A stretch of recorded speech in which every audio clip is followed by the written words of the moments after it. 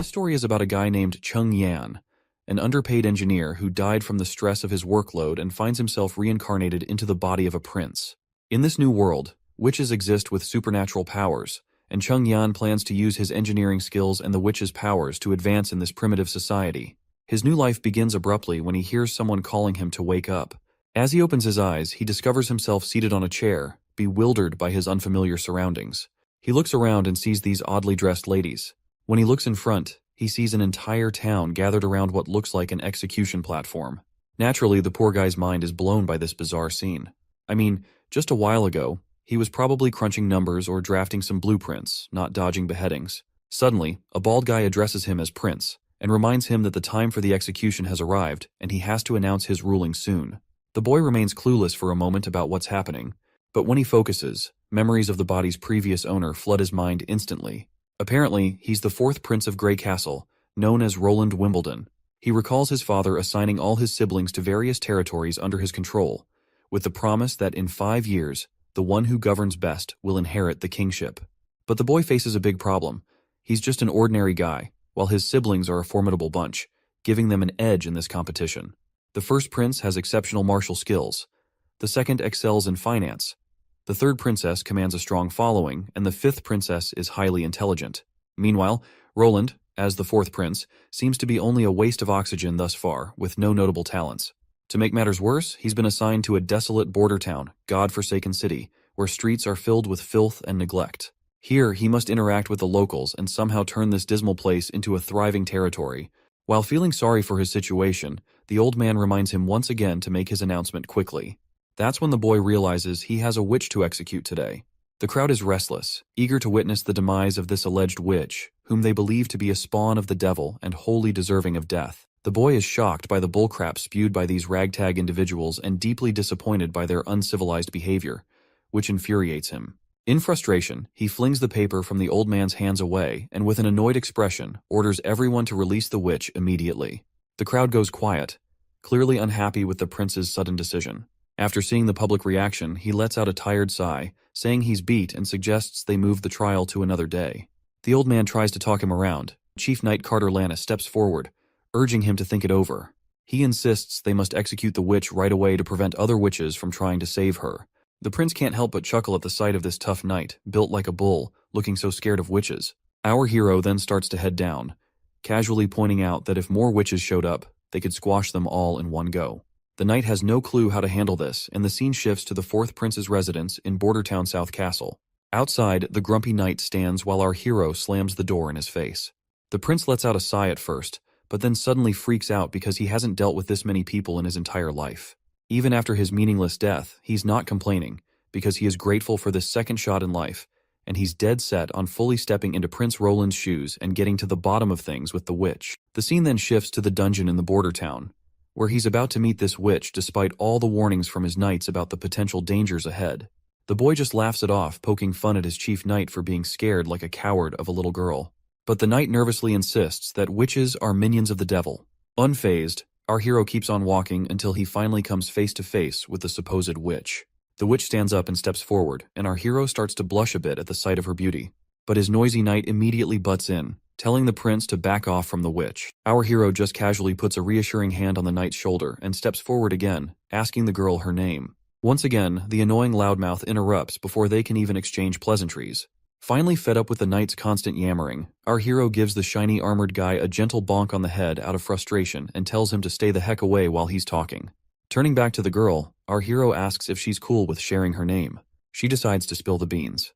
Turns out her old man was working in the mines when a cave-in trapped him. Some greedy miner tried to loot his stuff in the chaos. She rallied the neighbors to help free her dad, but her uncle had to throw down with that Baldy McShine. Just as he was about to finish her uncle off, she intervened. She extended her hand and unintentionally did something she never wanted to do. The man burned to crisp, leaving nothing but ashes. This was the day her neighbors labeled her the evil witch, even though she begged them not to spill her secret about witchcraft. And the worst part of this sob story is that her own dad ratted her out. Then this same old consultant guy shows up and suggests our hero just roast the lady before she pulls anything sketchy. But my guy tells him to chill because he's curious to see this witchcraft in action. The lady's baffled that someone actually wants her to unleash her powers, but our hero's all cool about it, pushing her to just go for it. She reminds him that her powers are blocked by this locket around her neck, and asks if he's really up for her taking it off, warning him she might cause chaos. But then he grabs the locket chain, breaks it, and tosses the locket away like it's nothing. "Show us your damn powers already," he tells her. And so, the fire starts to crackle around her, and this macabre dance of flames just leaves our hero's eyes wide open, and the entire prison cell lights up with the light. The prince freaks out while the woman casually strolls out after melting the prison bars. The knight bolts in the opposite direction, but our guy is just blown away by her fiery powers. Finally, he gets why his consultant said fire can't touch her, because she's basically fire herself. Once the flames die down, the former engineer in him sparks with a genius idea. He's not about to waste such epic magic without using it to revolutionize things. When she asks him to end her life because she's shown him what he wanted to see, he surprises her. He throws his coat over her burnt clothes and tells her she's hired. Prince Ronald, drawing on his past life knowledge, declares that she's essentially a perpetual motion machine, able to generate firepower seemingly out of nothing. However, not everyone shares the prince's visionary thinking. The consultant is utterly annoyed by Ronald's decision. He shouts, reminding him of the witch's ability to obliterate anyone with a mere gesture. Moreover, he warns that hiring her could attract the attention of the Witch Cooperation Association, potentially leading to their destruction. But Ronald dismisses the old man's concerns, instructing him to prepare a work contract. He then starts walking away, casually mentioning that he intends to establish a working relationship with the witch, Anna, and further orders the consultant to arrange accommodation for her as well. Back at the administrative office in Bordertown Castle, the old man reports he's taken care of everything as instructed, but he's not sure about sparing the witch's life. The prince cuts him off, saying not to question his decisions. To him, witches aren't some monsters, but the old man's still not convinced. That is when our hero lays it out straight, reminding him that Bordertown is a total mess, and he doesn't have his brother's riches or his siblings' smarts. So winning here is a long shot, and he's got to try something out of the box to claim the victory. The old man's impressed by the prince's determination and agrees to arrange a meeting with Miss Anna.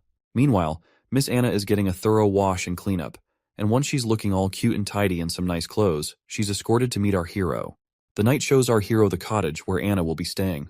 The prince is pretty impressed with the cottage, especially since it was prepared on such short notice. Just then, the knight announces Anna's arrival. When our hero turns around, he sees her in a maid's attire, looking absolutely stunning. He's pleasantly surprised and amazed at how well the clothes turned out. He asks her if she's comfortable in her new outfit. But instead of being happy, she starts a tirade, questioning why he's giving shelter to a murderer like her, someone tainted with evil and loathed by everyone. The prince surprises her by stating that he doesn't see things that way. He dismisses all the talk about evil witches and devils' powers as nonsense. He explains that people are just scared because they don't understand her significance to society. He extends his hand, telling her he accepts her despite her flaws. He promises to teach her how to use her powers for good and to make a positive impact on the world. Once inside the empty cottage, Anna immediately starts practicing, unleashing her fiery powers. However, as flames scatter around uncontrollably, our hero realizes teaching her magic control is going to be tougher than he thought. On top of that, there's the issue that every time she uses her powers, her clothes get incinerated, leaving her embarrassed and naked. Both of them feel awkward, but our hero is relieved he had prepared multiple sets of clothes ahead of time. Just then, the old man bursts in with urgent news. While gasping for breath, he shocks everyone by reporting that their patrols have spotted signs of demon activity months earlier than expected this year. Of course, our hero has no clue about these months of demons, and seeing everyone terrified only piques his curiosity further. The old man reveals to the clueless prince that every winter, after the first snowfall and when the sun sets, the gates of hell open in the Dragonspine Mountains. Bordertown isn't defensible, so everyone must flee to Longsong Fortress. However, the old man reassures him that his safety is their top priority. Curious, the boy asks if the old man has seen these gates of hell himself. The old man replies no, explaining that it's impossible for them to see such things. The Dragonspine Mountains are not only impassable, but also emit a foul miasma that affects anyone who gets too close, unless they've already fallen into the devil's grasp, meaning only witches can explore the area and see the gates of hell. The prince then wonders if the old man has ever encountered demons. Once again, the answer is no. It's his first time in the central region of Grey Castle, and hardly anyone's ever come face to face with a real demon. Looks like it makes sense to our hero why this place doesn't thrive with a bustling economy, because people always get evacuated at the end of every year. The boy then raises a valid point, which is that if Longsong Fortress can fend off the demons, it means they're not invincible. So keeping that in mind, he is itching to throw down with these demons by himself. The old man is terrified by this plan and explains that Longsong Fortress has massive walls and Duke Rayon's elite troops stationed there. They're formidable, and Border Town is located in the North Slope Mountains, which serve as an early warning system for Longsong Fortress about impending threats. But our hero remains resolute and instructs the old man to gather local soldiers who have experience fighting demons. In the bright day under this gazebo, we see our duo having afternoon snacks, and while they are at it, the prince requests her to tell him something about months of demons. The lady immediately complies. Her tone gets somber as she describes the hellish experience of the months of demons. Unlike big shots like our hero, commoners here deal with this nightmare every single year. She explains that her father, a miner like many others in town, struggles daily to survive. When the months of demons begin, the people of Border Town send their year's mining production to Longsong Fortress in exchange for next year's rations and some gold royals. During this time, everyone takes shelter at Longsong Fortress until winter passes. One year, the months of demons lasted a brutal 4 months straight. City officials at Longsong Fortress said the ore they produced in autumn could only buy 3 months' worth of food. The 4th month's supply had to wait for new ore.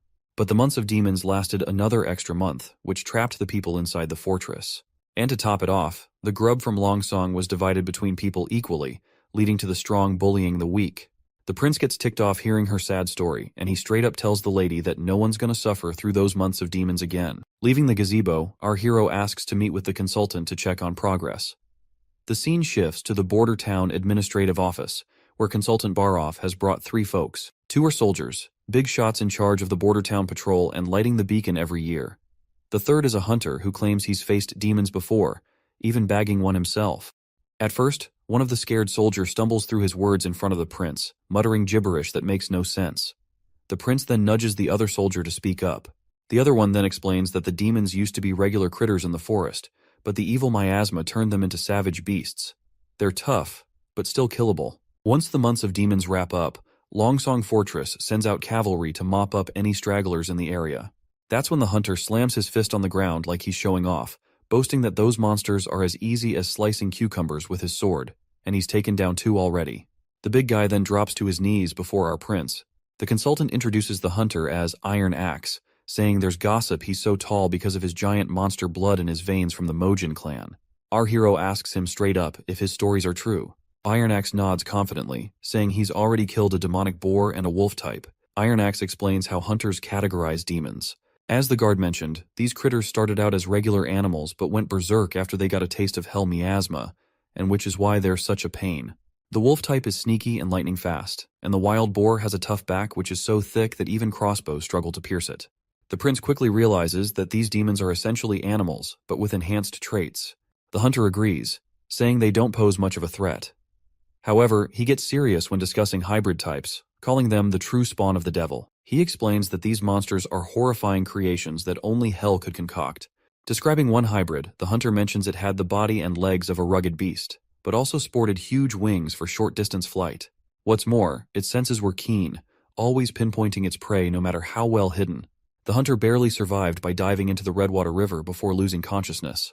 It seems our hero can handle the regular monsters with big walls, but he's stumped on how to deal with those that can fly. He then asks his knight if those hybrid demon types are supposed to be rare, and the knight nods firmly, saying during any months of demons, you'll usually get 2 or 3 of those bad boys popping up.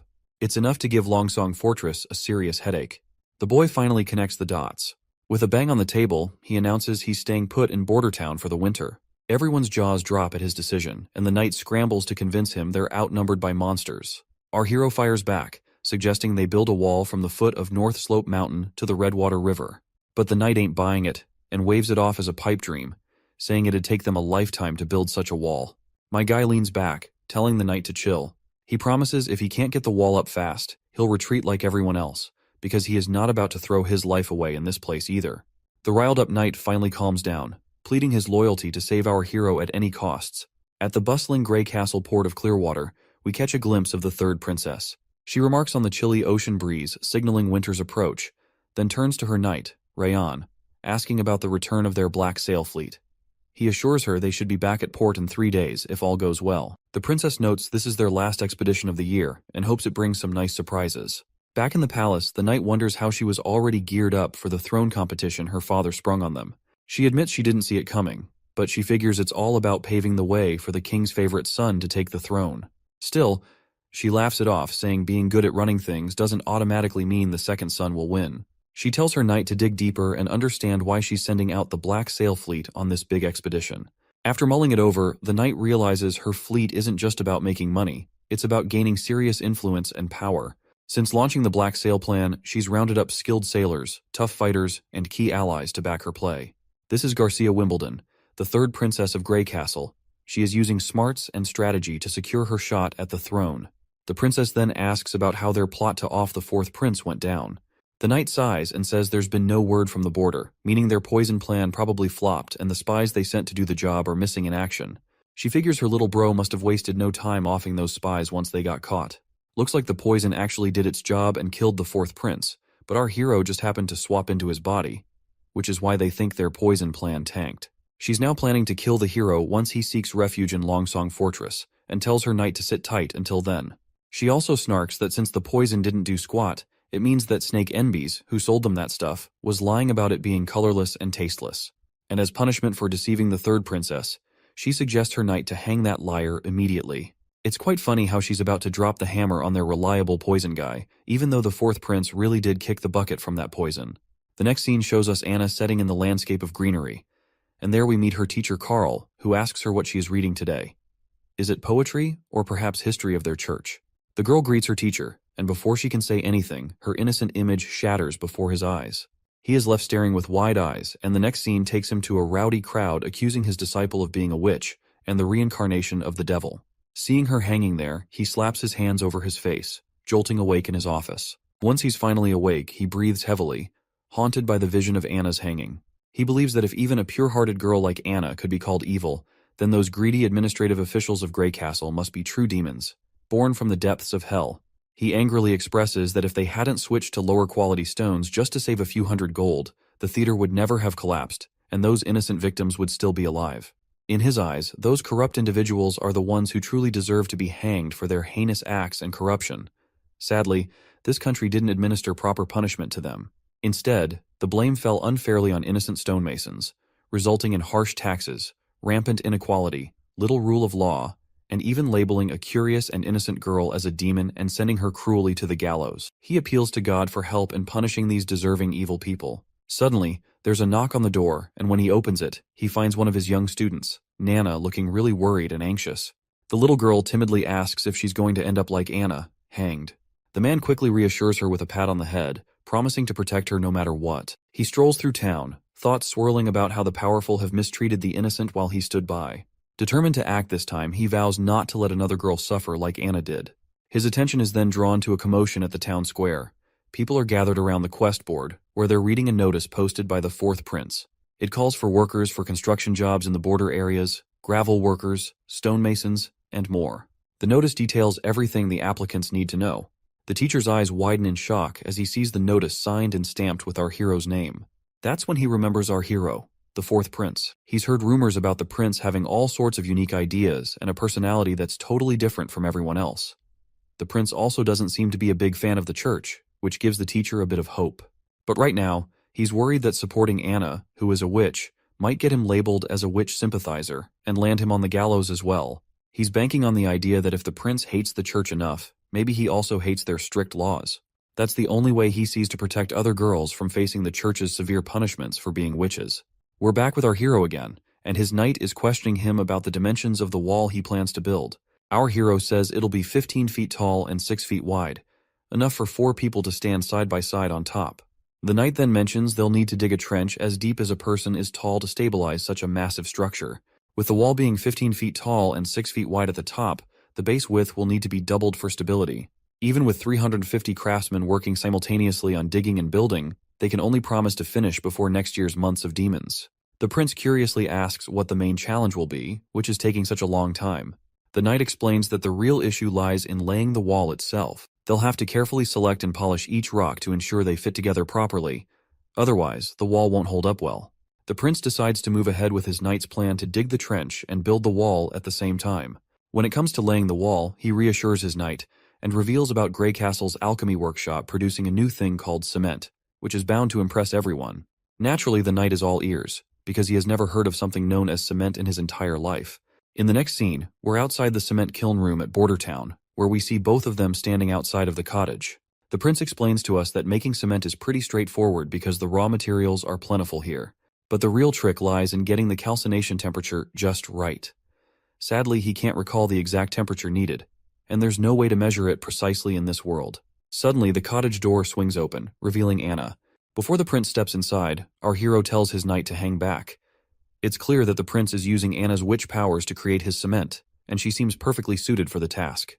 Before she heads out fully naked, our hero hands over his coat to her once more, and once she is out of the cottage, she eagerly expresses that she has done as her prince had asked of her. Inside, we find a heap of cement on the floor. The boy quickly checks the product to see if their experiment paid off, and decides to give it a try before producing at mass scale. Curiously, Anna asks where he plans to use the cement. The boy explains it can be used for building homes, bridges, roads, and more. He highlights how it will protect them from natural disasters like rain, heat, or snow that could otherwise damage their homes. He gives all the credit for the success of making the cement to Anna, recognizing her crucial role. Outside the cottage, they finally glue a few square boulders together with the cement, and both the knight and the girl are pleasantly surprised by the result. The knight can't help but marvel at this amazing discovery, while our hero inspects closely and is equally surprised that it feels much sturdier than what you would get from compacting ordinary dirt and mud together. The knight even tries to pry the boulders apart, but despite exerting all his force, he can't seem to budge them, let alone unstick them. The prince reminds his knight that he's been underestimating things because this stuff is better made than he originally thought. The knight is also amazed by this fascinating invention of sticky stuff that turns into solid rock in no time.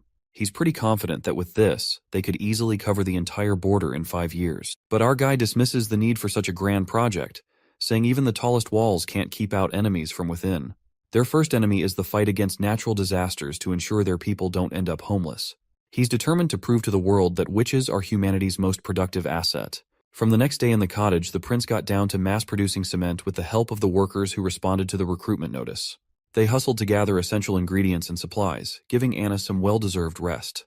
Meanwhile, the prince kicked off the excavation for the city wall's foundation between the North Slope Mountain and the Redwater River. However, things didn't go as smoothly as expected. The knight was impressed that the prince personally visited the construction site and gave the workers a pep talk at the North Slope.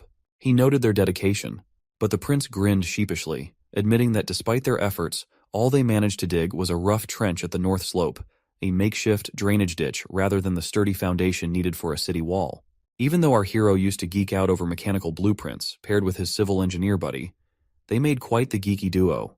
But now, tackling these civil project details is way beyond his expertise, and he's itching for a pro in the field to brainstorm ideas with. Interrupting his moment of contemplation, the consultant points out that a stonemason has responded to their recruitment notice, claiming to have been a member of the Grey Castle Mason Guild. The prince immediately recognizes the guild as a prominent organization in the country, though he's heard they were disbanded due to a construction accident. He then shrugs it off, pointing out that risks are always present in this line of work. He is eager to secure highly talented individuals, and instructs his consultant to bring the stonemason to see him. The next scene takes us to Roland's administrative office in Bordertown. Our hero lounges at his desk, idly passing the time, while Anna sits nearby, absorbed in a book. Finally, the knight arrives with the person our hero has been eager to meet.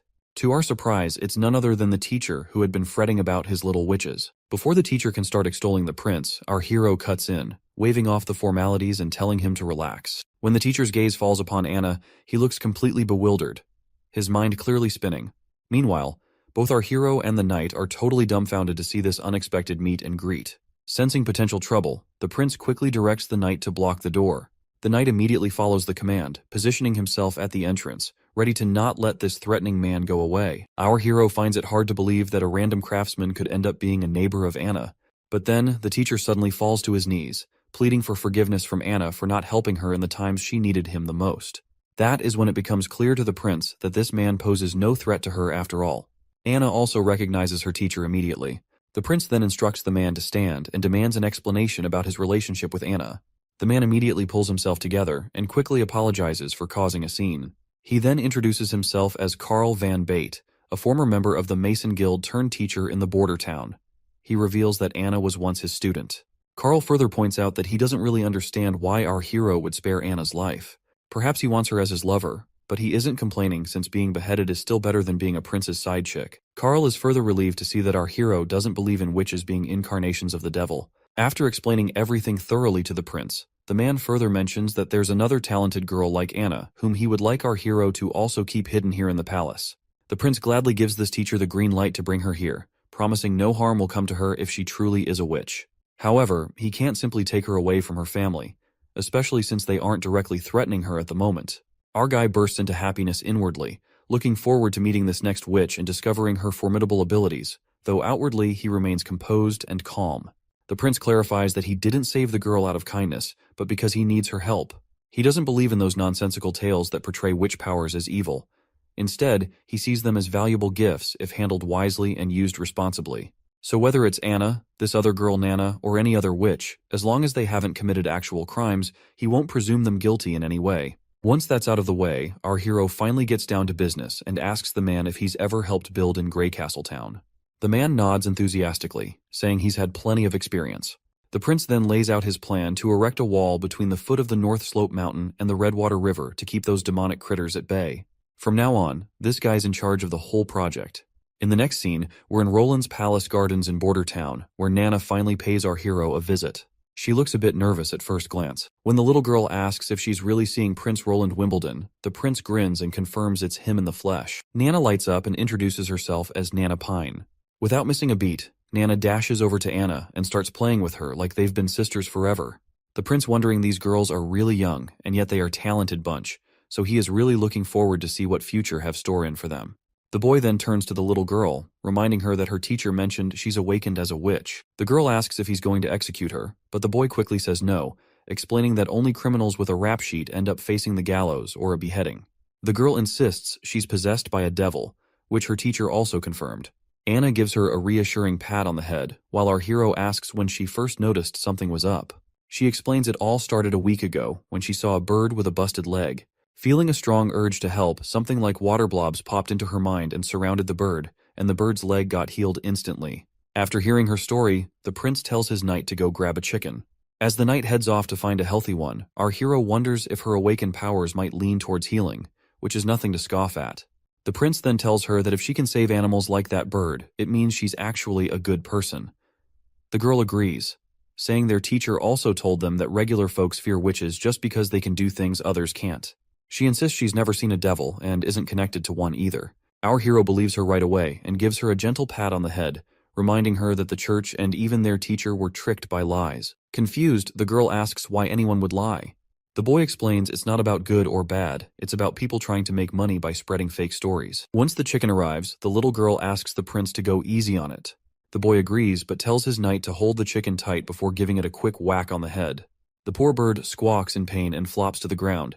He then turns to the girl and urges her to heal the chicken pronto. She nods, saying she'll do her best. When she lays her hand on it, those watery blobs pop up again, and she gets to work right away. A few hours pass, and despite the boy's rough treatment, which leaves the chicken drained, he finally seems to understand Nana's power. She can fix up broken bits and mend fractures, though bringing a chicken back from the dead isn't in her playbook. Once the chicken has served its purpose, the boy tells his knight to take it to the kitchen, leaving the girl with tears in her eyes and a pout for how rough the prince was with the chicken. But he assures her it was necessary. Before long, a feast of delicious food appears before them. Nana seems to forget her chicken grievance as she eagerly eyes the cooked bird laid out before her. After their little feast, the little girl heads off, waving her hand one last time, and our hero waves back in response. Meanwhile, Anna is curious why our hero is not keeping her in the palace, knowing she's a witch too. He reminds her that she still has a family who doesn't know about her powers yet. But Anna worries it's only a matter of time before her parents find out and exile her. He agrees, but reassures her that as long as her abilities remain secret, she should cherish the time with her parents. He then asks if she misses her father. She sadly shakes her head with a no, but our hero can empathize with the loneliness she feels. To ease her mind, he promises that Nana will come daily to practice magic with her so she won't feel alone, and further vows to give both girls the ordinary life they desire. And he means every word. Back in the castle, our hero's been feeling kinda boring ever since Carl Van Bate took charge of the wall construction. He's taken to having a tea party every afternoon while teaching the girls how to work their magic. Every now and then, he checks on the city wall's progress at the foot of the North Slope Mountain, always impressed by how much better it's going than expected. But then, the consultant shows up with some not-so-great news. He points out that hiring all those craftsmen and laborers has been super expensive, and all that cash is coming straight out of our hero's pocket. At this rate, the steward's worried they won't have enough money left by spring. Our hero officially starts to panic, realizing that he is freaking screwed. A moment later, while he's brainstorming ideas to get out of this financial mess, the old man finds it strange how much the prince has changed lately, as if he's become a completely different person. Back in the day, this guy knew nothing but the pleasures of life, and the only reason this old man sticks with our hero is because the king has promised him the position of Minister of Finance once the throne competition is over. When he first rolled into Border Town, he wasn't planning on running the place, nor was he gunning for the throne. He let down all the nobles and dumped all the responsibilities on the old man's lap. But ever since he rescued that witch, the prince has done a complete 180. The prince is now handling things with more thought and dealing with stuff like it's his second nature. He even talks to the old man in this grown-up tone that's seriously creeping the old dude out, making him wonder if the prince got possessed by a devil or something. But the old man brushes it off, saying if the prince were really possessed, he wouldn't have casually snagged that godforsaken retribution locket. Cut to the scene back at the port in Border Town. Two nobles and this redhead guy, who looks like some ambassador, are shooting the breeze. The guy in glasses reminds the ambassador they last swung by a year ago and gripes that the town's still a desolate pile of rocks. The redhead pipes up, correcting him that it was just 6 months back. He mentions how every season Duke randomly sends someone new here. He remembers visiting last summer, when besides rocks, there were all kinds of fancy furs floating around. When he is about to spill something juicy, he decides to keep it under wraps for some reason, and instead, he focuses on Border Town's potential. He suggests that although it's currently just a fortress outpost, if they set up a solid defense line here, all the land between Border Town and the fortress could be put to good use. Suddenly, the guy in glasses freaks out, pointing out that the stockpile is empty and Border Town was supposed to have their ore ready today. Looks like these visitors are here to collect ore before the demon months hit, offering shelter for the Border Town in return. The ambassador sighs and decides to take the problem to our hero. They ride back on their horses. The guy with purple hair wonders if Border Town found a new trade partner, or already sold their ore to Willowtown or Fallen Dragon Ridge. He's pretty sure it's the fourth prince's doing, who is our hero by the way. The redhead thinks hard, pondering if the prince has already set up deals with towns further down on the Redwater River. If so, they've lost yet another bargaining chip. He worries that if they try the same monopoly play as before, they're not likely to succeed since the fourth prince already has other trade partners to take their ore to sell. Once they get to the castle, they're greeted with this incredible feast. The ambassador, not sure how to handle chopsticks, glances over at our hero and awkwardly tries to eat the same way, struggling to even pick up his food. As his food flies off the chopsticks, the ambassador feels embarrassed, while the prince casually mentions that these sticks are easier and cheaper to make compared to forks, and once he introduces them to his town people, no one will have to worry about getting sick from eating with their bare hands. As the sun starts to dip, casting a golden glow over the castle, the prince is about to enjoy desserts after their impromptu dinner. Finally, the ambassador brings up the reason for their visit, pointing out that they came to collect ore as usual, only to find none at the dockyard this time. That's when our hero drops the bad news. There was a landslide at the North Slope Mountain recently. They've been trying to clear the rubble and resume production this month, but it looks like the mine won't reopen until sometime next year. The ambassador then asks about the production from previous months. Our hero simply shrugs and says it was lower than usual, barely enough to keep everyone fed. He adds that even if they manage to scrape together enough ore, it won't buy more than 2 months' worth of wheat. So, he suggests they totally revamp their deal. The ambassador looks worried and tries to reel our hero back in, apologizing for past screw-ups. He proposes that the 6 noble families of the fortress pool together to lend enough food for 1 month, promising they'll pay it back next year. But our hero isn't having it. He flat out says if they sell the ore to Willowtown, they won't owe anyone a thing. And here's the twist. The Willowtown is offering gold dragon coins in exchange for their ore. Plus, they're ready to trade wheat, cheese, bread, and honey, all at fair prices. Anything you can buy with gold dragons, they're happy to sell. Compared to dealing with Longsong Fortress, this new setup makes way more sense for the border town. Our hero asks the ambassador another question, pointing out if he even has enough influence to make that decision on behalf of the other families willing to lend 1 month's worth of food. Our hero quickly catches on that the ambassador is a member of the honeysuckle family, with this emblem being a dead giveaway. The prince acknowledges that the ambassador might be from one of the 6 families, but questions whether he can really convince Duke Ryan and the others to agree, or if he can guarantee it. Looks like our hero is hitting the nail on the head as the ambassador's face turns sour like a lemon. The scene flashes back to when the ambassador tried to reason with his father, arguing that the new ruler of Border Town, the 4th prince, definitely wouldn't agree to exchange his minerals and gemstones for some food and bread. He suggested buying from them at 30% under the market price, as they could still make substantial profits. But this bald machismo of a father confidently brushed off the concern, saying the sloth-like 4th prince would never handle Border Town's trade affairs. He believed they could continue swindling border towns' resources for mere bread and shelter. In the present moment, the redhead ambassador, after thinking it through, realizes our hero has a point. He couldn't even convince his own father, but still wants to try his best. So, the redhead takes the plunge and offers to buy the ore and gemstones from Border Town at 30% below market price. The ambassador is confident his offer must be higher than what Willowtown is proposing. He emphasizes that Willowtown is far away, making it difficult to seek shelter during the demon months, which is why Longsong Fortress is the best option for shelter. The ambassador starts to mention the bad roads leading to Willowtown, but stops himself mid-sentence. Curious, our hero urges him to finish his thought. The redhead points out the dangers that could easily spring up along that road. The ambassador realizes he may have inadvertently issued a threat to a prince and starts panicking internally. Our hero just chuckles, dispelling the redhead's confusion, and explains that he never intended to seek refuge in Willowtown in the first place.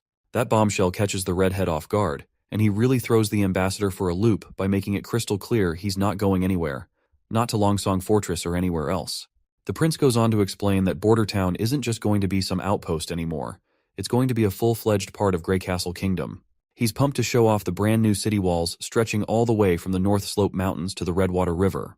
The redhead's jaw practically hits the floor, and he double-checks with our hero if he heard right. The boy nods firmly, stressing they're putting up this wall right here in Border Town to keep those demons at bay. The redhead's mind flashes back to some fancy banquet where nobles were roasting our prince for starting construction projects just as the demon months were rolling in. Everyone had a good laugh at what they thought was our hero's cluelessness. At first, the redhead figured it was all just rich folks teasing each other for kicks. He never imagined our prince was serious about this whole wall thing. What's really mind-boggling is how our prince, known for chasing pleasure and not much else, is suddenly taking charge of something so massive. The redhead, freaking out a bit, assures our hero that once he's back at the fortress, he'll try to hash things out with the 6 noble families, hoping it'll all swing in our hero's favor. Now it's smack dab in the middle of the night, and our hero's feeling bummed that nightlife in this backwoods world is non-existent. People here hit the bed early unless they're up for clapping some cheeks. Even though he could easily bring someone over to liven up his night, he's got morals and won't stoop to anything sketchy. Out of the blue, someone sneaks up on our hero from behind. He spins around to find a woman in a robe singing his praises for handling the ambassador with brains, hinting the prince isn't all about the party life after all. Turns out she's an assassin, but our hero doesn't waste a second before trying to dash out of the room. The woman throws her dagger, stopping him in his tracks, and reassures him she's only here to chat, telling him to chill out and not panic. The boy stops dead in his tracks, especially with that sharp dagger staring him down, and asks the lady who she might be. She drops the bomb that she has no name but goes by Nightingale, a nickname her sisters gave her for some weird reason. She's surprisingly grateful for our hero's recent care towards witches. When the prince takes a closer look, he notices an emblem similar to the one the old man showed him, which belonged to the Witch Association.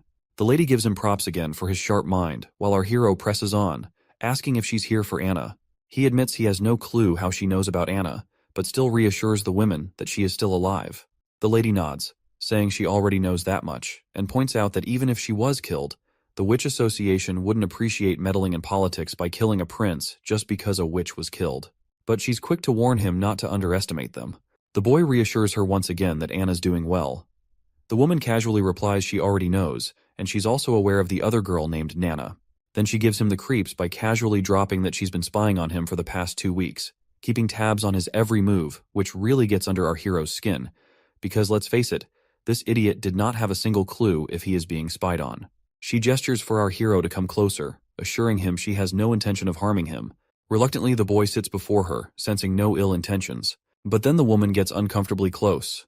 Noting he's different because he shows no fear towards her or any other witches, she inches even closer. The prince steps back, half-jokingly telling her to keep it PG, not wanting YouTube to slap age restrictions on the video. The lady finally withdraws her hand and gets straight to the point that she's here to take Anna and Nana. The boy immediately refuses without hesitation, insisting they're happy here and safe under his watch. But the lady argues they'd be safer with the Witch Association, where they will be treated like family by every member. But the boy keeps pressing on, noting that the Witch Association doesn't even have a fixed place to call home. He mentions how his soldiers stumbled upon one of their camps hidden in a forest about a month ago, and the tracks led north. However, in that direction, there are only endless mountains. The lady defends their choice, saying they're based in desolate mountains to stay safe from outsiders and dangers.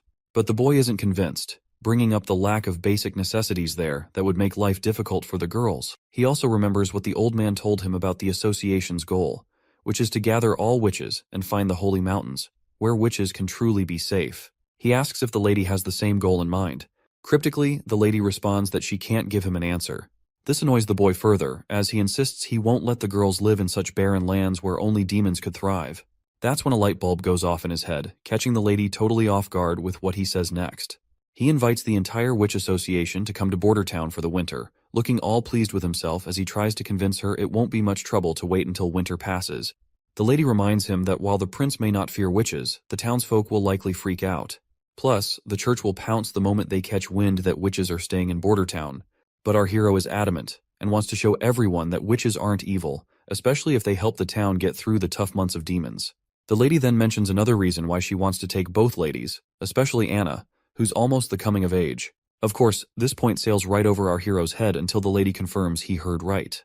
She explains that most witches awaken around the time of the months of demons, or when the gates of hell supposedly open. Basically, coming of age is a witch's final stage, and a woman who hasn't awakened her powers by 18 won't ever become a witch. Once a witch comes of age, during the months of demons, demons take over their minds, causing unbearable agony. It feels like something's trying to burst out of their bodies, straining every vein and tendon to the limit. If they survive, they'll recover after 4 or 5 days, but for those who don't, it's a brutal death. That's why witches are seen as the devil's spawn, and their horrific deaths, mixed with church propaganda, make people think they're possessed by demons. The boy then asks what happens once they hit adulthood, to which the lady explains that their powers will stabilize and often get even stronger, with some even picking up new abilities.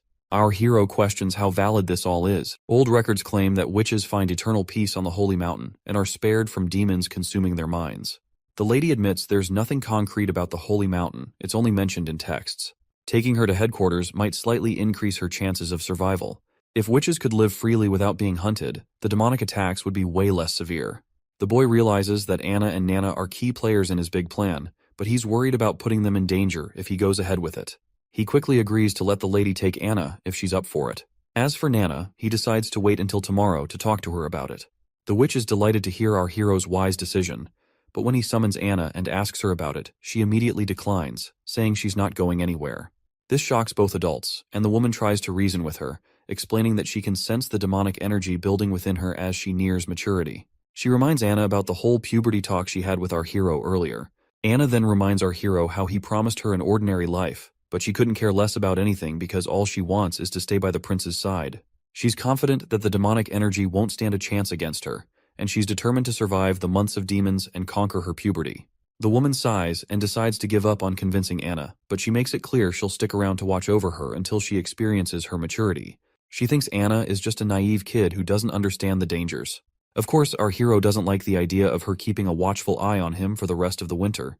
Anyway, before the woman disappears, she comes face to face with Anna and talks about the hardships she's seen and the friends she's lost, vowing not to let Anna suffer the same fate. With those final words, she bids farewell to our girl and vanishes into thin air without a trace. Seeing her abilities totally blows our hero's mind. He's amazed by her assassination skills. Once they're alone, the boy gives Anna a reassuring pat on the head and tells her to hit the hay as it's already pretty late for her.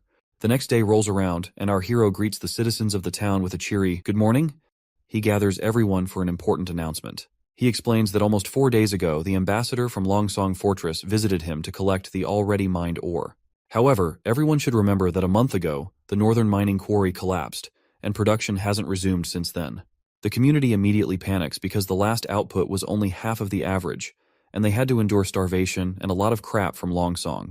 He then exposes the Longsong Fortress hideous act, saying he tried to get a loan and supplies from the ambassador, but the guy shut him down hard, just like 2 years back. People freak out again, fearing starvation once again.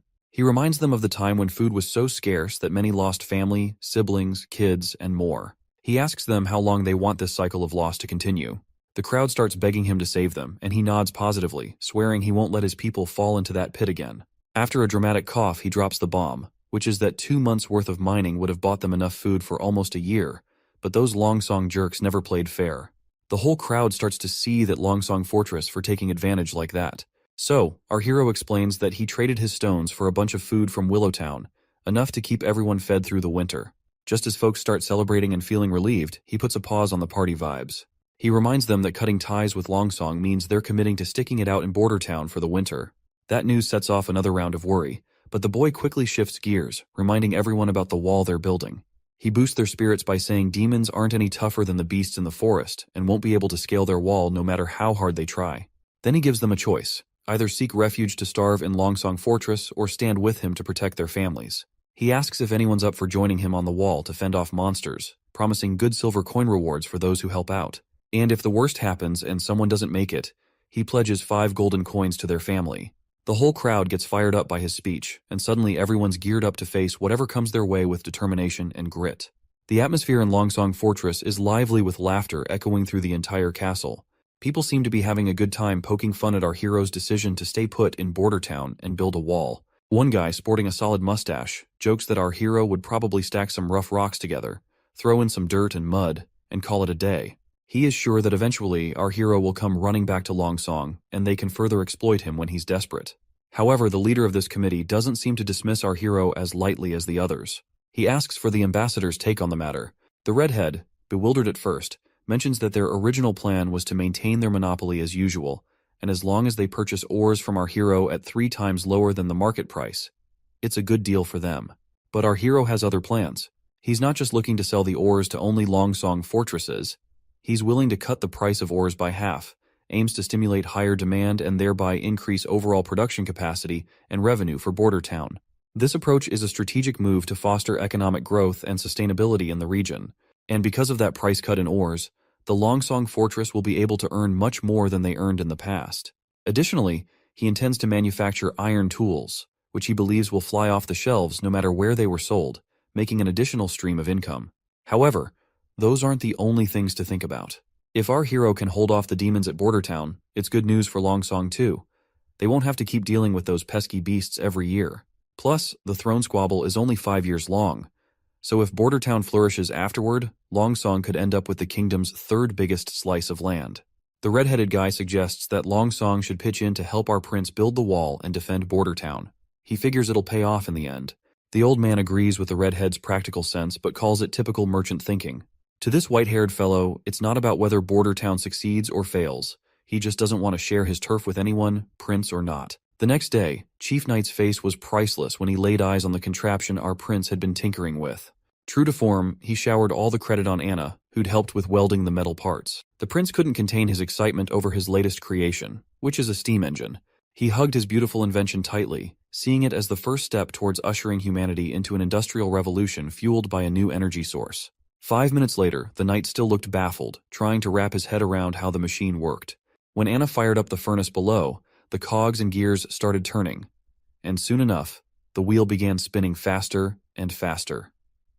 Watching the mechanical parts move left, the knight completely awestruck. It was his first glimpse of the natural power the prince had been talking about, which is a force equal to the strength of 10 knights combined, and this innovation promised to save a ton of manual and animal labor. Training a knight took 15 years, but building a contraption like this stove only took 3 days. The knight found it fascinating that it didn't need feeding, didn't care about weather, and was impervious to arrows or blades. Seeing this, he started to wonder if traditional knights were even necessary in a world with such machines. The boy was totally stoked to see his farming game jump forward by a few hundred years. Later that night, our hero swung open his bedroom door and found the assassin lady once again, deep into studying the blueprints he'd made. He gave her a bit of a hard time for spying on him and just waltzing into his room unannounced. But the lady just chuckles, pointing out how the 4th prince was rumored to be a total flop with a lousy personality, yet his inventions were master class. She wondered if those blueprints were for the stove he'd cooked up recently, but the boy was feeling kinda down and out, watching her toy with his secret plans he had kept locked up tight in his office. Seeing her impressed, he attributes all of the credit to Anna once again, and explains that the machine could be used for anything needing a lot of muscle, like getting stuff around or making stuff. The lady smiles upon hearing this, and lets our boy know that she'll be keeping these blueprints, since there are many witches in the association who can make good use of firepower. As she tucks them into her robe, the idiot's eyes accidentally drift over her cleavage, and he stumbles over his words in embarrassment, telling her he didn't give permission for that. She just smirks and says she already has something as payment. Tossing a document at him she pulled from her chest. The boy eagerly grabbed it and tore it open, only to find it addressed to his servant Tyre. The letter sternly instructed Tyre not to repeat the same mistake and was ordered to eliminate the prince during the months of demons. The boy's mind races, recalling how Prince Roland used to exploit her whenever he could, and our hero feels deeply unsettled by these memories. The woman then tells him she snatched it from one of the pigeons, mentioning there wasn't any signature on the letter, but she thinks it might have been sent by one of his siblings. So she asks if he's cool with her digging deeper to find out who's behind these orders. He gives her the go-ahead, and she strikes a respectful pose, saying she'll be taking the blueprints as payment. The next day, he's still hung up on last night's letter when the knight shows up. The guy drops to his knees and spills that Tyre kicked the bucket last night. Apparently, she took a tumble from her balcony, and there weren't any signs of a struggle, and the guards swear they didn't see anyone come or go. The boy's visibly bummed out and tells the knight to have the head servant handle the situation. Once the knight had left the room, our hero called the assassin lady back, and she showed up right on cue. She quickly spilled the beans that the servant had killed herself the moment she laid eyes on her. The boy couldn't hide his disappointment, muttering that he figured she'd know how to handle such things. The lady countered, saying she had tied Tyre with ropes up tight, but the wily servant had stashed poison in her fake tooth, and once she died out of poison, she threw the servant from the balcony to make it look like an accident. Even though her interrogation had hit a dead end, she whipped out another note from her cleavage and revealed that this is what she found out in her apartment. With a sly grin, she points out that the sender called Tyre Big Sister and mentioned a seaside view a lot. She hints that there's a chance the third princess from Clearwater Port might be the one pulling the strings. She suspects Princess Garcia Wimbledon might be holding Tyre's family hostage, using her as a pawn to eliminate our hero. Judging by how Tyre chose to end things, it seems she was trained for years before being assigned here. The boy feels deeply disappointed that his own siblings are so quick to eliminate each other for the crown. Suddenly, the woman leans in close to our hero's ear and whispers that she has to go because someone is coming their way. The boy blushes a bit, maybe catching a peek of her assets straining against her shirt before she disappears into thin air. Just then, the old consul shows up with some good news. A bunch of folks have volunteered to take on the demons during the demon months. This puts a big grin on the prince's face, and he decides he needs to go see it all for himself. But before heading there, the old man genuinely asks if he really intends to have these regular folks go up against the demons. Once outside, our hero also feels bummed out and sees that the consultant's worries were legit. These people don't look like fighters. They seem more like street thugs. On the other hand, the knight is all gung-ho about how he picked these folks based on what our hero wanted. But looking at these poor souls with their frail bodies, it's clear this knight totally missed the mark. The prince just facepalms himself, and it seems like our hero expected a lot from people who barely scrape by. Even the consultant suggests considering other recruits instead of these commoners. But our hero seems dead set on using them anyway, as if he has cracked the code already. Our hero believes that it's all about people power when it comes to building a strong army, whether they're wielding medieval swords or modern tech. The knight suggests starting sword training tomorrow, but our hero waves it off. Instead, he tells the knight to group them up, then hits the jogging trail. He also tells him to bring that iron axe hunter from earlier in tow, and suggests the knight to sit tight and enjoy the show. By noon, the hunters joined our hero's cause. But the knight's not exactly thrilled with this new training approach. Coming from a family steeped in warrior tradition, he doesn't get why these folks are getting rewarded with eggs just for standing around all morning, especially since eggs are pricey as hell. Once again, our hero tells him to chill and enjoy the show. Like, he already knows you can't whip up a top-notch army in a few medieval months, and he is not after muscle-bound brutes who can tear enemies apart with their bare hands. All he wants is disciplined soldiers. To get results fast, he's using military techniques he learned back in college. He's seen how quickly people can unify under this method, and he is betting these folks will follow suit. After a while, the carriages show up and folks eagerly line up for their eggs. People still can't quite wrap their heads around the idea of eggs as rewards. The knight clangs his plate loudly to get everyone's attention and orders them to form 4 lines. He lays down the law that food will be handed out in order, and stragglers would wait till the end. There's a mix of nerves and compliance as everyone queues up. Meanwhile, the knight is still puzzled why the prince is bothering to teach these kinds of basic things to these people. Suddenly, the crowd erupts into murmurs and talks, chanting Iron Axe, who seems to have quite the reputation around these parts.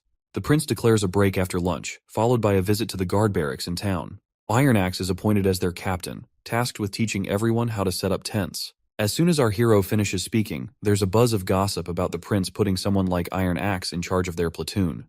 To calm everyone down, he reminds them that Iron Axe isn't local, just like the witches that do not belong to Grey Castle. Our hero stresses that in Border Town, everyone's treated equally, no matter where they're from. As long as they're not criminals, they're welcome here. The prince unrolls a ridiculously long sheet, longer than your average grocery list, and tells the chief knight to pay more attention to these rules than to who gets to be captain. He stresses that everyone needs to memorize and stick to these rules if they want their usual egg during meals. The chief knight scratches his head at the idea of visiting Teacher Carl after dinner, wondering aloud how reading and writing will help fight demons. But the prince brushes off his concerns and says a well-educated army is always more effective. According to him, history has proven this point many times. Next up, we're at City Hall in Bordertown. There we see our hero stagger out of his room, still half asleep. Suddenly, Nightingale pops up out of nowhere and teases him about his newfound habit of sleeping a lot lately. It seems she has also helped herself by eating some of our hero's breakfast. Of course, the boy does not seem to be really happy to see her eating his breakfast and coming inside without his permission. He then starts wondering aloud if she was never taught to be more subtle around royalty. As he takes his seat, the lady adopts a respectful posture and asks if she's being polite enough. Then she casually mentions she knows the prince isn't into all that fancy, unnecessary politeness. The boy finds himself startled to see that she seems to know what he exactly prefers. He sighs and tells her to just eat the whole breakfast so he can at least ask for another serving. She dives into the food while the prince starts flipping through his new blueprints. The lady then curiously asks why he's been ordering so much ice-ons lately, because it's already dead of the winter, and if our hero wants to make his whiskey cool, he can simply put his drink outside. Seeing his wide-open order book, Prince Ronald realizes that she must have seen everything he has been ordering lately.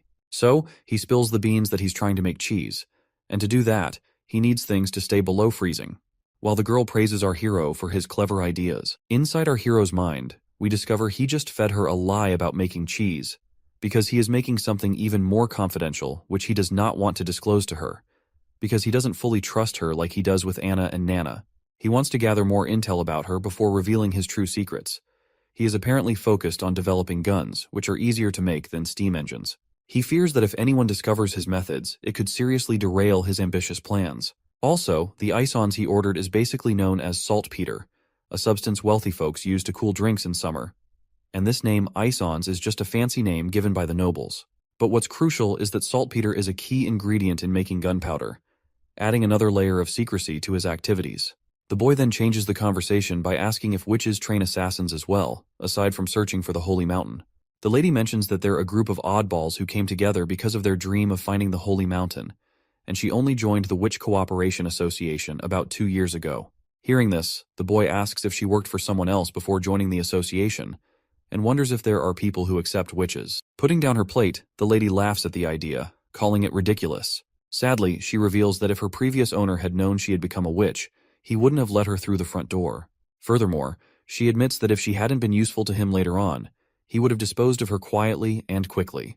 The boy becomes more curious and demands further explanation about her past, but the lady decides to stay silent, promising a detailed account when the time is right. She also reassures him not to sweat it, mentioning she's been free for the last 5 years and has no plans to be anyone's pawn.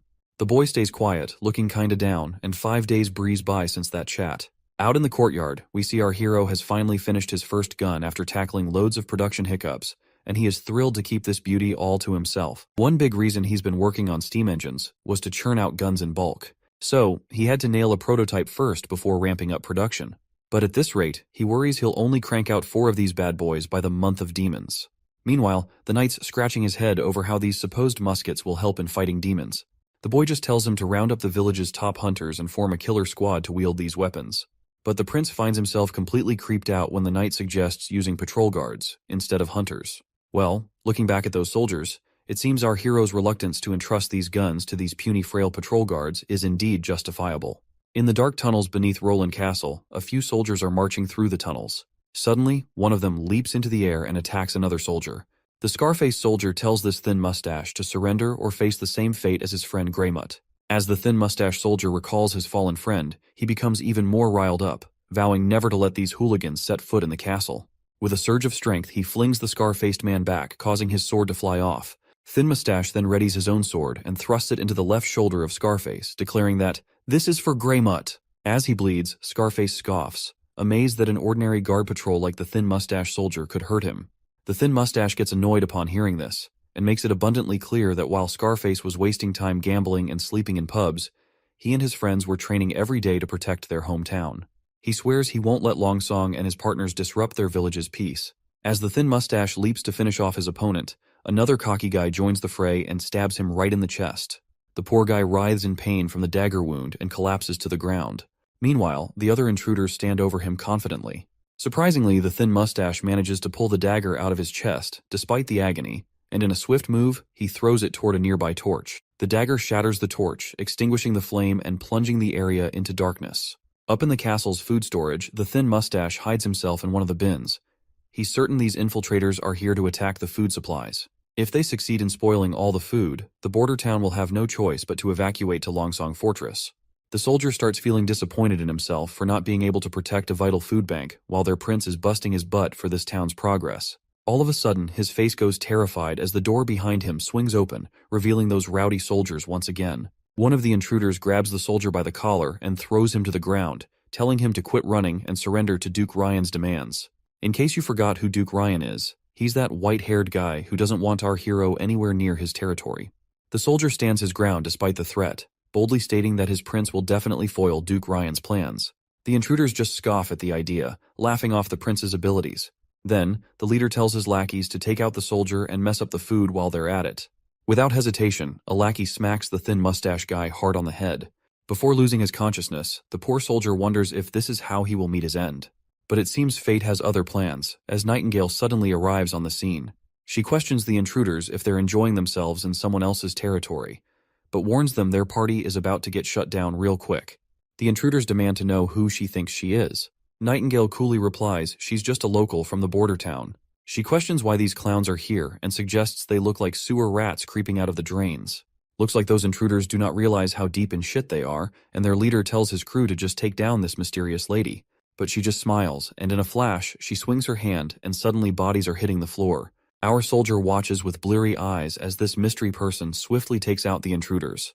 Before he can even figure out who she is, he drifts off into unconsciousness.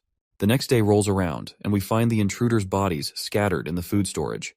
The knight inspecting the scene is scratching his head. He's trying to piece together who could have taken out these guys. He knows the thin mustache guy couldn't have done it with his injuries. The most likely scenario is some outsider jumped in without needing any backup. Their moves were so slick, the enemies didn't stand a chance. And there's no mess left behind. No blood or barrels knocked over. Not even a scratch in the place. Suddenly, he's thinking there must be someone with serious sword skills around. He starts feeling proud of his clan's history and their knack for knightly arts. The soldier gives his report. The autopsies are done, and they've identified the corpses. 8 were from our town's guard, and 1's still a mystery.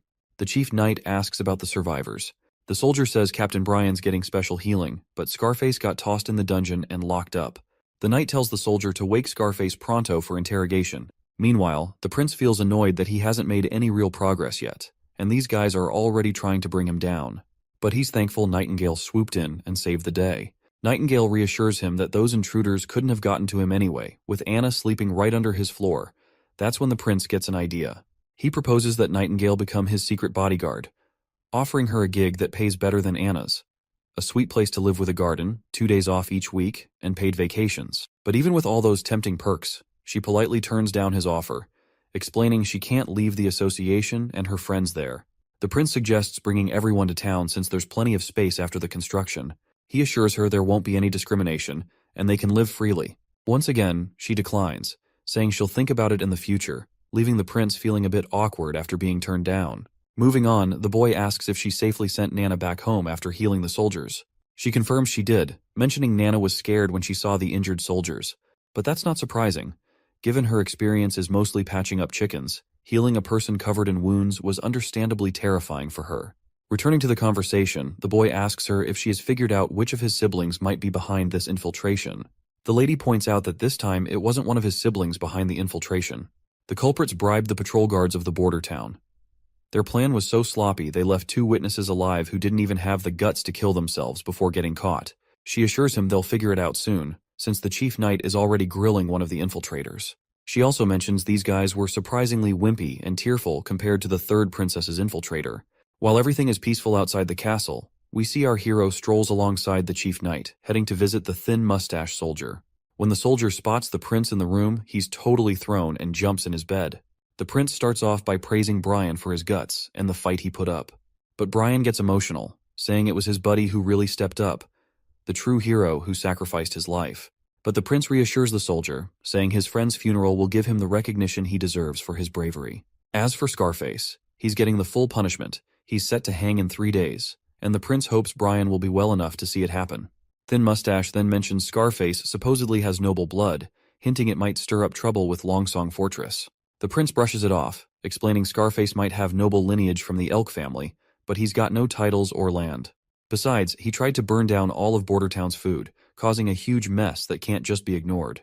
With reassurances that someone else will handle patrols, the prince tells Thin Mustache to rest up. In the coming month of demons, he promises to honor him as a brave knight of the prince. Next, we're up on the city wall where the new recruits are getting trained hard by Hunter Iron Axe. Iron Axe suddenly grabs everyone's attention, and they snap to attention because the prince is here for an inspection. But it seems our prince has no clue what he's supposed to say during this inspection. He awkwardly starts walking up to a random soldier and decides to ask about their daily routine. With a friendly smile, he asks the soldier how he feels about the training and if he's been eating well lately. The soldier looks really nervous in front of the prince, while our prince seems to be copying something he saw on TV once. Out of nowhere, the soldier drops down to his knees, leaving the prince totally puzzled and kinda weirded out, wondering if he's missed something. Meanwhile, the soldier's got tears in his eyes. Not just him, but everyone's really moved that the prince came to check on them personally. The boy reaches out and tells the soldier to get back on his feet. It looks like all those good meals our hero fed them have really perked up the soldiers. Then the prince reminds everyone they can speak up if they have suggestions or complaints, and promises to make sure everyone gets enough to eat. Out of the blue, that shy kid from earlier pipes up. He says there aren't enough soldiers in their civilian army, and with the way they're training, he's worried they won't stand a chance against the demons when they attack. Whispers and murmurs start buzzing around, everyone thinking the same thing, and wonders if the prince plans to hire mercenaries to fight off demons. But our hero cuts them off with a hand gesture, and with a big grin, he asks the soldier for his name. The soldier Vanner replies nervously. Our hero gives Vanner props for his sharp eye, and agrees that relying solely on a civilian army to defend the entire wall doesn't not make any sense. However, he points out that demons are just mutated animals and beasts, not as smart as humans, and Iron Axe has proven this by taking on those monsters directly. Iron Axe nods in agreement, saying those creatures are exactly as the prince described, but he admits hybrids are a whole different ballgame, posing a tougher challenge altogether. The prince comes up with this idea to strategically place fences, ditches, and hills to guide the dumb beasts into traps they set up. He figures it'll work since these creatures are pretty simple-minded. Iron Axe still seems worried about getting too close to these beasts. He says spears and bows won't cut it against them if push comes to shove. Our hero smirks and agrees, knowing traditional weapons won't do the trick. That's why he's cooked up these new weapons that are more dependable than a whole squad of armored knights. The crowd's buzzing to see these new toys. We're out on the testing grounds, and suddenly there's this massive explosion that rattles the whole place. Our hero's over the moon that his gunpowder invention worked like a charm, but the others are just freaking out. Iron Axe even mutters something about this explosion being God's wrath. The explosion blows a big hole in the ground and even takes out the test rabbits in the process. The prince tells everyone to get up close and examine everything to gather test data. Our hero is pumped that they can create such a powerful weapon just by mixing a bunch of elements in the right ratio. With everything wiped out by the blast, the hunter suggests they wouldn't have to worry about monsters if they had this bad boy doing its job. But the prince reminds them they won't have enough gunpowder before the month of demons. Still, he's excited they can work around it, relying mainly on guns and crossbows, while keeping the gunpowder as their trump cards. In the next scene, Nightingale paints how the world looks to her, just black and white, with no clear boundaries. She navigates through paths that defy normal limits by shifting her perspective. Up, down, left, and right aren't fixed. They collide, break away, or overlap. Moving along these ever-shifting lines gives her a bird's-eye view, letting her swing through anything. Other than the black and white, she can also see some other colors as well.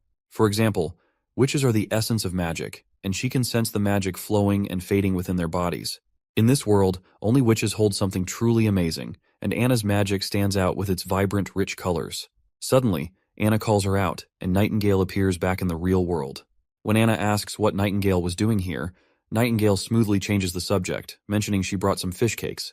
Anna's face lights up with delight at the sight of these treats, but Nightingale hesitates, saying she needs to wash her hands first. Instead of water, Anna just uses her fiery powers to cleanse her hands, which impresses the women big time. That is when it hits Nightingale that Anna is the only witch in their group with such incredible powers. This realization fills her with both dread and sadness, knowing that such strong abilities come with risks. With the month of demons approaching, she worries about Anna enduring unimaginable pain during her puberty. Nightingale gently suggests that Anna should join the association, where other witches can support her. She assures Anna that everyone would be thrilled to have someone as powerful as her among them. But then Nightingale's tone turns serious as she admits to Anna that she might not make it through this winter. Anna then asks Nightingale where she lived before joining the association. Nightingale replies that she used to live in a big city to the east, not too far from the capital. Anna then follows up by asking if Nightingale was happy back then. Nightingale's mind immediately flashes back to her past, recalling herself feeling miserable, locked up with shackles and a power-suppressing locket. Instead of answering directly, Nightingale turns the question around and asks Anna why she wants to know. Anna opens up, sharing that she had a tough life in the slums of Border Town. Her father sold her to the church for 25 golden coins, and it was our hero who freed her from those chains. Now Anna feels genuinely happy to be where she is. Nightingale gently reminds Anna that leaving the castle isn't an option due to how witches are hated by others, but Anna remains optimistic, trusting the prince to change things for them. Suddenly, their chat gets cut off when Nana storms in, slamming the doors before her. She's in tears and rushes to hug Anna, blurting out that things are about to hit the fan for her. Meanwhile, our hero is deep in slumber, dreaming of heroic exploits, and that is when Nightingale rudely wakes him up. She's absolutely livid, informing the sleepyhead that Nana's father is on his way and suspects she's a witch. Shocked to hear Nana's secret is out, the prince rushes into action, hoping he now has a shot to keep Nana in the castle. He wonders how the nobleman will react when he finds out his daughter is a witch. Will he plead with the prince to let her stay and keep her secret? When our hero finally steps outside, reality is far from what he was imagining. Nana's dad is fuming, demanding the immediate return of his daughter. After they settle into their seats, Nana's restless father calls her over to him. The little girl gets scared and asks if he's planning to sell her to the church. The man gets all chummy, saying the church would never take someone as clueless as her, so she better return back to her father. But our hero steps in, reminding him that his daughter is a witch. The man flat out refuses to believe it, and even when Nana herself confirms that she is a witch, the father gets really mad and suggests maybe Teacher Carl is just labeling another girl as a witch. That's when our hero gives Anna a nod, signaling her to show off her fiery magic powers. She does it right away, leaving the old man stunned to see witchcraft in action. Our hero tells him to calm down and assures him they can explain everything. Eventually, the father starts to understand that his daughter is just here to practice her witch powers after all. But our hero feels creeped out by the implication that her father was thinking of him as a pedophile for calling little girls into the castle. The boy then gets down to business, pointing out that Nana has healing abilities that could be invaluable in Border Town during the months of demons, to aid in healing the injured. However, the dawning father, Mr. Pine, politely declines, concerned for his daughter's safety if she stays here. Our hero reveals that opportunities often come with dangers, mentioning that from what he's heard, Nana's grandfather and Mr. Pine's father were courageous knights. The Pine family's noble lineage comes from their grandfather's heroic deeds. Mr. Pine agrees, and proudly recalls how his father once faced down an incredibly powerful demon and actually defeated it. He even has the demon's massive horn hanging over his fireplace to prove it. But then our hero points out how the Pine family is not as prestigious as it was before. Pine family is just a working-class citizens now, to which the father sadly admits. He then notices Pine's rough, calloused hands, proof that Mr. Pine hasn't given up on his warrior spirit and still trains daily to sharpen his sword skills. So, he cleverly suggests that Pine join in defending the border, promising to grant him enough land to become a true noble. Despite this tempting offer, Pine isn't willing to take the risk and prefers to send Nana to Longsong Fortress rather than see her in harm's way. Our hero reminds him that Longsong Fortress isn't as safe as Border Town. The church has eyes and ears everywhere there. If the truth about Nana gets out, not even he could protect her. He promises to prepare a small boat for a quick retreat to Longsong in case of trouble, ensuring Nana and Anna's safety. Finally, the old man puts his faith in the prince, nodding respectfully and pledging his loyalty to fight for our hero's cause. Everyone breathes a sigh of relief and smiles, but Anna pouts, showing her anger toward our hero for even considering sending her away. She makes it crystal clear that she's not going anywhere. The next day, the old constable shows up looking really worried that they've blown all their money on weapons and army training. He's fretting that if things keep going like this for a few more months, everyone's going to starve for sure. The boy facepalms himself and gives him permission to use his savings for their budget. The old man agrees but grumbles it won't solve their long-term problems. Our hero shrugs and says if the defenses fail, they'll evacuate the town as soon as possible, then sends the old man off to do as he's told. Once the constable's gone, the boy feels pretty crushed after draining every last penny he'd saved up, and if the border defenses still fail, he's screwed. Then, his mood perks up when Nightingale shows up again. The woman immediately points out that he had lied to the old man about leaving the town. The prince immediately admits his lie, because he does not want to spread distress among the already terrified townspeople. Nightingale advises him to spend his time with Anna instead of stressing over politics. She shares her fear that Anna might not be around much longer, but the boy insists she will survive, because she has promised to beat those demons at all costs. Nightingale wonders how he can trust a witch cursed by demons. The boy just shrugs and says he believes in her, and further points out that he also trusts Nightingale as well. The woman just stares at our hero's poker face and realizes he's not lying. He casually points out that he doesn't lie without a good reason. Suddenly, they hear a commotion outside. Nightingale glances out the window and gets visibly anxious, noting that it's snowing. Winter has arrived. The boy decides to check on Hunter Ironaxe and his progress. At the shooting range, Ironaxe is using the guns and hitting bullseye after bullseye. The prince shows up and asks about the training. Ironaxe lights up like a kid, enthusiastically mentioning that he's nailed all the basics he was taught. The prince isn't surprised, because being a warrior through and through, Ironaxe has been able to master any weapon given to him. The man praises this iron pipe of the gods for its insane power. He grits his teeth, saying if he had this pipe when he fought that hybrid monster, it wouldn't have stood a chance. Ironaxe drops to his knees, overwhelmed that the prince entrusted such devastating power to a humble hunter like him, and promises not to let his prince down. The prince then checks in with his chief knight, Carter, asking how things are going. The knight looks a bit serious and mentions they could really use more than just the 2 guns they have. Our hero gets it and assures him that 2 more guns are already in the works and should be ready soon. He admits they rushed the gunpowder development because the months of demons are finally here. I'm starting to feel like this comic is turning into a manhwa version of Game of Thrones. Anyway, once he climbs up the city wall, the soldiers greet the prince right away. Seeing them bow their heads makes our hero feel sheepish, wishing he had taught them some proper military etiquette. The hunter points out that there aren't many demons after the first snow, but our hero tells him to stay cautious regardless. Suddenly they catch a sight of something, and there they see a demon in a distance. The soldiers start to panic, and one of them even asks if they should sound the alarm. Our hero tells the soldier to decide for himself, since he has more experience after their training. Finally, the soldier decides not to sound the alarm and puts his bow down. Our hero is relieved to see that his training of these soldiers is paying off, because dealing with the presence of the demon should be handled with caution instead of acting on impulses. The beast starts walking toward the wall, picking up momentum. The prince squints his eyes and gazes closely, wondering if it's a mutated fox. The hunter agrees, pointing out that the animal has recently been possessed, so it's not that threatening. The wolf gears up to jump over the wall, and the hunter quickly gets ready for the attack. Chief Knight Carter steps forward, shielding the prince. Just as the beast lunges at them, the hunter lets loose an arrow that flies through the air and instantly brings down the beast.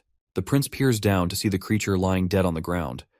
The knight lets out a sigh of relief that they avoided a close encounter.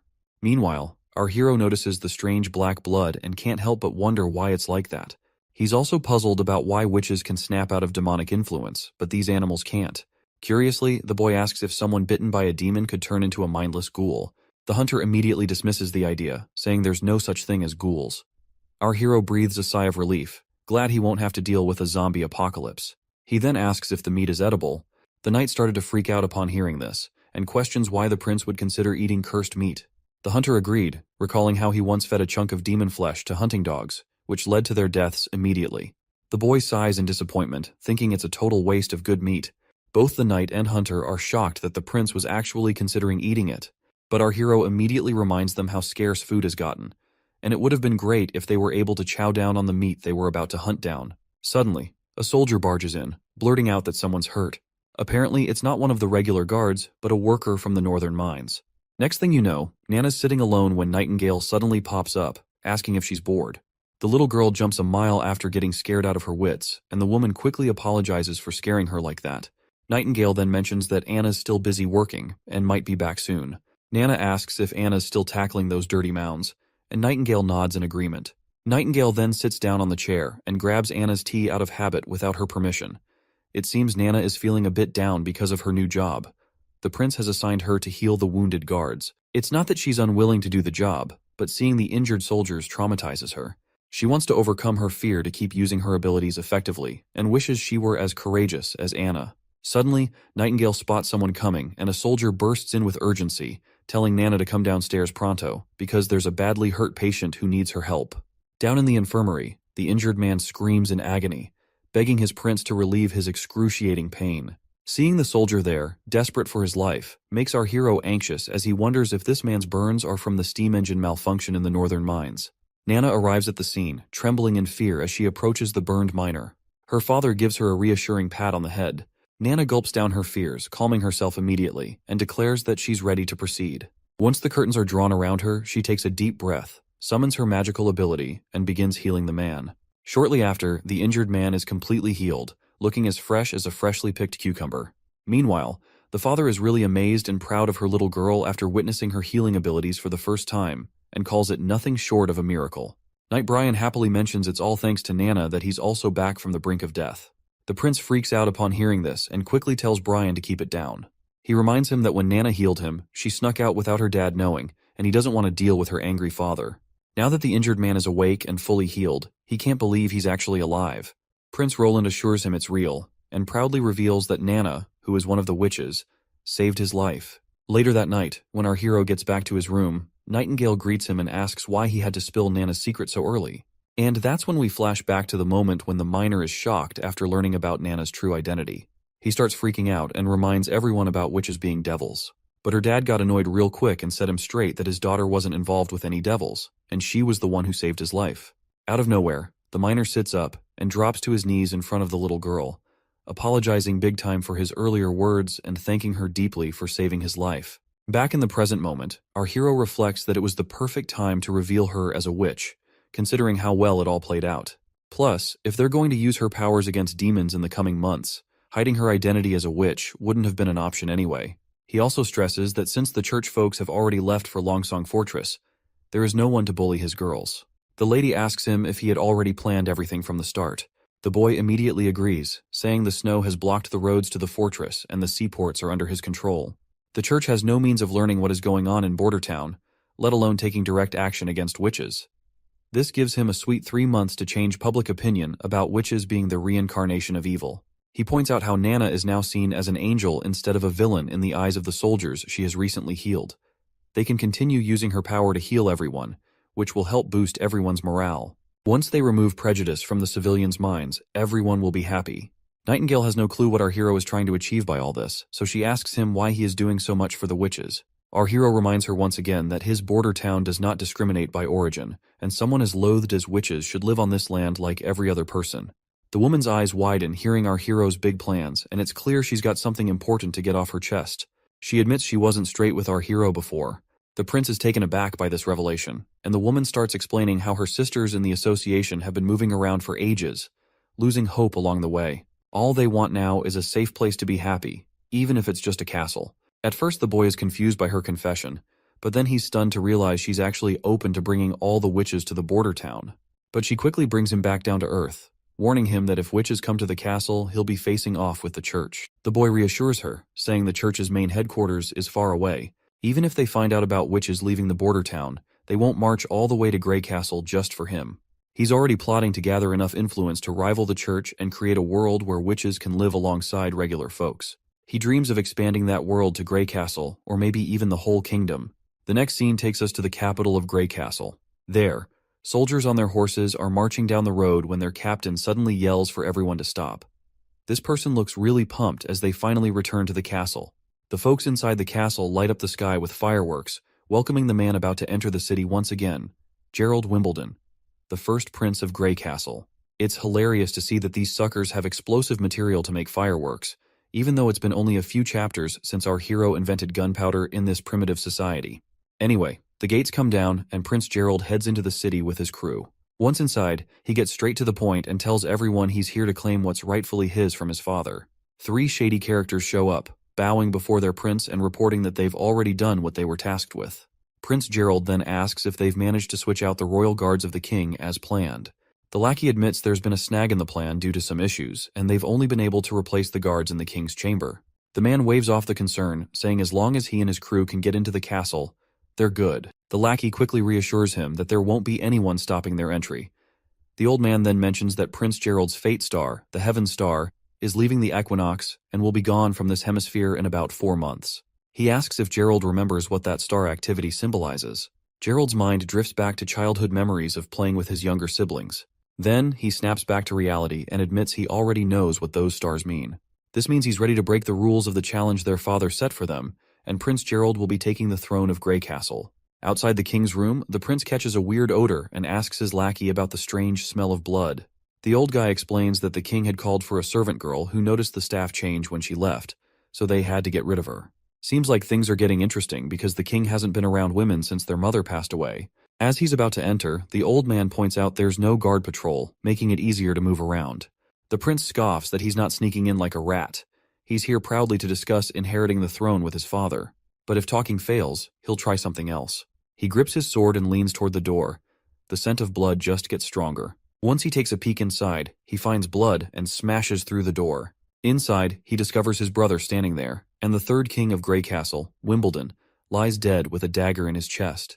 The assassin behind this is Timothy Wimbledon, the second prince of Grey Castle. Seeing his older brother, Timothy claims he didn't want to do it, but had no choice. Just like the first prince had no choice other than to come here.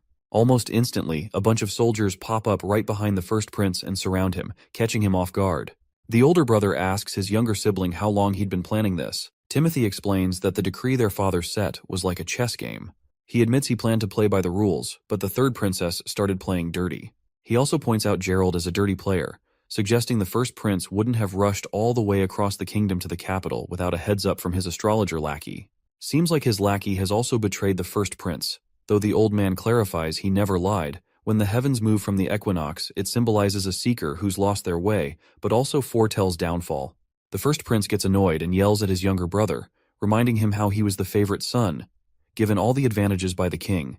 Yet he killed their father. In response, Timothy grins shamelessly, pointing out the first prince's hypocrisy, since he was also there to kill the king if talking didn't work out. The first prince trembles, probably after seeing his brother dropping truth bombs so brutally. He asks Timothy if he intentionally lured him here to get rid of him as well. Timothy just shrugs, saying he didn't plan to confront their sister just by staying put to kill his older brother. He's kinda impressed their sister also saw all this coming before the decree was even written. Timothy goes on to explain he wants to end this royal decree early because his Valencia city isn't like their sister's Clearwater port, which is breeding warriors like rabbits. He needs an army, a big enough one to challenge her sister, and that's only possible if he's rocking the Grey Castle crown. The first prince gets furious and charges at his brother, but the soldiers quickly intervene. One of them strikes him from behind with a spear, forcing him to drop to his knees in front of his younger brother. Timothy devilishly informs his brother that he'll be framed for killing the king and labeled a murderer, and he will face the guillotine for his crime as well. The soldier pins the first prince down, but he keeps protesting, asking if Timothy even has the right to judge him, and vows to expose Timothy's crimes to everyone in public. But Timothy has covered all his bases. He's prepared a potion called the Silencer. Once someone drinks it, they won't be able to utter a word. After executing his brother, Timothy plans to play the grieving role perfectly. With no one else in line for the throne, he'll become king without breaking a sweat. He further tells his brother to curse his sister for the terrible fate he's about to face, while the first prince's mind flashes back to a memory once again, and the soldiers start dragging Gerald out of the place. The cunning fox who betrayed the first prince starts calling Timothy king, declaring that the crown is already his. Timothy gives the man a verbal high five for a job well done, but then he pulls out a presumably poisonous pill and tells the man to swallow it if he doesn't want to be betrayed later. Timothy looks at his father, gritting his teeth in frustration at seeing him dead before his eyes. The scene flashes back to the past when Timothy reported to the king that Gerald was on his way to the capital with intentions to forcibly take the crown. Timothy asked if the king had a plan to prevent this. The king just grinned manically, leaving the boy confused. In the next moment, the king pulled out a dagger, swung with all his force, and thrust it into his own chest, dying immediately before Timothy's eyes. Right in the middle of things, Timothy is pissed off, trying to figure out who's stirring up trouble in the fight for the crown. He's dead set on finding that bastard and showing them what happens when you mess with royalty. Looks like the women who visited the king earlier must be involved in this mess. In any case, we're back at the border town castle where everything's been pretty smooth lately. The steam engine prototype in the mines got fixed up, no accidents, and demons haven't been causing trouble either. Our hero's been chilling out, brainstorming how to boost the town's economy and fill up his empty wallet back again. But then, bam! His peaceful moment gets crashed by the knight barging in with bad news. A massive horde of demons is swarming outside the walls. Down at the border, below the wall, a bunch of monsters are howling their heads off. Up above, the soldiers look freaked out at the sheer numbers. And let's not forget Vonner. He was just a regular miner who ended up joining the army just to eat damn eggs. One of the beasts charges at the wall and directly hits it with full force, leaving the entire wall shaking. And that also did quite a damage to the wall, but the monster immediately falls to the ground and the wolf-type monster starts marching down. Hunter Iron Ace quickly tells everyone to gear up their spears. As soon as the wolves are right on top of them, the terrified Vanner gathers his guts and stabs those beasts at the captain's command. One of the wolves manages to climb up, but the captain swiftly whips out his gun and blows the monster's brains out. With the immediate threat dealt with, Iron Ace tells everyone to stay focused and keep an eye on what's ahead. Suddenly, a soldier screams as they're attacked, their belly pierced deeply. Seeing their guts spill out terrifies Vanner to his core. The knight and the prince finally arrive at the scene. The knight tells Vanner to chill out and remember his training. Once the soldier regains composure, he snaps back to his senses and orders the others to take the injured soldier to the hospital while everyone else holds their ground and fights off the demons beneath the wall. The prince can't help but smile at the sight of Vanner showing such discipline. He's glad that all that egg-eating didn't go to waste in training the civilian army after all. Suddenly, something catches their eye on the ground, something so freaky that even our hero starts to freak out.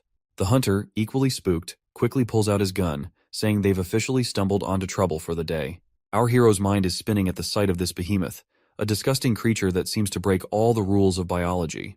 He never thought he'd come face to face with such a mutant monster. The soldiers rain arrows down on the behemoth, but it's like shooting toothpicks at a tank. The arrows just bounce off its thick, mountain-like shield. They look to their leader, asking what the heck they should do next. Meanwhile, the monster keeps stomping along, each step rattling the whole dang ground. Realizing they need more firepower, our hero tells his crew to get their muskets ready. When the monster gets close enough, they start blasting away, but it's about as effective as trying to stop a T-Rex with a water gun. The soldiers start freaking out when even the muskets can't do squat against this monster. The prince quickly tells them to chill and orders Vice Captain Vanner to round up some guys and grab dynamite from storage. After dishing out orders, he tries to get everyone to listen, but bam! The giant behemoth demolishes the wall they busted their butts to build. At this point, the prince is pretty darn sure they're screwed. He didn't figure the monster would be this tough and calls for an immediate retreat before shit goes down real bad. As the wall crumbles, Nightingale swoops in and saves our hero from a nasty fall. Once they're back on solid ground, the boy asks her what she's doing there. She explains she came because she was worried, and now it looks like her worries were on point. She asks our hero how he plans to handle the monster. He assures her he's still got a trick up his sleeve, and right on cue, Vanner strolls back with dynamite in hand. Our hero jumps in, shouting at Vanner to light the fuse and chuck the dynamite under the monster's legs. Meanwhile, poor Vanner's freaking out in this life-or-death situation. Finally, he gets the fuse lit, plops the dynamite down, and bolts out of there while the fuse starts sizzling. Once that fuse burns down, boom! The whole place shakes with a massive explosion, hitting the monster square in the gut.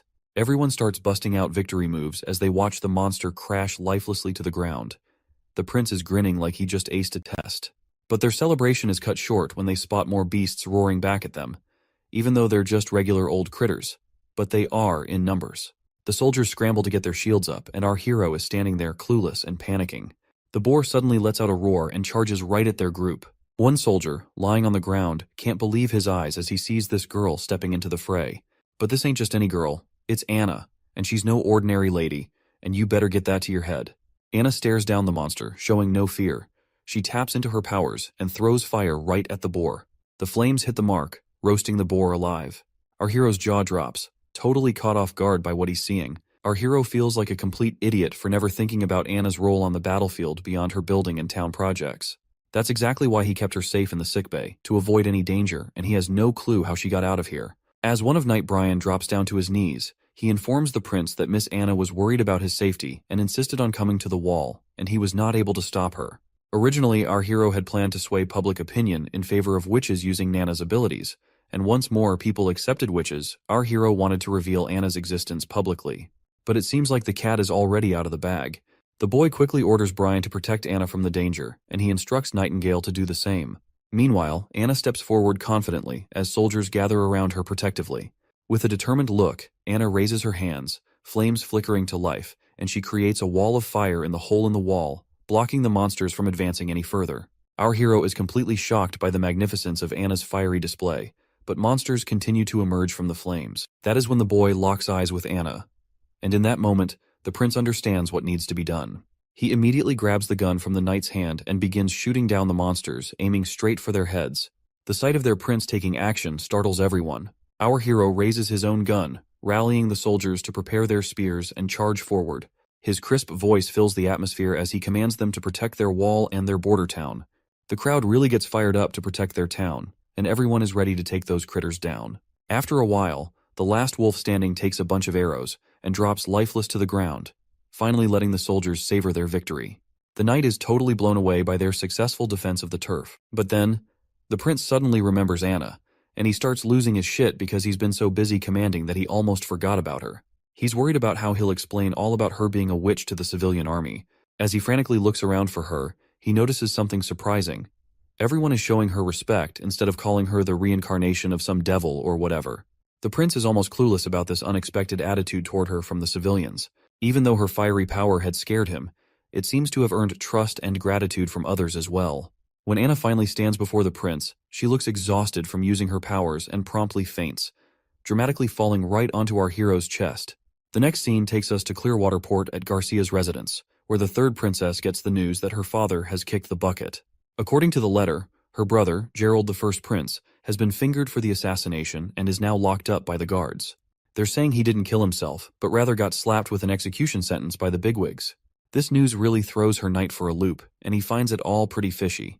After a bit of hemming and hawing, she admits her brother can be a bit of a dumbbell, but he's not dumb enough to wish for death. She lays out how Timothy's trying to shift the blame to Gerald to fool the public, but snagging control of all Grey Castle won't happen overnight. So, she's tweaking her plans accordingly. The knight, though, he's still scratching his head over why Timothy would pull such a stunt, especially when the king always favored him. That's when the princess drops a truth bomb. Timothy's scared of her. He's quaking in his boots at the sight of the black flag. She explains that Timothy's move was totally uncalled for. Sure, he's trying to pin the blame on Gerald for their dad's death, but he can't fool everyone forever. If he wants to take over all of Grey Castle, it will require a more elaborate and sustained effort. Therefore, she decides to adapt her plans accordingly. The lady decides to set sail for Grey Castle tomorrow. Her knight asks if she's planning to go head-to-head with Timothy. She tells him that if Timothy isn't waiting out the 5 years to let the decree end organically, she won't either. The knight looks anxious and mentions that the whole kingdom must be mourning the king's death by now. She jokes if he wants her to shed a tear too. The knight hastily says no and obediently drops to his knees, waiting for her next move. She then instructs him to go fetch the captain of the Black Fleet for her, because they are about to sail as soon as possible. Back in the border town, after that horrific raid by the monsters, there have been no further attacks. The injured soldiers were healed quickly and returned to their duties right away. The chief knight was tasked with using the hybrid monster shell to patch up the broken wall, making it one with the barrier. The largest factor in their victory against the large-scale invasion was undoubtedly Anna. However, it's been a few weeks since she fainted, and she still hasn't woken up. Nightingale mentions today's supposed to be her maturity day, but she's sure she is going to die in her sleep, because the pain of maturity can only be endured while awake. She somberly spills that she's seen too many witches die before her eyes, treated like animals, burned or tortured slowly by nobles for some twisted fun. The lucky ones live in exile, far from society, always chasing the holy mountain, a distant dream they can't catch. But she says Anna's not like the rest. Unlike the Association sisters, she's actually cared for here, valued by our hero, and given due respect. This, Nightingale explains, is what the holy mountain truly signifies: a life free from prejudice. In Anna's case, she has already achieved this. As the memories of Anna flood our hero's mind, her strength, her resolve from the day one to the moment she vowed to stay with the prince, he clutches her hand tightly, refusing to let her slip away. Just as midnight strikes, Nightingale notices Anna's puberty beginning, sensing the magic within her body stirring. A candle nearby starts glowing with an eerie green hue, startling our hero, who wonders if it's the work of demonic spirits. But there's no visible change in Anna herself. Then, unexpectedly, the candle's flame dwindles, causing a wave of anxiety, especially for the young Nana. The candle flickers back to life with that bright green energy, surprising everyone again. Suddenly, Anna opens her eyes, which shocks everyone present. Prince Roland hurries over, immediately asking how she's feeling. Thankfully, Anna seems totally okay. She reaches out her hand toward our stunned hero, and he's not quite sure what to expect. But then, a flame bursts to life over her palm, glowing in that vivid green color, which catches everyone off guard once more. After summoning his courage, Prince Roland cautiously reaches out to touch the flame. Just as he does, the scene shifts into the office, where we see our hero's bewildered face. He is shocked to hear that Nightingale has decided it's time for her to leave the border town. She remarks that Anna not only woke up but also survived being possessed by demons, something totally unexpected and unexplained. She suggests that Anna's new ability with those green flames seems to be fully under her control now, synced perfectly with her mind. Anna can adjust its heat, manipulate it, and even move it within a 5-meter radius whenever she wants. But she's still confused over how she dodged that painful experience, given her super strong magic. The guy figures maybe after she used up all her magic at the border, her magic tank was running on empty, which might have toned down the demon pain. You know, witches are all about magic stuff. Since witches gotta keep their powers hidden from the civilians, all that magic energy builds up inside them. So when they hit maturity, bam, it's like a pressure cooker of magic causing them agony. Nightingale nods along, seeing the logic in his theory, and decides she's gotta jet back to the association pronto. Winter's coming, and there's gonna be a bunch of witches hitting puberty soon. She vows to bring any survivors back here to Prince Roland's town, hoping he'll take care of them like he did with Anna. But Prince Roland tells her to stay put, maybe wait till the demons have stopped popping up and the weather settles down. Nightingale smirks, saying even getting to association a day early could save lives. Plus, she assures him the demons won't be able to detect her, so she's good to go. The prince then asks about her own awakening, to which the woman brushes it off, saying it's the start of spring and there's no need to worry since she has gotten used to the pain. Still, he advises her to take care on the road. Before disappearing, Nightingale pays her respects to Roland one last time and vanishes abruptly as usual.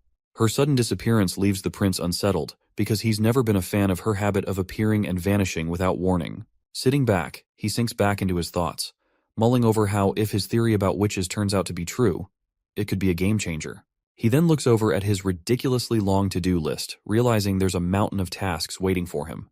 But just as he starts pondering where to begin, his consultant bursts in with urgent news. A messenger from Longsong Fortress has arrived. The ambassador seems unusually anxious, and the prince wonders if things are going south for Longsong Fortress. His eyes widen as he reads the message. The king has passed away. Redhead, the ambassador, quickly clarifies he's there under orders from Duke Rayan. The royal decree for the 5-year challenge has ended, and Majesty Timothy Wimbledon is now the new king of Grey Castle. The ambassador leaves our hero totally shocked when he reveals that Timothy wants to reward the Prince Roland with new territory and a new position. A moment later, the consultant expresses his grief over the king's death at the hands of the first prince and asks what they should do next. The prince reveals that everything about the situation seems too suspicious to believe, and he will decide after monitoring his two sisters' movements. He admits he doesn't know much about the fifth princess's motives, but he's sure she's not the type to take risks, so he wants to follow her lead. He's also certain that the capital will likely descend into chaos with this power shift, and their priority should be to safeguard their families. With that in mind, he tells his consultant to instruct the chief knight and all castle staff to write letters home. The prince wants to ensure that everyone's families are escorted to other towns to hide. The consultant expresses his gratitude for the prince's careful consideration. The prince also tells his consultant that he wants to stop exporting the town's metals and will only sell gems and rocks to Willowtown, as he wants to use the metals for himself to make more machinery. Additionally, he plans to incorporate more civilians into the army and train them accordingly. He feels smug as he considers the news that the ambassador brought a blessing in disguise. Roland is confident that as long as he hunkers down in Bordertown, someone will try to bite him, such as Duke Rayan from the Longsong Fortress. Once the months of demons pass, he is pretty sure that Duke Rayan will try to extend his influence across the western side of the kingdom under the new administration, and this is precisely what Roland wants. Industrialization is his priority, but what he lacks most is people. Bordertown's population is only around 2,000, limiting the expansion of his projects due to a labor shortage. Buying slaves, recruiting talented individuals, or increasing the birth rate seem unrealistic. On the other hand, if they can take Longsong Stronghold, he can gain a large number of freed people while accumulating wealth. Assimilation is easier, and invasion is the best way to grow the population and gather wealth. Roland acknowledges the hassle of challenging the entire fort of Longsong, and he can only wait for Nightingale to return with the witches. This is also the sole reason the prince wants to expand his civilian army and wants to make more machinery. The next scene takes us to the northern mountain range, where Nightingale proceeds down one of the tunnels. Her steps are soon halted by roots growing out and blocking the entrance. Nightingale immediately introduces herself, and the lady known as Leaf withdraws her roots and gets delighted to see her friend back. After exchanging pleasantries, Leaf reveals that one of the two witches, Erin or Ashley, failed to make it to maturity. They then decide not to dwell on gloomy things and proceed to get inside. Nightingale is looking forward to seeing her friend Wendy, and as soon as Wendy is called over by her friend, she spins around and greets Nightingale warmly, playfully calling her Veronica. Wendy takes Nightingale's hand in hers, causing Nightingale to blush and assert that she's not the same weak girl as before, preferring not to go by Veronica anymore. Wendy insists she shouldn't deny her past because it's a part of her. Nevertheless, Nightingale is glad to see her friend, and they embrace each other tightly. Wendy then inquires about Anna and whether Nightingale managed to help her through her maturity. With a smile, Nightingale reveals that Anna didn't need any saving at all. In fact, what they've discovered is going to change things for all the witches. In a few moments, Nightingale spills the beans to her sisters about the prince and how he's letting everyone stay in his border town without any discrimination against witches. Wendy's not buying it at first, but Nightingale swears up and down that the prince not only said it, but also saved Anna and Nana. Not only that, the prince does not believe in any bullshit about witches being possessed by devils, and stresses that witches get their power from themselves. To seal the deal, Nightingale reminds everyone about her ability to smell lies, so they can trust her when she says the prince is serious. She spills about his plans to protect witches and even go against the church if he even has to. Then she pulls out the steam engine blueprints, proving they can build a kick-ass sanctuary to rival the Holy Mountain. Just as Nightingale's painting this picture of paradise, some lady with green hair barges in, telling everyone to shut up. She seems like their teacher, and Nightingale quickly shows respect by bowing her head. The teacher gives Nightingale the stink eye, wondering aloud if she's saying the Holy Mountain they've been chasing forever is just a bunch of hot air. Next up, we're with the new king, Timothy, where a knight shows up with a stone called Divine Judgment, supposedly the ultimate weapon against demonic forces. The knight boasts that the church has confirmed its power to handle witches for ages, but Timothy's annoyed, blaming witches for his father's suicide. He orders the knight to keep capturing witches and scour the capital thoroughly for more. Meanwhile, back with Nightingale, she wakes up tied to a pillar with that same witch suppression stone around her neck. She's trying to figure out how she ended up in this mess. We flash back to when the green-haired lady freaked out at the idea of the prince siding with witches. She rants about how witches have been persecuted and killed for ages. She believes Nightingale has been deceived by the prince and insists that the pain of maturity is a sacred test for a witch's body and mind, and only those who endure it can achieve true power and find eternal peace in the Holy Mountain. Nightingale is shocked to realize that all the suffering witches endured was just a test for this woman. She's further annoyed at the thought that her fallen sisters, who endured so much pain, are simply dismissed as disqualified subjects. The teacher offers Nightingale a final chance to seek forgiveness for her ignorance and mistakes, promising her mercy. But Nightingale remains resolute, insisting she'll only take sisters with her who believe in her. As she tries to leave, a snake immediately grabs her feet, and before she can react, she blacks out from the venomous injection of petrification, waking up to find herself in her current bind. While they're face to face, Nightingale reminds her why she is using the Divine Stone of Judgment even though it's prohibited in the Witch Association. The Snake Lady says it's just a tool to punish disobedient kids. She reminds Nightingale how Wendy saved her from the clutches of the aristocrats. Instead of repaying that kindness, now Nightingale is trying to sell them all out to those filthy nobles just to mend her relationships with them again. Nightingale denies any such motive, emphasizing she only wants her sisters to live freely without fear of starvation or the pains of maturity, and believes everyone deserves the right to choose their own path. She points out how much Border Town has changed, pointing out that the steam engine blueprint she brought is just one of many miracles. The Snake Lady scoffs, saying she can't make heads or tails of the blueprint and tosses it into the fire, declaring that a hunk of steel can't move like it's alive and she's no fool. She then grabs the hot dagger and holds it just inches from Nightingale's neck, letting her know this is her last chance to beg forgiveness for trying to deceive the Witch Association. If Nightingale doesn't comply, she threatens to skewer her heart and turn her into an example for others. Even though she is staring at her death, Nightingale remains defiant. Instead of bowing her head, she'd rather take that dagger straight to her heart. That's when Wendy steps in, reminding them how many sisters they've already lost and they can't afford to lose another. The Snake Woman grows agitated, demanding to know if Wendy also believes Nightingale's lies. Wendy denies it, stating she's not planning to go to the border town, but she agrees with Nightingale that everyone should have the right to choose their own path. Wendy then asks if anyone wants to bail with Nightingale to the town, but nobody speaks up. Seeing this, Wendy suggests letting Nightingale go solo since she hasn't done anything to harm the gang. The others agree, telling their teacher to set Nightingale free. But the teacher goes absolutely bonkers, saying she can't risk letting Nightingale go because she might expose their turf location to the church. She swings her dagger, ready to strike, but before she can, Wendy steps in and stops her. Wendy grabs a coin and throws it hard at Nightingale, smashing the power suppressor stone. The teacher gets ticked off and goes after Wendy with a snake that bites her hand. But Nightingale springs into action. Before the teacher can react, she's screaming in pain with a sword in her chest, causing her to collapse to the ground. Before anyone can react, Nightingale and her friend start to disappear and exit the tunnel. Wendy doesn't seem to be in good spirits because the poison from the snake bite is spreading across her hand. To stop it from spreading further, Nightingale reluctantly grabs her dagger and severs Wendy's hand from her body. She keeps the hand with her, confident that Nana can heal it back soon. They've been walking forever, and it took them 3 days just to get here. Carrying Wendy is slowing them down further, and with her losing blood, Nightingale fears she won't last another 3 days. But her worries prove unnecessary when a mysterious newcomer arrives, ready to lend a helping hand. A newcomer looks like a boy at first glance, but she is actually a girl.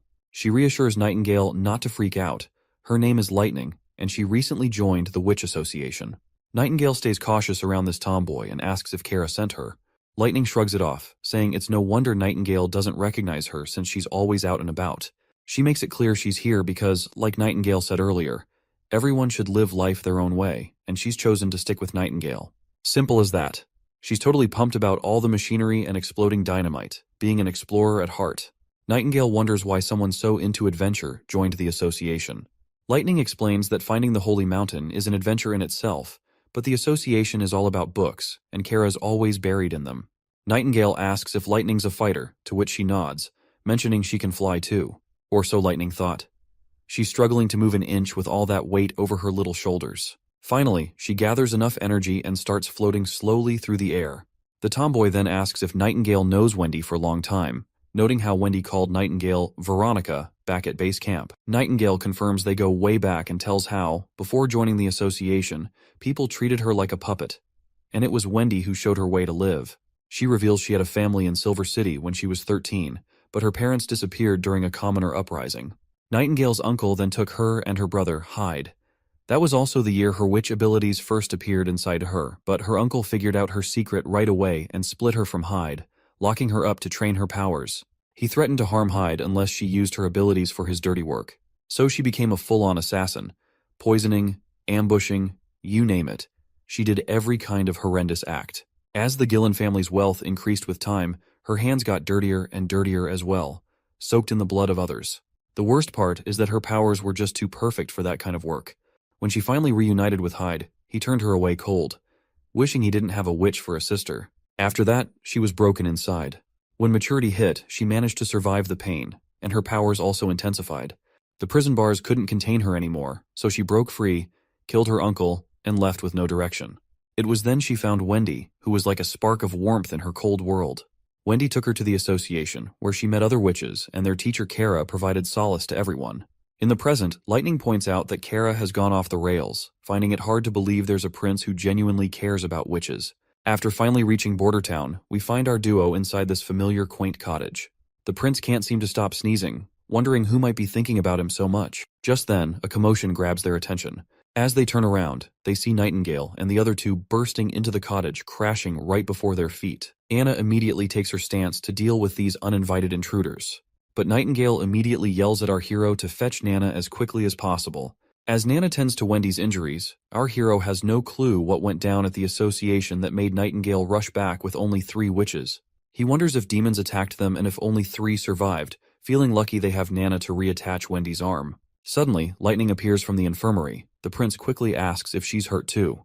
Lightning reassures him and points out how the prince really is a decent guy who cares about witches, just like Nightingale said. She admits she didn't believe it at first, just like other members of the association. She then jokes about how the world is full of weirdos, so having a prince like him isn't that surprising. Being called a weirdo doesn't sit well with the prince, who just rolls his eyes. Getting to the point, the prince realizes the association wasn't under attack. That's when Lightning starts explaining the whole situation, clarifying they weren't attacked. Wendy was hurt by their own teacher Kara, and explains further as to how they ended up here. Once night falls, Prince Roland returns to his room, only to be startled by Nightingale sweetly lying on his bed in her nightsuit. Prince Roland gets all flustered, maybe starting to think about some naughty stuff, imagining Nightingale might be up for getting close after all. Suddenly, Nightingale gets up and strides over to him, leaving him scared out of his wits and pinned against the closed door. He hastily tells her she should rest as long as she needs. But then, Nightingale kneels before the prince. In a serious moment, she, Veronica Gillen, officially swears her loyalty to him. She promises to follow his orders and stand by his side in battle, facing demons or anything else, until her last breath. It's no surprise to our hero that after being let down by the association, Nightingale is turning to him for help with the future of witches. Without missing a beat, he takes the sword from her hands and officially makes her his right-hand woman. The prince asks if her real name is Veronica, and she nods, saying there's no reason to hide it from him now. Next, we catch up with Wendy, who's been offered a contract. Our hero tells her to stay in the border town and work for him. If she's up for it, she can sign on the dotted line, promising good pay for her work. He also spills the beans on a method he's found where witches can sail through their maturity without feeling any pain at all. The news totally throws off the new witches. Once we step outside, our hero admits it's just his guess, and explains that witches are like vessels for magic, and as they get older, their magic builds up until it overflows during maturity, attacking their bodies. He mentions Anna as an example of someone who survived this. He dismisses the idea of demons possessing witches as nonsense, proposing instead that they can manage their level of pain by continuously releasing their magic to maintain balance within them. He promises a safe haven in Border Town where witches can practice their magic freely, without anyone discriminating against them or threatening them. He believes if his idea works out, they can create their own version of the Holy Mountain right here in the borderlands they dream of. Wendy has already signed on to the plan and asks where to start. He simply tells her to keep using her magic until she masters full control over it. Once the prince gets busy with the newcomers and their magic training, Nana and Anna have a little chat about recent events. Nana looks impressed by Wendy's wind magic and Lightning's flying skills, which also saved Wendy's life as well. Anna expresses happiness at having so many sisters around, but Nana points out how Nightingale seems to look at our hero with warmth in her eyes, a detail not to be taken lightly. Anna is clueless about what Nana means, but the little Nana warns her friend not to blame her for not giving a heads up, and if Anna doesn't make a move, Nightingale might just win over our hero. Suddenly, they hear the alarm ringing, a clear sign something's wrong. The report comes in that a demon monster has arrived. The hero rushes to the wall and meets his soldiers. He squints to spot the danger but sees no demons in sight. The prince wonders if it was a false alarm and questions the hunter who raised the alarm. The hunter tells him to look closer, and when he does, he sees a dark blob of mist forming. As he takes a closer look, he's shocked to see a hybrid monster right before his eyes. The hunter reveals it's the same hybrid that nearly killed him a few years back. Hearing this, the boy connects the dots. This monster must have some intelligence, unlike regular beasts that just charge and die. But this monster survived for many years, and it always retreats when it senses danger. When the beast reaches the wall, it suddenly stops, leaving everyone puzzled. Unexpectedly, it jumps into the air, and the prince orders his soldiers to attack it immediately. Before they can react, the monster is already airborne, crashing onto the wall above. Our hero is stunned to see how cunningly it targeted the wall's weakest spot, which confirms our hero's last remaining doubts about this monster's intelligence. Once the demon makes it to the other side of the wall, soldiers report it's heading toward the town. The hero commands his 2nd Civilian Division army to accompany him, while the backup division holds the wall for now. Our hero marches toward the town with his platoon, regretting underestimating the smarts of these monsters. Finally reaching the monster's location, they're hit with the gut-wrenching news that it's already devoured someone alive in town. The trail of blood before our hero's eyes sends a terrifying chill down its spine. But he does not succumb to fear, and annoyingly orders everyone to stay on high alert. The monster pops into view once more, snatching another civilian. Prince Roland immediately cautions everyone as the soldiers look helpless against the monster, unable to use their guns for fear of hitting civilians in the chaos. Not only that, the soldiers can't even get close to this monstrosity.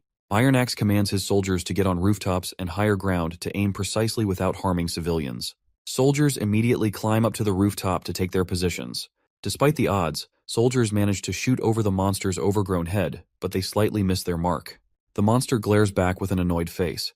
But before it can strike, Iron Axe closes in and blasts the monster's head right away, finally avenging the innocent lives taken by this monster.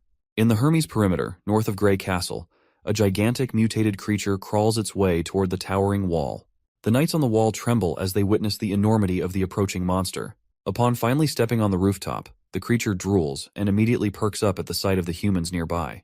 Without hesitation, the monster opens its massive mouth, unleashing an entire army of monsters marching out from its belly. The soldiers realize they're trapped with no escape route in sight. Still, they immediately start running in the opposite direction while a creature in the sky keeps following the soldiers. Eventually, when they reach the inner city's north wall, they find themselves waiting for the gate to open. The girl reveals to us that the whole outer city has been wrecked by the monsters. They've got to defend the church, but with only a handful of soldiers and monsters right on their tails, it looks like a tough fight ahead. But then the girl pulls out a red pill and instructs the soldiers to take it and annihilate the enemy. Without hesitation, the soldiers obey her command. As they swallow the pill, they feel a surge of energy coursing through them, empowering them to march forward against the monsters. Before these foolish soldiers can get slaughtered by those monsters, the gate finally drops, revealing a cocky figure striding out. He declares himself as part of the Judgment Army and orders everyone to clear the path. These soldiers are clad head to toe in sturdy armor, appearing like elite knights. The lady is bewildered by the sudden appearance of this so-called Judgment Army, having no clue who they even are. However, she doubts that mere humans stand a chance against the hybrid monsters. But it looks like we're about to find out if these soldiers are all talk, or if they've got the goods. As the monster and army of judgment comes face to face, the sky monster swoops down. One of the knights on the ground immediately grabs hold of its gigantic sharp claws, and the other knight takes a stance and sends a spear flying with godly speed, piercing the monster right through the head. The woman is completely blown away by the soldier's speed and strength, which is matching the power of hybrids. As these badass knights wreak havoc on the monsters, the scene shifts to a church spire. On the balcony, we see 3 archbishops using a telescope to observe the Judgment Army. Seeing those monsters dead on the ground, they seem pleased to see that their army appears to be winning against the monsters. Archbishop Taifun shakes his head, noting the worst part of the battle was the total annihilation of the reinforcement armies sent by the 4 great kingdoms. Archbishop Heather chuckles in agreement, commenting on how those kingdoms sent thousands of soldiers who ended up as mere cannon fodder. She's clearly pleased, seeing it as proof that the border defenses of those kingdoms can't hold a candle to the church's mighty Judgment Army. However, a third individual interjects, pointing out the heavy toll of using so many pills in the process and the loss of much of the judicial army, which forms the core of the church's power. Taifun clenches his teeth, emphasizing that they had no choice because the beasts of the wastelands have appeared exactly as foretold in the Bible. He warns that time is running out, and unless the continent unifies and gathers its strength, destruction awaits them all. The arrogant lady chuckles again, saying humans are basically monsters committing horrifying acts just like demons, so maybe wiping out humanity isn't such a bad idea after all. This really ticks off the old man, who tells her to cut out the blasphemous talk and stop defying God's will. But the girl just brushes it off with another sassy comment, saying God never promised humanity would survive, and further challenges the old man, asking if he's sure God cares more about humans than demons. The old man looks even more ticked off, but he stays quiet. Maybe because deep down, he knows there's some truth in what she's saying. Well, even Archbishop Maine thinks the same way as that woman does, but he is also sure that God only favors those who come out on top. Back in the border town, they lay the fallen soldier to rest. Our hero gathers everyone's attention and announces that they are gathered to mourn Mr. Aggie from the Civilian Army 2nd Division. The prince goes on with the usual talk about the man's heroic deeds in sacrificing his life to save their hometown, bidding him a final farewell as they cover his grave with mud. Chief Knight Carker is deeply moved by our hero's compassionate gesture, noting he's never seen someone of noble birth show such respect for commoners whose names he didn't even know. Our hero points out that giving a proper farewell feels right, especially since Bordertown has never held proper funerals for those lost to the monsters, and they deserved more than a hastily dug hole. Besides, the prince believes that holding these funerals serves the purpose of decency and boosts morale. He explains that when people reflect on who and what they're fighting for, it can spark a profound change in an army. He aims to ignite everyone's willpower to steer Bordertown back on track. The wife of the deceased soldier shows up with her 2 kids, one of them really small. The soldiers nearby start wondering how she'll manage now, but this bald guy steps in and explains she'll get her husband's salary, some extra cash, and all the basics to get by. While they talk, Vice Captain Vanner suddenly senses someone nearby. The bald guy asks if something's up, and Vanner mentions feeling a presence of someone but brushes it off, saying he's probably imagining things. Back at the cement-making cottage, our hero catches up with Anna and asks how things are going with making barrels for the blunderbuss guns. Anna sweetly explains that thanks to the new steam-powered boring machine, the blacksmiths can handle most of the heavy lifting now. Meanwhile, lighting is bouncing off the walls as usual, super pumped about all the new stuff. She bombards the poor smiths with so many questions, they can barely keep up. Well, the prince was already wondering why he has not seen her around lately. I guess he now knows why. Looks like our hero has another project for her to handle. He shows her the rough sketch of a 12-pound gun, essentially a giant weapon for our sweet Nana. The prince then delves into the technical details of how these things work, but everything he says goes right over Anna's head. He then instructs her to use those 2 holes on the ground to cast a die for cannonballs. Anna gets right to work and starts pouring the molten metal into the holes, while the prince warns her not to stare at the bright lava. She immediately closes her eyes, and our hero starts blushing before he moves to wipe the sweat from her face. It's quite literally hilarious that despite the freezing temperatures in this place, these guys are still sweating. Looks like the knight can see that this is more than just a prince wiping the sweat, and the way the prince is blushing just proves it further, and Anna is also blushing as well. Meanwhile, there's this guy who's absolutely freaked out to see our hero, the 4th Prince of Grey Castle, openly sheltering witches. He's practically sprinting to report this back to the king. Looks like Vanner wasn't imagining things when he felt someone's presence, because this man is definitely a spy sent by the new King Timothy. What's really messing with this guy's head is how these regular folks are just chilling with witches. And don't get him started on the other weird stuff he's seen, like that giant wall that popped up out of nowhere on the border, those metal sticks shooting projectiles to kill demons, and the fact that witches are treated like they're just regular folks by the prince. It's all making him think this town's cursed or something, and he's feeling like he's dealing with some dark magic. If they hadn't waved a fat paycheck in his face, he'd have never agreed to spy on this messed up place. Well, looks like this dude failed miserably at his sole job of spying, because we can see Vanner in the background, calling this oddball out right away and telling him to halt his tracks. Word spreads like wildfire that there's a spy among them. This poor guy has no clue what to do before an angry mob comes for him. All he can think about is how the fourth prince must be channeling powers straight from the devil. Inside the castle, we catch up with the consul again. He's losing his shit over the prince's latest demand: buy 2 boats but don't hire captains and crews. Like, how's he supposed to float boats without a crew? The old coot's utterly worn out by these ridiculous orders that somehow always end up working in the prince's favor. Then comes a knock on the door.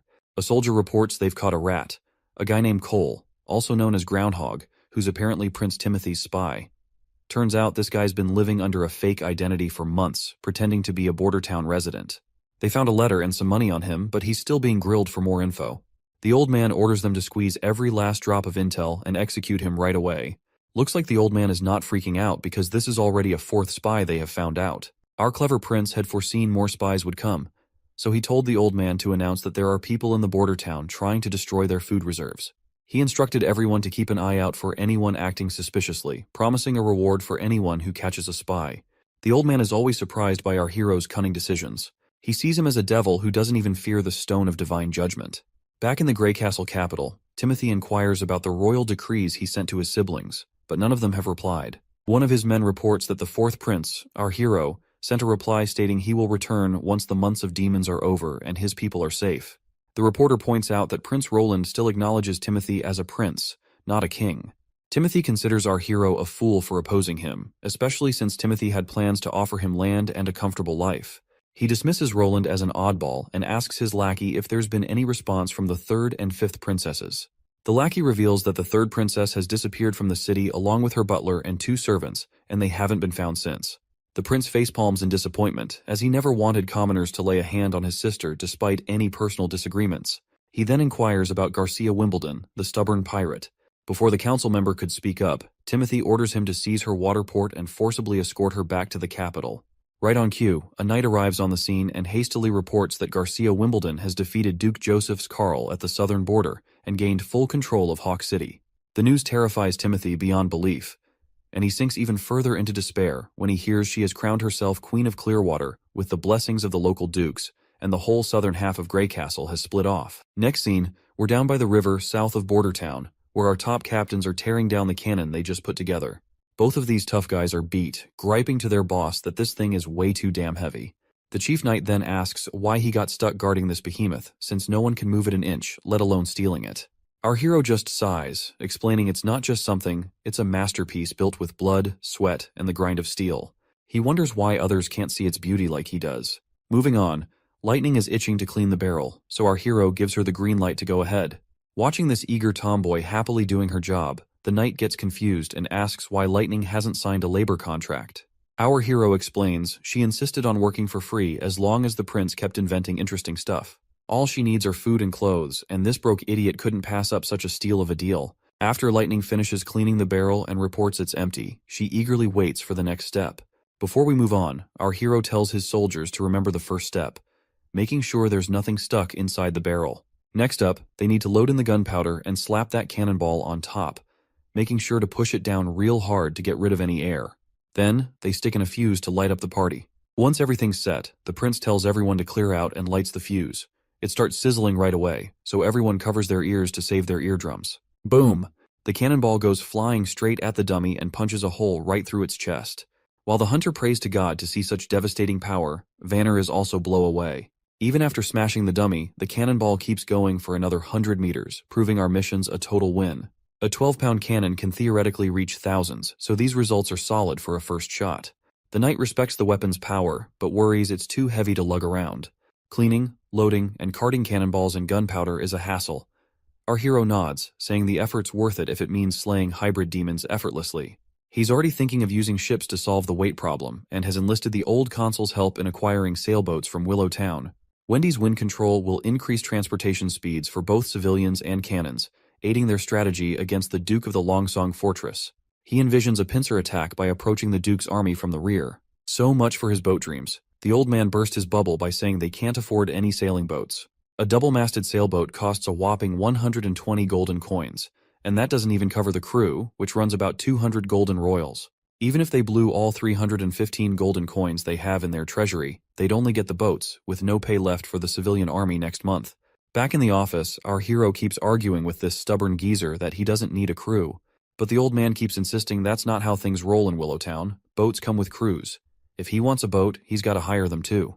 But then the prince gets this bright idea to buy boats from another town. But the old man shoots him down again, saying all the major ports are too far away and it'd cost a fortune to bring boats here to Border Town. But then our hero comes up with a crazy idea. Why not build a boat themselves? He says they don't need anything fancy, just something to float since Wendy will handle the steering. A simple flat-bottomed barge would do the trick. But then the old coot brings up another problem about the materials they'll use.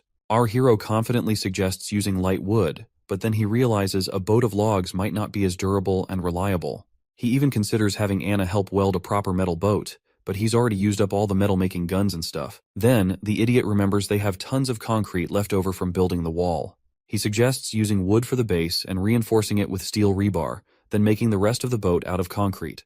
We don't need to waste any more time figuring out how he plans to make this boat happen. Let's just wait for our hero to finish up the blueprint and get started. Before long, we're down by the riverside at a makeshift boat workshop. They've already put together the basic structure of the boat. When Lightning sees the giant thing, she cracks a joke about it being a massive bathtub fit for a king's lavish baths.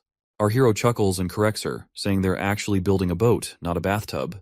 But Lightning is still skeptical. To her, it doesn't quite look like any boat she's seen before. While they banter back and forth, Wendy's happy to see Lightning and our prince getting along just fine. To which, Nightingale points out that getting along with others has always come naturally to Lightning. She was just as energetic back in the association days. The mention of the association immediately saddens Wendy out as she worries about her other sister's safety. Back in the mountain range, we see the witches marching down. As they walk, one of the sisters alerts everyone about the presence of demons. The teacher quickly tells Lady Leaf to lay her down and help the others. Lady Leaf gently puts her injured teacher on the ground. As the monsters approach, the witches stride forward to face them. Meanwhile, the teacher blames Nightingale for their sorry state and vows to get payback once she finds the holy mountain and gathers more witches. She hasn't forgotten about Wendy and Lightning either, feeling betrayed by them. When the monsters leap at them, Lady Leaf works her magic, summoning roots that grab the beasts, while Zephyr, another witch, sucks the air out of their lungs. Seeing the girls take down those monsters puts a grin on the teacher's face. She's sure that with their combined effort, they'll bring the church crashing down once they reach the holy mountain. The teacher decides to take a breather for a while here, but suddenly she's left in shock by what she sees before her eyes. She wonders aloud if this could be the holy mountain. Before them rise skyscraper-like structures that couldn't possibly be built by humans. The sight brings a giant smile to the teacher's face as she believes they've finally found the holy mountain. However, the others are not convinced. According to all the books, the holy mountain is supposed to be a serene and abundant place, which is drastically different from what they're seeing. Despite Leaf still being unsure, the teacher is going nuts over the grand structures and is absolutely convinced this is the holy mountain. Leaf hesitates to voice her doubts, recalling what the teacher did to Nightingale when she disagreed. Feeling she has no other choice, Leaf reluctantly starts walking forward. She's certain that if they don't explore further, the teacher will never rest. As they're walking, one of the witches suddenly drops dead. Lady Leaf tries to pause to mourn her friend, but the teacher snaps at her to keep moving forward, warning that stopping could mean their own death at nightfall. Leaf starts crying, torn between grief and the teacher's urgent commands. The teacher insists that lingering here would only invite demon attacks. They continue on, but then another witch realizes the supposed mountain they were aiming for has vanished. This sight shocks the teacher, who, let's face it, acts more like a tyrant than a caring leader. The teacher sinks into despair, recalling a city that's like an unreachable illusion in the sky, disappearing every time with the sunset. The snake woman declares it was all just an illusion, something she'd heard rumors of typically occurring at sea, but seeing it on land was unheard of. Suddenly, something approaches them, confirmed by another witch to be 3 demons once again.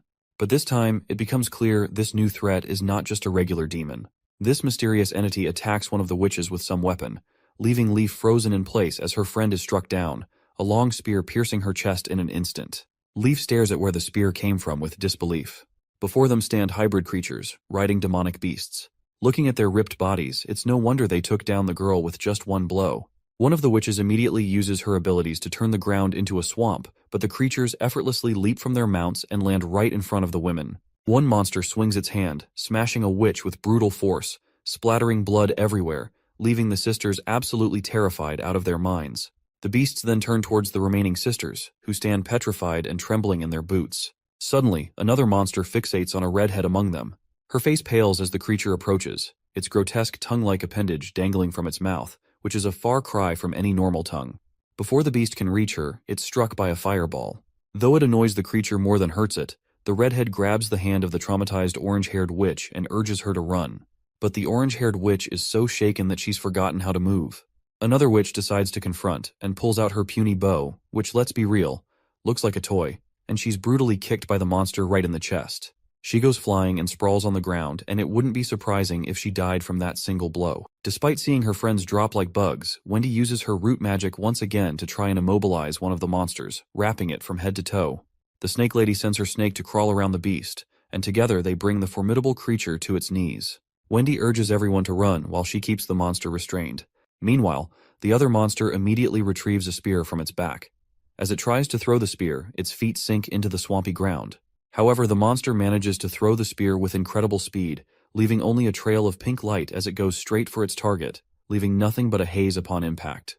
Well, surprisingly, Wendy manages to narrowly avoid the attack, but suddenly the other monster unleashes its electrical powers, zapping everyone in range. Once everyone is down, only Wendy and the cocky snake woman remains. Wendy still does not want to accept this reality as how their world turned upside down in a short time. The monster walks forward toward the snake lady, and in the next moment the monster extends his giant hand and grabs her right away. As he lifts her up, she unleashes her poisonous snakes, and one of them bites the thing we thought was a tongue protruding from the monster's mouth. As soon as the snake sinks its teeth into the monster's appendage, a red fog starts leaking out. The monster annoyingly grabs the snakes with its bare hands and squeezes them hard enough. Tears of agony well up in the teacher's eyes while Wendy watches in horror. Suddenly, the demon drops the snake woman to the ground, while he himself appears to be choking and struggling for breath. You know what? This snake bitch totally deserved every bit of it, because she was getting under my nerves ever since she popped up into this story. Anyway, the monster's legs tremble and it collapses to its knees. The red mist completely drains from the container on its back, and the giant creature slumps lifelessly to the ground. It seems Wendy has started to piece together how to deal with these creatures. She then looks at the other monster flailing in the swamp, screaming and trapped. She spots that weird appendage, and takes a wild guess it might be their weak spot. Summoning her strength, she rushes over to her fallen sister and grabs the crossbow. With determination in her eyes, she aims straight for that appendage, yelling as she lets the arrow fly, hell-bent on avenging her fallen sisters. When the arrow hits, red mist starts pouring out, sealing her victory. Throwing the bow aside, Wendy drops to her knees with a heavy heart. The monster keeps oozing that red stuff as she's surrounded by her sisters' lifeless bodies. Tears stream down her face, her sobs echoing in the quiet aftermath. Back at the Battleground Hospital in Bordertown, it seems Nana's time to hit her maturity has arrived. Everyone watches anxiously as she lies in bed, asking if she's going to die. The prince and the others immediately reassure her with warm smiles, telling her that everything will be okay, explaining that because she's been releasing her magic power every day, her magic won't turn against her. Wendy gives her a comforting pat and agrees with our hero's words as well. Nana's worried father moves closer, urging her to squeeze his hand if the pain gets too much for her to bear. The others join in, deciding to lighten the mood with some coin magic tricks and storytelling. Their lively atmosphere helps lift Nana's worries. Anna then also steps forward, reminding Nana that everyone is by her side, gently kissing her forehead like a caring sister. As midnight approaches, everyone remains seated around her bed, patiently waiting for her to hit maturity. Lightning, true to her energetic self, only seen not bored. On the other hand, the prince looks like he's on the verge of fainting, yawning uncontrollably. Just watching Lightning's energetic behavior is enough to tire him out. He turns to Nightingale and asks if there have been any magical fluctuations in Nana's body. Nightingale shakes her head, mentioning it's been a long wait and she hasn't noticed anything unusual. The prince gives himself a slap on the face to stay awake, already planning to build a clock tower once the months of demons are over, because he finds waiting aimlessly too tedious. Suddenly, Nightingale hears a rooster crowing. The prince pulls aside the curtain and is momentarily blinded by the morning light. Anna wakes up too, startled by the sudden brightness. It's clear the next day has officially arrived, and everyone is pleasantly surprised as Nana wakes up at daybreak. Lightning bursts with happiness, and her father breaks down in tears. Everyone is incredibly relieved that Nana has successfully passed through her maturity ordeal without any issues. After some time, the prince leans over to Nightingale and asks if she's absolutely sure today is Nana's maturity day. Nightingale nods, mentioning the change was subtle but definite. She agrees with our hero's theory about witches, how daily magic practice can boost their powers and ease their hardships. If all witches get good training daily, they could make it to adulthood without issues. Wendy joins in, saying since the prince is the only one welcoming witches, they could turn Border Town into a sanctuary. She pledges full support, and the prince lights up, saying he's been thinking about this for ages. But since openly inviting witches could get him cancelled by the kingdom, he plans to spread rumors about a sanctuary to let the witches come by themselves. However, if he becomes the king, there will be no one stopping him to invite witches. Wendy drops to her knees, promising to help him become king. She swears her loyalty and says her life belongs to him now. The next day, our hero's sail ship finally makes it ashore. Two soldiers take a close look and start pointing out all sorts of technical flaws that make this boat unlike any they've seen before. Once they finish their inspection, they decide to head back to cannon training. Meanwhile, some daydreaming soldiers, trailing behind Vice Captain Vanner, start talking loudly about wanting to be as formidable as Hunter Iron Axe. But then one of them gets serious, pointing out they've been training forever without firing a single shot, and wonders when the prince will actually let them loose in a real battle. Another soldier mentions how those in the Flintlock team have already been at it for days, practicing battle tactics on the walls. That's when Vanner starts to wonder if our hero really plans to use the cannon team against demonic beasts. But, considering how heavy and bulky the cannon is, it's not exactly ideal for transporting up onto the walls. Finally, it clicks for Vanner that their master's strategy involves using the cannon on the sailing boat, not just against beasts, but against a strong army. At the west shore of Redwater River in Border Town, we find the cannon team undergoing training under the command of Hunter Iron Axe. They've been tasked with aiming the cannon in a specific direction. The chief knight remarks on how hardworking the cannon team looks, and our hero agrees, noting that both teams are pushing themselves to earn 5 more silver coins than the others, which fuels their determination to succeed. The prince plans to move operations to Littletown once the soldiers are well trained on the ground. Curiously, the knight asks if our hero means the concrete ship they built, and our hero nods, saying that's what he's calling it. He points out that the workers managed to wrap up everything in these few days when the snow was light. They not only slapped on some anti-rust treatment, but also threw together a shed for storing cannonballs. And hey, Wendy's got herself a platform now to play around with her wind powers to stir the boat. Chief Knight finally gets why our hero was so bent on training Wendy to handle her magic. Then Prince Roland drops a bomb on the poor knight by making him the commander of the boat. The knight freaks out, saying he's never sailed a ship in his life. Our hero shrugs it off, saying it's no big deal because the witches will be the ones running the show anyway. When the soldiers finally let loose a cannonball, it goes boom. And our hero is feeling pretty smug as he is about to kick off this new leg of his journey aboard his boat. With the glass bottle shattered by the impact, Lightning finally inaugurates their boat adventure, all set to sail as Littletown's navigator. Meanwhile, Taigu Pine, the overprotective dad, takes charge of communications. On the other hand, the knight reluctantly roped into the role of captain doesn't look too thrilled. Lightning gives the knight a reassuring pat on the shoulder, assuring him that navigating suits her perfectly since she's a pro at sea adventures. She mentions her dad, known as Thunderbolt, also has a knack for the sea. Exploring the ship, Lightning is totally blown away by the bizarre materials it's made of, unlike anything she's ever seen. The chief knight is pleased that the weather is surprisingly good today, a choice made by our hero for testing Littletown. Once the boat is on the water, everything seems to be going smoothly, with a man named Brian assigned as helmsman. Lightning then tells Brian to turn the rudder fully to the right, and the knight echoes the same command. The tomboy gets curious and asks why the chief knight is repeating her, to which he explains he's following orders from the prince. Meanwhile, Brian is clueless about what he's supposed to do, so Lightning, after facepalming, decides to take charge herself. She goes all out and spins the rudder sharply to the left, leaving the two behind totally terrified. After her little adventure, Lightning marvels at how our hero has paid attention to details that even someone with years of sea experience like herself might miss. Lightning then tells Wendy to crank up the wind, since she has been assigned a role as movement power support. Before she got this title, our hero had pushed Wendy to master her magic, which she hadn't really bothered with before getting to Border Town. After some serious effort, her early attempts were only enough to blow dry some pieces of meat, but she matured slowly. And now, armed with those lessons, Wendy channels her magic and gives the boat a solid shove, sending it sailing above the water effortlessly. Lightning and the knight are pumped to see the boat moving, while this father gets all deep philosopher, pointing out how our hero turned rocks into boats and made them float. At this point, he's starting to believe there's nothing our hero can't pull off in this world. As the boat continues to sail smoothly, the man gives props to Brian for becoming a sailor in less than half an hour. Brian sheepishly credits Lightning because she was the one who was guiding him through everything properly. Meanwhile, on the pedestal, Wendy starts feeling drained and struggles to keep up with pushing the boat, as if running out of magical power. But she takes it as a challenge, pushing her limits with a goal to last until the ship reaches shore. Or so she thought.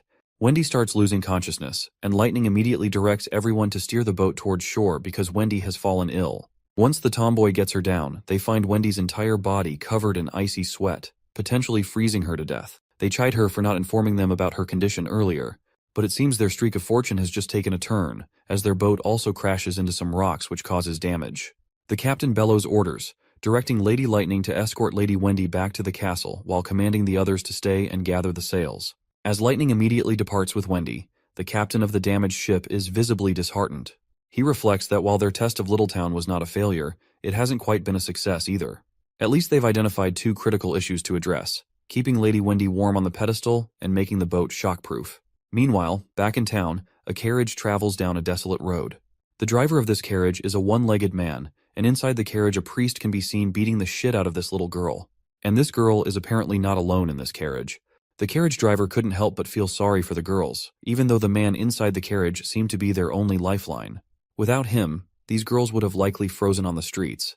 When the man steps out of the carriage, the driver asks if they are all orphans from Wolfheart Kingdom. The priest nods, explaining that churches in the kingdom take in children when food and clothing are scarce. And since church ends up taking tenfold kids nowadays, the priest is glad that they have a driver someone like him to rely on. Grateful for the well-paying job, the driver appreciates earning 20 silvers to transport these orphans. And since he does not have one of his legs, driving the carriage just suits him perfectly. Little does the driver know, these girls aren't ordinary orphans, they are witches. That's why the priest pays him so generously. But the priest doesn't disclose this detail, just urging the driver to keep going without questions and promising payment upon arrival. Once they stop at a hotel to grab some food, the priest tells a woman that he's brought some tender kids for her to take care of. While that awful man parades those girls around like merchandise, the carriage driver can't bear to watch his client exploit them for a quick buck. He closes the curtains, unable to stomach the sight of their humiliation. The scene shifts to Archbishop Maine descending into a vast underground chamber once again. He marvels at the sight, acknowledging that no matter how many times he visits, the grandeur of the dome never fails to take his breath away.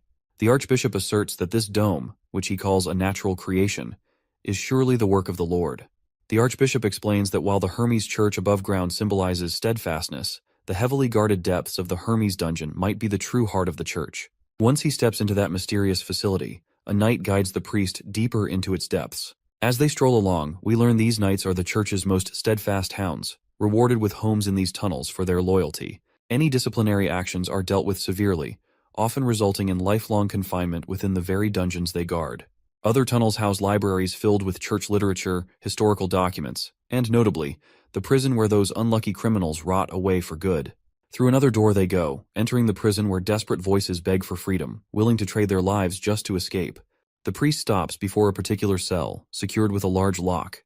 He instructs the knight to wait outside and, once alone, he urges the prisoner inside to eat properly. The priest reminds him that his meals are among the best, though alcohol is understandably excluded. Well, the man in the prison is apparently the King Wimbledon, and he questions if the priest would even have anything to eat in a place like this, while lamenting 6 months of isolation without any news of his son and daughter. The priest appears reluctant to disclose anything, but finally shares the grim news under the king's pressure. Gerald Wimbledon, the king's first son, was executed on Timothy's orders for regicide. The third prince, Garcia, has declared herself Queen of Clearwater, setting the stage for an inevitable clash with Timothy. As for our hero and the fifth princess, they are alive, but there are no significant updates to report. The old man is completely shocked by the news about his first son. He can't hide his sadness as he asks the priest why he waited so long to throw him in jail. King Wimbledon then reveals that the priest used a witch to create a body double of him to get rid of his first son. He acknowledges the church's growing influence across the kingdom, but demands to know why the priest is causing his beloved children to fight each other through royal decrees. He makes it clear that he would never have allowed such strife among his kids. The priest responds by saying that his children are now adults making their own decisions. He points out that his daughter, Garcia Wimbledon, took over Clearwater Port 5 years ago and wouldn't sit back while her brothers fought for the throne. Furthermore, he emphasizes that the church couldn't afford to waste time and had to remove the King Wimbledon to firmly establish their control over the kingdom. The priest declares that the continent will no longer be divided among the 4 great countries which are Dawn, Wolfheart, Everwinter, and Greycastle. Instead, it will unite as one land under the church's rule and governance. The old man, looking defeated as hell, drops to his knees. Blood's dribbling from his mouth, but he still manages to spit out that he'll be waiting for the priest in hell. The priest, not giving a damn, brushes off the whole hell thing, saying their moves are all part of the church's grand plan. The king kicks the bucket right there, probably poisoned. But who knows? The priest sees this as their golden ticket to power, and he is preparing to take down the real enemy they have ahead of them. I guess he is talking about the demons, the true enemy they have yet to repel for the greater good of humanity. Honestly, church politics never really did it for me, but this series has been a wild ride. Can't wait to see what our hero gets up to next. Back at the Witches Association camp in the mountains, the witches who stayed behind are mourning their fallen sisters who died because they did not make it through their maturity. One of them speaks up, worried about their next steps. They barely escaped death themselves, and now their sisters who went off to find the holy mountain haven't returned in 2 weeks. Their food is also running low, which is only adding to their anxiety. Suddenly, they hear footsteps approaching. It's Lady Leaf. She enters the tunnels and drops to her knees, completely exhausted, and her face eventually meets the floor.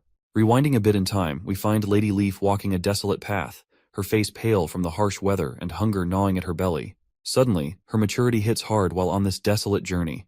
Just as she's grappling with this personal battle, a monstrous figure appears right behind her. Startled, she turns and begs for help, only to snap awake abruptly from her nightmare. As she sits up, Hummingbird tells her she's been out cold for 2 whole days. The other witches gather around, looking worried. One of them apologizes for discussing serious stuff right after she's woken up, but the sister insists they've already hashed it out.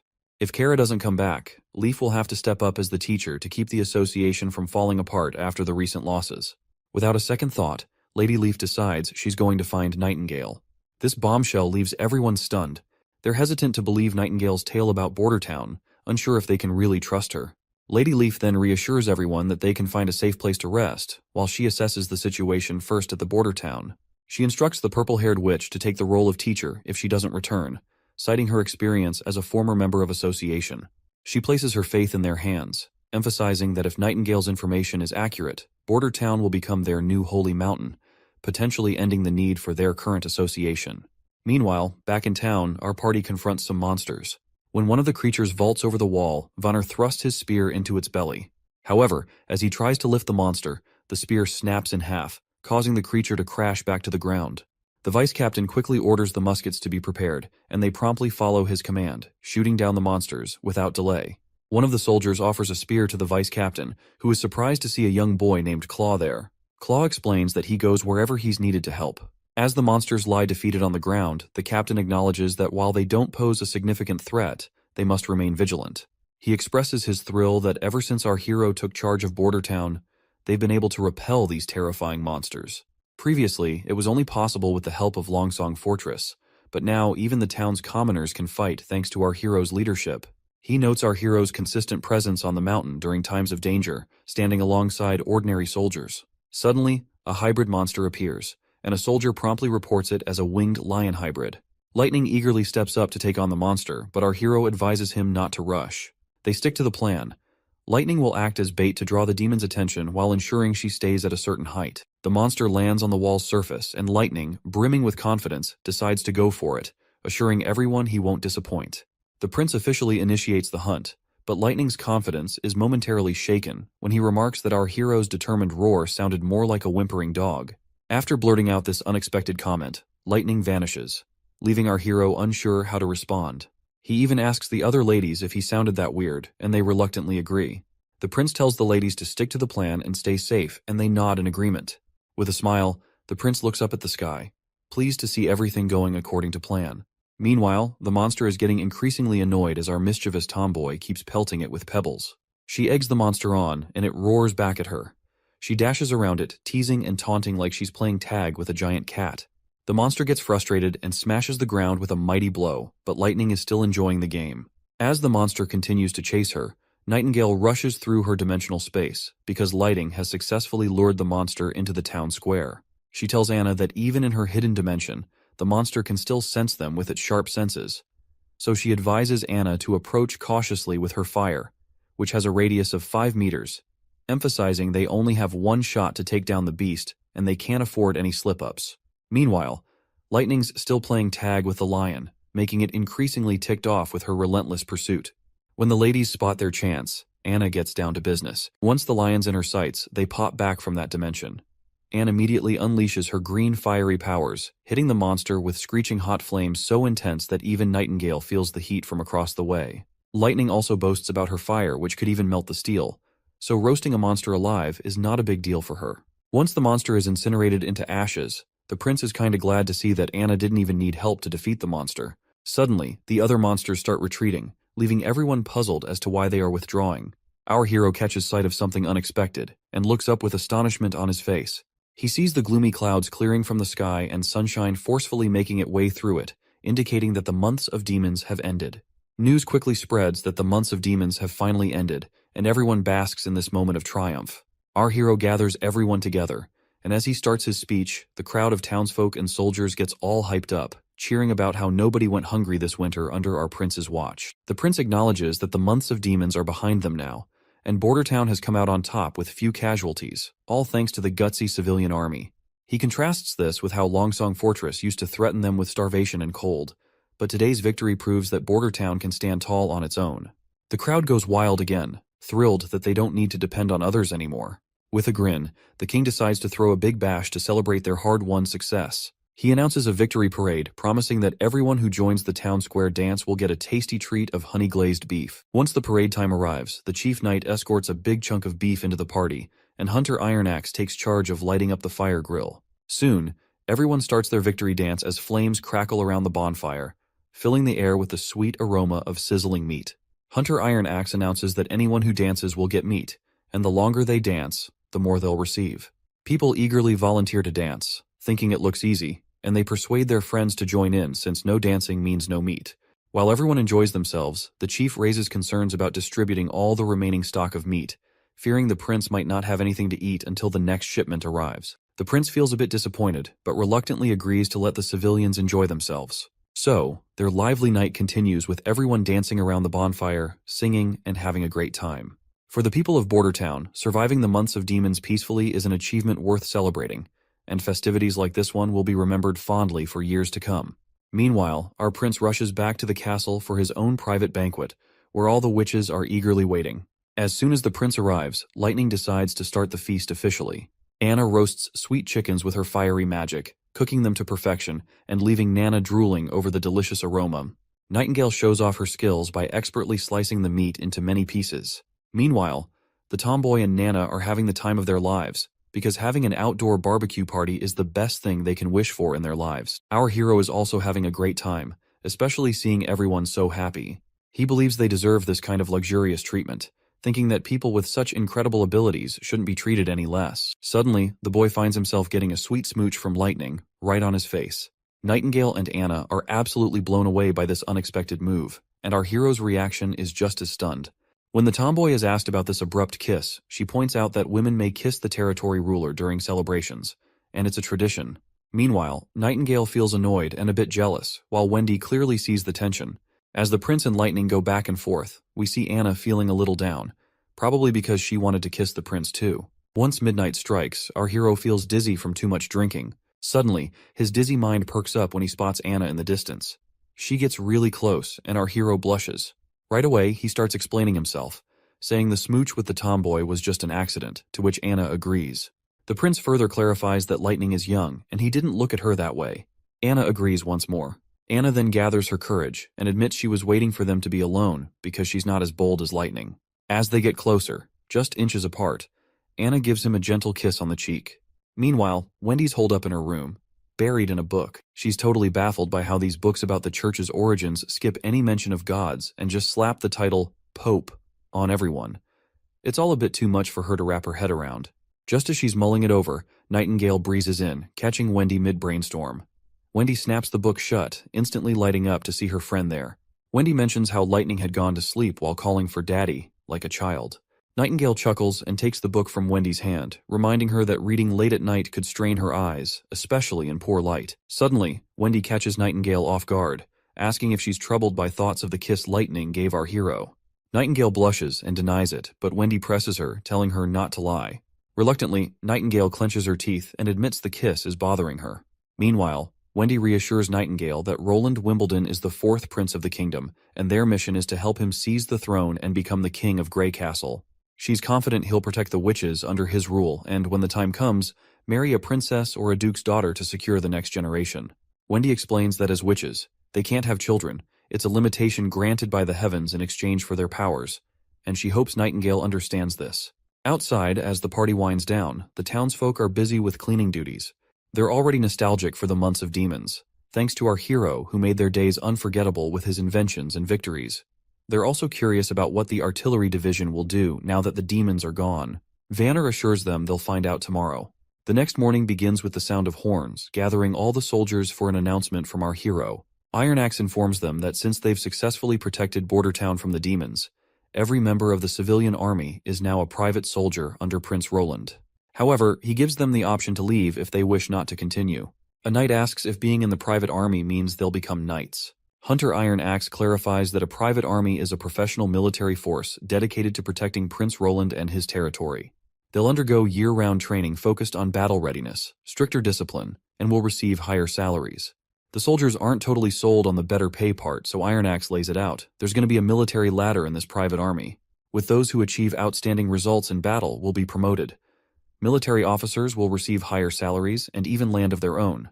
That news fires up the troops, who are now all about this new challenge and the rewards that come with it. But Iron Axe sternly reminds the excited crew that being members of the private army means their conduct must be far more disciplined than before. He emphasizes that any deviation from the code of conduct will result in severe consequences, such as forced labor or even execution. The squad members visibly tense up at the stern warning, and Iron Axe challenges them to reconsider their commitment if they have doubts. Despite the harsh conditions, Vanner remains steadfast in his determination to keep serving our hero, Roland, no matter what challenges arise. Seeing no one willing to leave the private army, Iron Axe raises his voice again with the authority of a seasoned captain, reminding them that they are now Prince Roland's private army. He declares that their training and conditioning will begin immediately, establishing a tone of strict discipline from this point forward. Back in the castle, Lightning reports to Prince Roland about the plans for the private army. She explained that due to the lingering snow outside the city, the soldiers will be crawling more than running during their 4-mile daily routine. While Lightning admires the new blueprints our hero has recently drawn up, the prince himself is deep in thought, contemplating the daunting task ahead of him, creating the army's structure from scratch, including regulations, rewards, and penalties. The sheer magnitude of the task gives him a major headache, considering he played military chess in his youth, but has since forgotten much of it. He's determined to innovate and do something unprecedented in this world and time. As they examine the blueprints, the word bayonet catches their attention. Before they can delve further into their discussion, a knock on the door interrupts them. With both witches vanishing into thin air, our hero grants permission for the visitor to enter. The old custodian surprises us once again by reporting that there's an aristocrat named Chris who wishes to meet our hero. Chris had left during the months of demons and has now returned, visibly upset because his house was demolished due to the construction of the walls. When our hero confronts Chris, the noble sternly demands answers about why the prince allowed his house to be taken down. He emphasizes how he spent a substantial amount, 150 golden coins, to build that magnificent mansion. Our hero bluntly asks if Chris is referring to the westernmost house in Bordertown, to which Chris confirms. The prince apologizes, explaining that it was necessary because the house was too close to the wall and obstructed troop movements. However, he reassures Chris that the city will reimburse him for his loss. The greedy noble immediately perks up and asks how much he'll be getting. Our hero points out 20 golden royals, but this greedy guy isn't satisfied with such a small amount. Eventually, he agrees and asks where he can collect his money. The prince then reminds him that the sum has already been transferred to the property's rightful owner. The noble gets agitated and slams his hand on the desk, insisting he is the rightful owner of the property. Our hero cunningly points out that if the property truly belonged to him, why hadn't he been there even once during the months of demons? The noble explains that he had stayed at Longsong Fortress because he didn't want to die in Bordertown. That is when the prince sees his opening, and questions whether this fat cat is implying he deserted his ruler out of fear of the demons. As the chief knight strides over, he claps the noble on the shoulder with a fierce look, letting him know that admitting his mistake about the house ownership can make this whole thing just a misunderstanding. He warns the noble that he can leave quietly to avoid any trouble, but if he does not leave, he will be charged for the act of treason and will be executed right away. The noble starts sweating bullets, finally owning up to his blunder and admitting the house isn't his. Our hero plays it cool, casually telling him it's all good and he can head out without any fuss. Before the noble scurries off back to Longsong, our hero tosses a message with him to carry. If any other nobles want to dodge treason charges, they better think twice about returning to town. It sounds like the noble is seething with frustration as he vents his anger by punching a nearby tree. He's convinced that once the Longsong Duke takes control of the territory, the prince will have to return, and this fat cat will wait for the moment to gloat over our hero's supposed downfall. As he storms down the road, his fury subsides when he spots a woman covered from head to toe, and the noble is taken aback by her beauty. He's never seen such elegance, not even among some princesses. Watching her stride purposefully toward the castle, he begins to wonder if she might be our hero's wife. Once inside the city, she covers her face again amidst the bustling town, finding herself confused to see the bustling streets, even though the months of demons just ended recently. When she reaches the castle gates, she wonders if Nightingale was truthful about the prince of this town. She hesitates before entering, but then she makes up her mind, thinking she could handle at least 2 guards if it came down to it. The knights at the castle door react sharply at this robe figure, ordering them to back off, as this is not a place for commoners. Lady Leaf remains undeterred, removes her hoodie, revealing her beauty, and boldly identifies herself as a witch. The soldiers exchange bewildered glances, unsure of how to respond. Meanwhile, Lady Leaf nervously swallows her fear and, with determination, requests to meet Nightingale, Nana, or Anna. The both guards take glances at each other, and one of them decides to step inside to report the situation. While seeing those soldiers go, Lady Leaf remains fearful that the soldier might be fetching reinforcements, or perhaps Nightingale had deceived them about the existence of Nana and Anna. With her head down in thought, she suddenly feels warm hugs from both Nightingale and Wendy. Once she realizes that they are her friends, the Lady Leaf is stunned to see both Nightingale and Wendy embracing her, their eyes moist with tears of joy. Wendy whispers a heartfelt "welcome home" into Lady Leaf's ear, which causes her to burst into tears herself. Meanwhile, our hero is seen yawning, and Wendy brings him some tea. During their tea time, our hero inquires about Nightingale, prompting Wendy to happily reveal that Nightingale is welcoming a new sister who has recently arrived. Our hero nearly chokes in surprise at this news, while Wendy enthusiastically mentions that the sisters from the association have come to Border Town. Shocked and excited, our hero asks Wendy if they were not looking for the Holy Mountain, to which the woman explains that only 7 witches remain, as the rest were obliterated by the monsters during their adventure. She then apologizes, mentioning they arrived while our hero was asleep, and asks for forgiveness for letting the witches enter the castle. Our hero, on the other hand, is thrilled to have more witches join them, no matter their skills or how many there might be. Wendy, though, drops a hint from Lady Leaf that these gals aren't exactly warriors, which means they might not be much help in a fight. You see, under the Stone of Divine Judgment's influence, these witches are kind of limited in their combat skills. But hey, the prince is cool with that. Having a witch who can zap things with electricity means no more dark nights, and one who can sculpt stuff means skipping all that refining and molding hassle. It's got our hero daydreaming about how much he can jazz up this ancient world with technological advancement using the power of witches. Nightingale abruptly snaps our hero out of his daydreaming, dragging him back to reality, reminding him that everyone is waiting for him. Shortly after, everyone gathers for dinner, with all the witches present. Our hero is pleased to welcome them to Border Town and hopes they enjoy the food, encouraging them to ask for anything they want. Lighting enthusiastically chimes in, agreeing that our prince is quite the generous guy and mentioning how he's always open to new members as well. One of the witches scolds Lighting for being so casual with our hero, but our hero dismisses her concerns, saying they don't bother with titles or formalities, and urging everyone to start eating before the food gets cold. Meanwhile, the other witches watch Nana and Anna using what look like 2 little sticks to eat. These newcomers have no idea how to handle these utensils, so they can't help but stare in confusion. Regardless, everyone digs into their meal, thoroughly enjoying it, and once dinner ends, our hero finds himself poring over documents detailing each witch's abilities. After reviewing everyone's skills, the prince realizes that there isn't a witch capable of shaping materials or generating electricity. This realization means our hero's plans for progress towards modernization will need to slow down a bit. However, he acknowledges that there's enough talent among the witches to meet their current needs. The first witch our hero takes a liking to is Lady Leaf. Not only can she increase fruit yields, but she can also control all plants freely, making her an ideal candidate for agricultural expansion. Next is Scroll, a witch with inhuman memory that operates 24 hours daily. After her maturity, she is now able to recreate any book she's read, making her perfect for teaching. Then there's Hummingbird, a cute witch who can make things weightless or adjust their weight with her magic. This makes her invaluable for lifting cargo or adjusting payloads. Fourth is Soraya Zoan, from a merchant family in Grey Castle's capital. She can recreate lifelike landscapes using her magic brush without needing paint, ink, or paper, which makes her essentially a walking camera. Echo, the fifth witch, hails from the southern continent and can replicate any sound, making her a master of sound illusions. Finally, Lily, who just turned 16, has the ability to prevent food from rotting, potentially helping with food preservation. but our hero has yet to figure out if her powers can also kill bacteria. However, after Lady Leaf, the seventh witch, known as Moon, is the most intriguing witch. A young girl who doesn't talk much but is a priceless asset because she can magnetize metal. Her ability was upgraded after maturity, and now she can magnetize almost anything. Nightingale reveals that Moon was regarded as the most useless in their camp and often bullied by their teacher, Kara. But for our hero, magnetism means he has a way to generate electricity, which is the oldest trick in the engineering books, and all credit goes to Faraday. With electricity, they can have light, and it won't be long before another miracle happens in his territory. He decides not to categorize the witches into battle and non-battle categories, but instead prefers to place them into three large categories.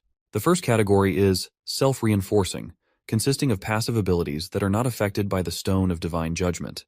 The second category is summoning, and as the name suggests, the magic is summoned outside the body, but with an area of effect of 5 meters or less, and these abilities can easily be suppressed by the Stone of Divine Judgment.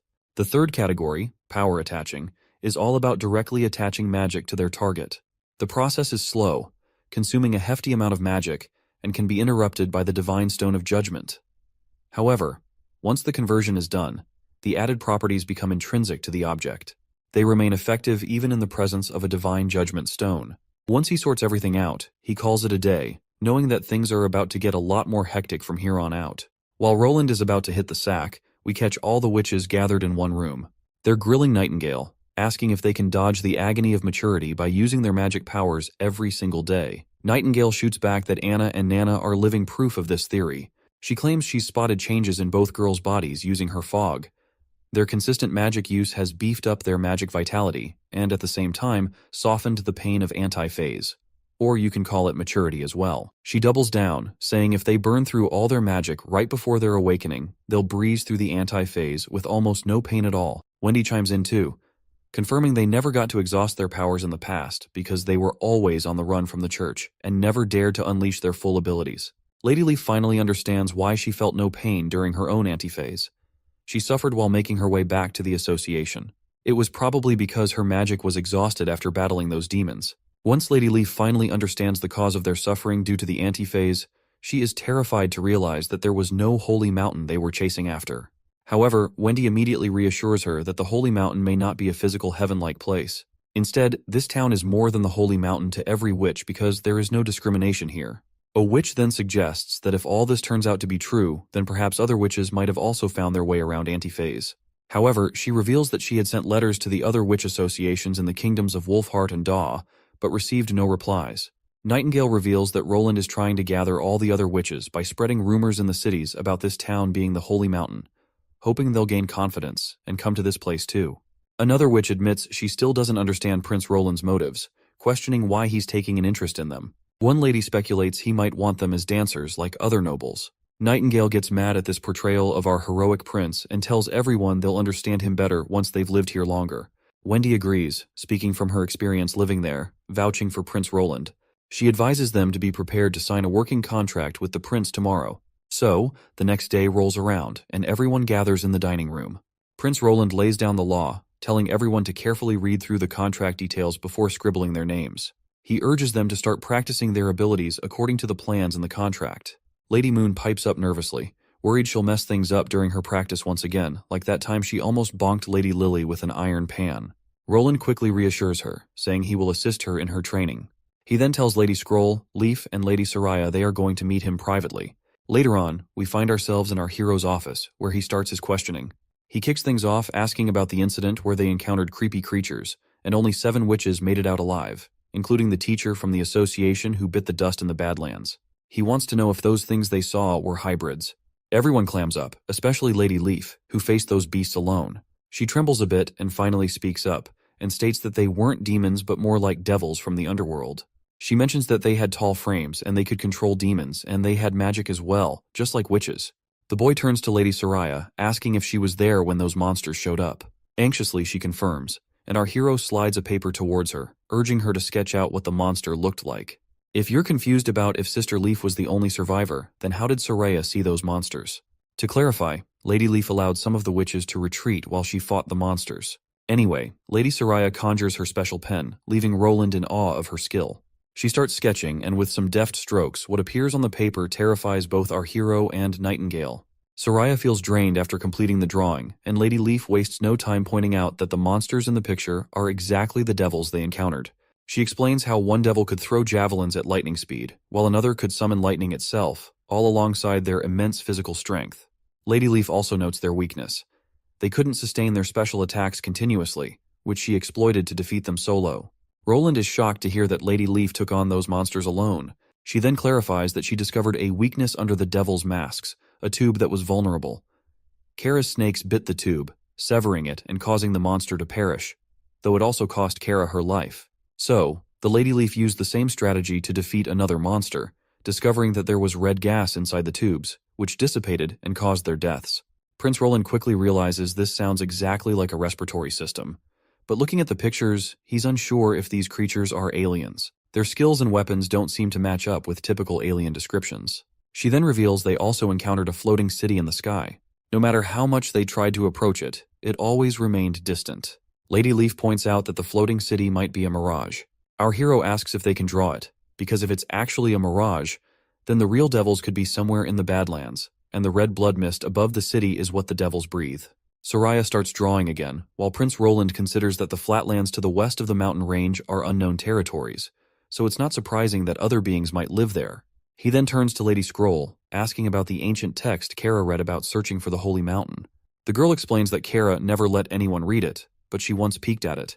However, the text is scrambled and sloppy, and its contents are unimaginable. Prince Roland instructs Sister Scroll to recreate the ancient script for him, but she insists it's misleading nonsense and shouldn't be delved into. Despite her reservations, she conjures up a book as commanded, quickly closing it and explaining it's meant for his eyes only, fearing others might end up crazy like Kara. The prince nods, and later we find Nightingale snacking while Roland immerses himself in the book created by Sister Scroll. He asks Nightingale if she's not curious to see it, to which she simply walks away, uninterested in anything that might mess with someone's head.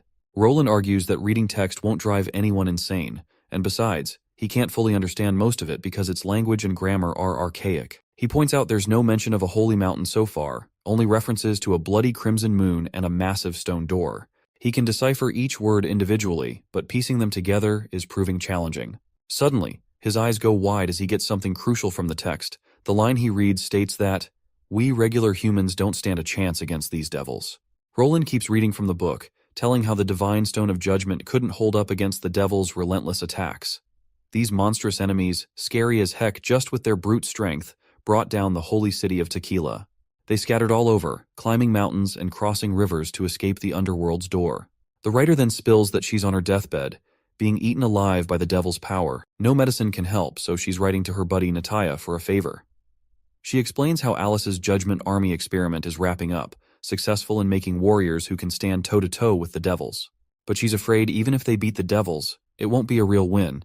It'll just spell disaster. She begs Nataya to shut down Alice's Judgment Army, believing only Nataya can make that call. Once he reads all of this, Roland grabs his head in utter confusion. He speculates that Kara might have mistaken devils for witches, believing witches would reign supreme and prompting her to bring down the church's army. But he's still confused by how Kara had planned to overcome the Divine Stone's power, which is effective against witches, but useless against devils. With that knowledge in mind, at least he now knows the devils mentioned are a separate species, not witches. Still puzzled, Roland wonders when the church fought these devils and what kind of place Tequila is. He's frustrated with the original Roland for not taking studies seriously, leaving him with a disappointingly empty brain focused only on pleasures. He turns to Nightingale, asking if she knows where Kara found the book that drove her mad. Nightingale explains Kara already had the book when she joined the association, but she points out that, according to Wendy, the association was started by some witches who happened to meet in a sea breeze town. Nightingale explains that Kara, Wendy, and Scroll are the original members of their group.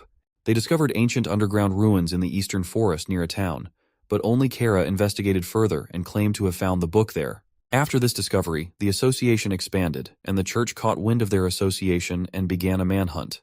Kara fled to the mountain range in search of the Holy Mountain, and that's the extent of their association's history. She then asks Roland if he's up for checking out the ruins. Roland shakes his head, saying the eastern forest is too far, and he'd rather focus on developing his territory than wandering off. Roland has another idea brewing, setting up a proper organization. He assures them it won't be like before, obsessing over holy mountains. Instead, it'll be a witch union, all about managing witches responsibly, no crimes or dodging the law with the use of power. Just freedom and happiness for all. The next scene takes us to the Longsong Fortress, where a grand noble gathering is in full swing. Among the attendees is Perov, the ambassador, who marvels at how this celebration mirrors the lavish banquets of the capital. He's certain that it took considerable effort from the Elk family to gather guests from such prestigious backgrounds at Longsong Fortress.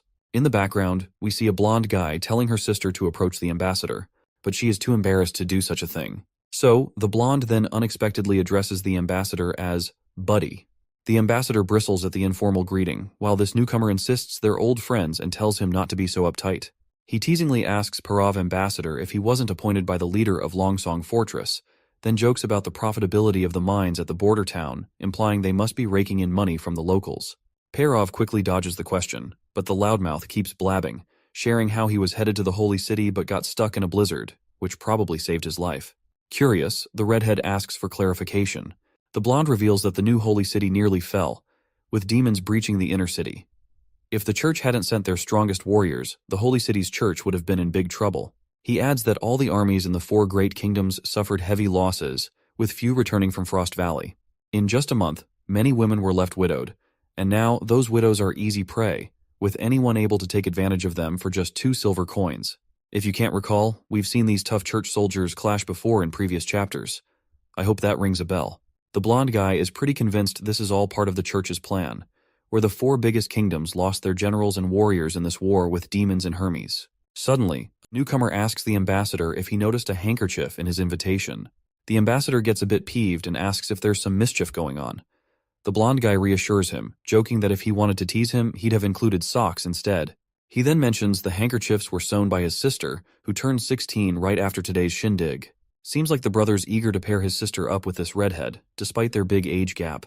Suddenly, someone starts shouting, and all eyes turn to see a noble throwing insults and curses at our hero with every name in the book. Perov steps forward and inquires about the commotion. A man explains they are discussing the owner of the border town who has seized properties from the aristocrats. A curly-haired noble then steps forward to clarify directly to the ambassador. He reveals he resides in the border town but seeks refuge at Longsong Fortress each winter during the demon months. This year, however, every noble from the border town has been informed that Prince Roland has demolished their homes to build a wall and isn't providing any compensation. What's more troubling, Prince Roland has branded those who fled to Longsong Fortress as traitors for abandoning their prince and territory. Returning to Longsong Fortress now means facing the death penalty for treason. The ambassador quickly catches on that Prince Roland is probably aiming to cut his ties from Longsong Fortress completely to make his territory self-sustaining. Meanwhile, the noble keeps on bashing Prince Roland's moves, hoping Mr. Medi can help them get a message to the Longsong Fortress Duke to help them. Medi steps in coolly, telling everyone to chill because Duke Ryan is already on it. He boasts how the Duke's been building up an army and the Elk family is also ready to help in this cause. The border town's nobles are relieved, stating that if Duke Ryan is handling this directly, they have nothing to worry about. But the ambassador isn't thrilled about attacking Prince Roland. He pulls Medi aside, reminding him they're talking about a prince here. The blondie shrugs it off, calling Roland a prince who owns a patch of dirt and assures the ambassador that Roland will surrender once they face him. Despite all the reassurances, Perov isn't exactly thrilled about the situation. His friend keeps hammering home that if they march into the border town with a huge army, all those farmers and miners will scatter like ants, so the battle will be over before it could begin. But Perov's main worry is that Longsong Fortress will be the one to take the brunt of this conflict, not Prince Roland. He can't quite wrap his head around how Prince Roland will use regular folks to take on the Duke's army, but he has this uneasy feeling that Roland will come out on top somehow. Later on, Perov swings back to the Honeysuckle family in the Longsong Fortress. He greets his father, who tells him to grab a rundown on their imports, exports, and available labor. It seems they need to prepare for the Duke's army in the spring. The ambassador is shaken to realize they're dead serious about taking on the border town. His old man tells him Duke Ryan's already called for recruits once the snow melts, and all 5 major families gotta pitch in knights and soldiers to back him up there.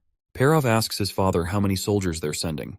The old man, kinda surprised Perov's suddenly interested, lays out the knights and common workers they're sending, which are over 100 men in total. Perov gets really worked up hearing this, and begs his father not to hit the battlefield. The Baldy asks why, and Perov just says straight up he's worried sick about his old man's safety. Hearing that, the Baldy starts laughing his ass off at Perov's concern. He considers Longsong Fortress to be an elephant ready to squash the border town like a measly ant, so he ain't sweating it. He reminds Perov that Prince Roland only got a handful of knights and maybe 50 guards. But the redhead ambassador keeps his protest. He points out how everyone underestimated Roland's mud wall, thinking it would crumble after a night's rain. But surprisingly, it held strong. People also doubted the border town would not survive the winter, but Roland stood his ground till the end of the months of demons, earning everyone's respect. The Baldy gets more riled up hearing this and tells his son to shut it. He points angrily at the portraits on the wall, his tough-as-nails ancestors who stood firm in the battlefield. And as their descendant, he's not backing down from any battlefield either. The poor son couldn't help but take his father's insults, who just doesn't seem to get how unpredictable Prince Roland can be. He's pretty convinced it won't be long before Honeysuckle gets tangled up in this fancy politics and gets devoured by our prince. Back at the border town's castle, our hero reveals to us that he's kept his promise and granted some land to Nana's father, Tiggy Pine, making him a viscount. The land, south of the river across from town, is still dense forest for now, but Roland promised it would be the first to develop once the border town expands. Every business share on this land will belong to the Pine family, and surprisingly, the big man agreed wholeheartedly, opting to enjoy his undeveloped forest for hunting until then. On the other hand, Roland also officially bestowed knighthood upon Brian, and he will win land every time he racks up military achievements. Our prince has finally figured out an effective way to utilize his desolate land. With the river as a boundary, the area between it and the mountain range will serve as a military training ground. On the other side of the river, he plans to establish future factories and agriculture. He also intends to utilize the forest to the west of the border town, rich in lumber, edible fungi, wild animals, and medicinal herbs. Just then, someone enters. Well, it seems Sister Soraya has been summoned by our hero. The prince greets her warmly, motioning for her to come closer and sit down. He asks her about the progress on her work at the city hall. It turns out our hero tasked her to draw passport-sized images of everyone in the border town to compile a comprehensive report. Each person received 10 bronze coins just for sitting in front of her and posing for these sketches, and Soraya, still puzzled by the whole affair, diligently drew every visitor. But right now, our hero has called her in today for a different task. When Sister Soraya asks what he has in mind, the prince eagerly slams his hands on the table and tells her happily to draw a few trinkets just for fun. Soraya is a bit confused by this unusual request, but she agrees nonetheless. She asks if she should draw them from her imagination.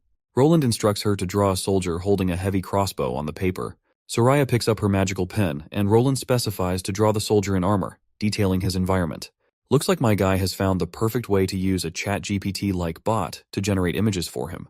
Anyway, the lady starts drawing anxiously while the prince watches closely. Once she finishes, he takes a look and remarks that it's surprisingly realistic. He then instructs her to draw a small circle at the top and middle of the card. Soraya follows his instructions as he continues to give commands on what she should draw. Eventually, after making one card, he tells her to create an entire deck and promises to teach her how to play with the cards. After creating those cards, he decides to play the first round with her, and they end up spending the entire day immersed in the game. The prince clinches the final round by slamming down his most powerful ace up his sleeve, leaving Soraya taken aback by its sheer power.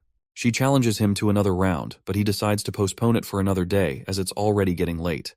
Soraya feels a bit disappointed, but agrees nonetheless. As the yellow hue of dawn settles in, a sweet melody fills the air, and Sister Soraya quickly recognizes it as Lady Echo's singing. She explains that it seems Lady Echo has learned the poem Soraya had taught her. We also catch up with Anna after a long time, and she seems to be enjoying that sweet singing.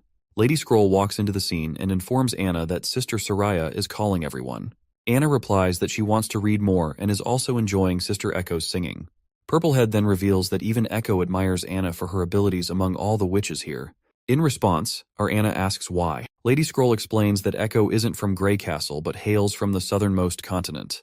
She was brought to Grey Castle by slave traders from Clearwater Port, where she was trained in techniques to seduce men to fetch higher prices. Though her current life is better, her past remains a mystery which was full of sorrow, and she was torn from her family and landed far away from home. Anna feels sad for her, and Lady Scroll adds that for Echo, having a power like Anna's is like winning the lottery, considering her singing isn't exactly a career booster. The sister then gives our girl a reassuring pat, saying she doesn't need to worry about anything since witches are no longer desperate and destitute in this place. Anna, being the first witch our hero met, gets all the credit from Lady Scroll for becoming a reason for comfort to the others. Purplehead notices something that creeps Anna out. She points out that her hair is a bit long and asks if nobody has cut it. Anna blushes, saying she cuts it herself all the time. Lady Scroll assures her that she's going to give her a proper haircut and proudly claims that back in the association, she was the one who cut every sister's hair. After a while, she brings her tools, ties Anna's hair with a cloth, and proceeds to cut it while telling her that she used to make a living with this barber profession. Anna then hesitantly asks a question, mentioning that the book she read yesterday had many stories where the prince always ends up marrying the princess and making her his wife. She asks why the prince always has to marry the duke's daughter. Sister Scroll explains that's just how things are, but Anna immediately questions why, asking what if a person doesn't like princesses or noble ladies. Sister Scroll responds that regardless of personal preference, the prince would still have to marry someone of noble blood because it's likely he will become king, and a king's marriage is dictated by political affairs. Additionally, it's crucial for a king to have pure blood offspring. Anna is definitely thrown off by this revelation because she might have been hoping for a chance to marry Prince Roland. But I guess she doesn't have a shot since witches can't reproduce. Even Lady Scroll understands that much, and she doesn't want Anna to feel upset about it. Once she is finally done cutting her hair, Anna looks cute and beautiful, and Lady Scroll decides to change her stories from now on. She tells Anna that she's heading back to her room and instructs her to come find her if she reads anything she doesn't understand. But before she can leave, Anna speaks up again, saying our prince isn't like the ones in the stories, because he does what he wants, no matter what. Purplehead asks why she thinks that way. Anna reminds her that if he were just any prince, he wouldn't have saved her.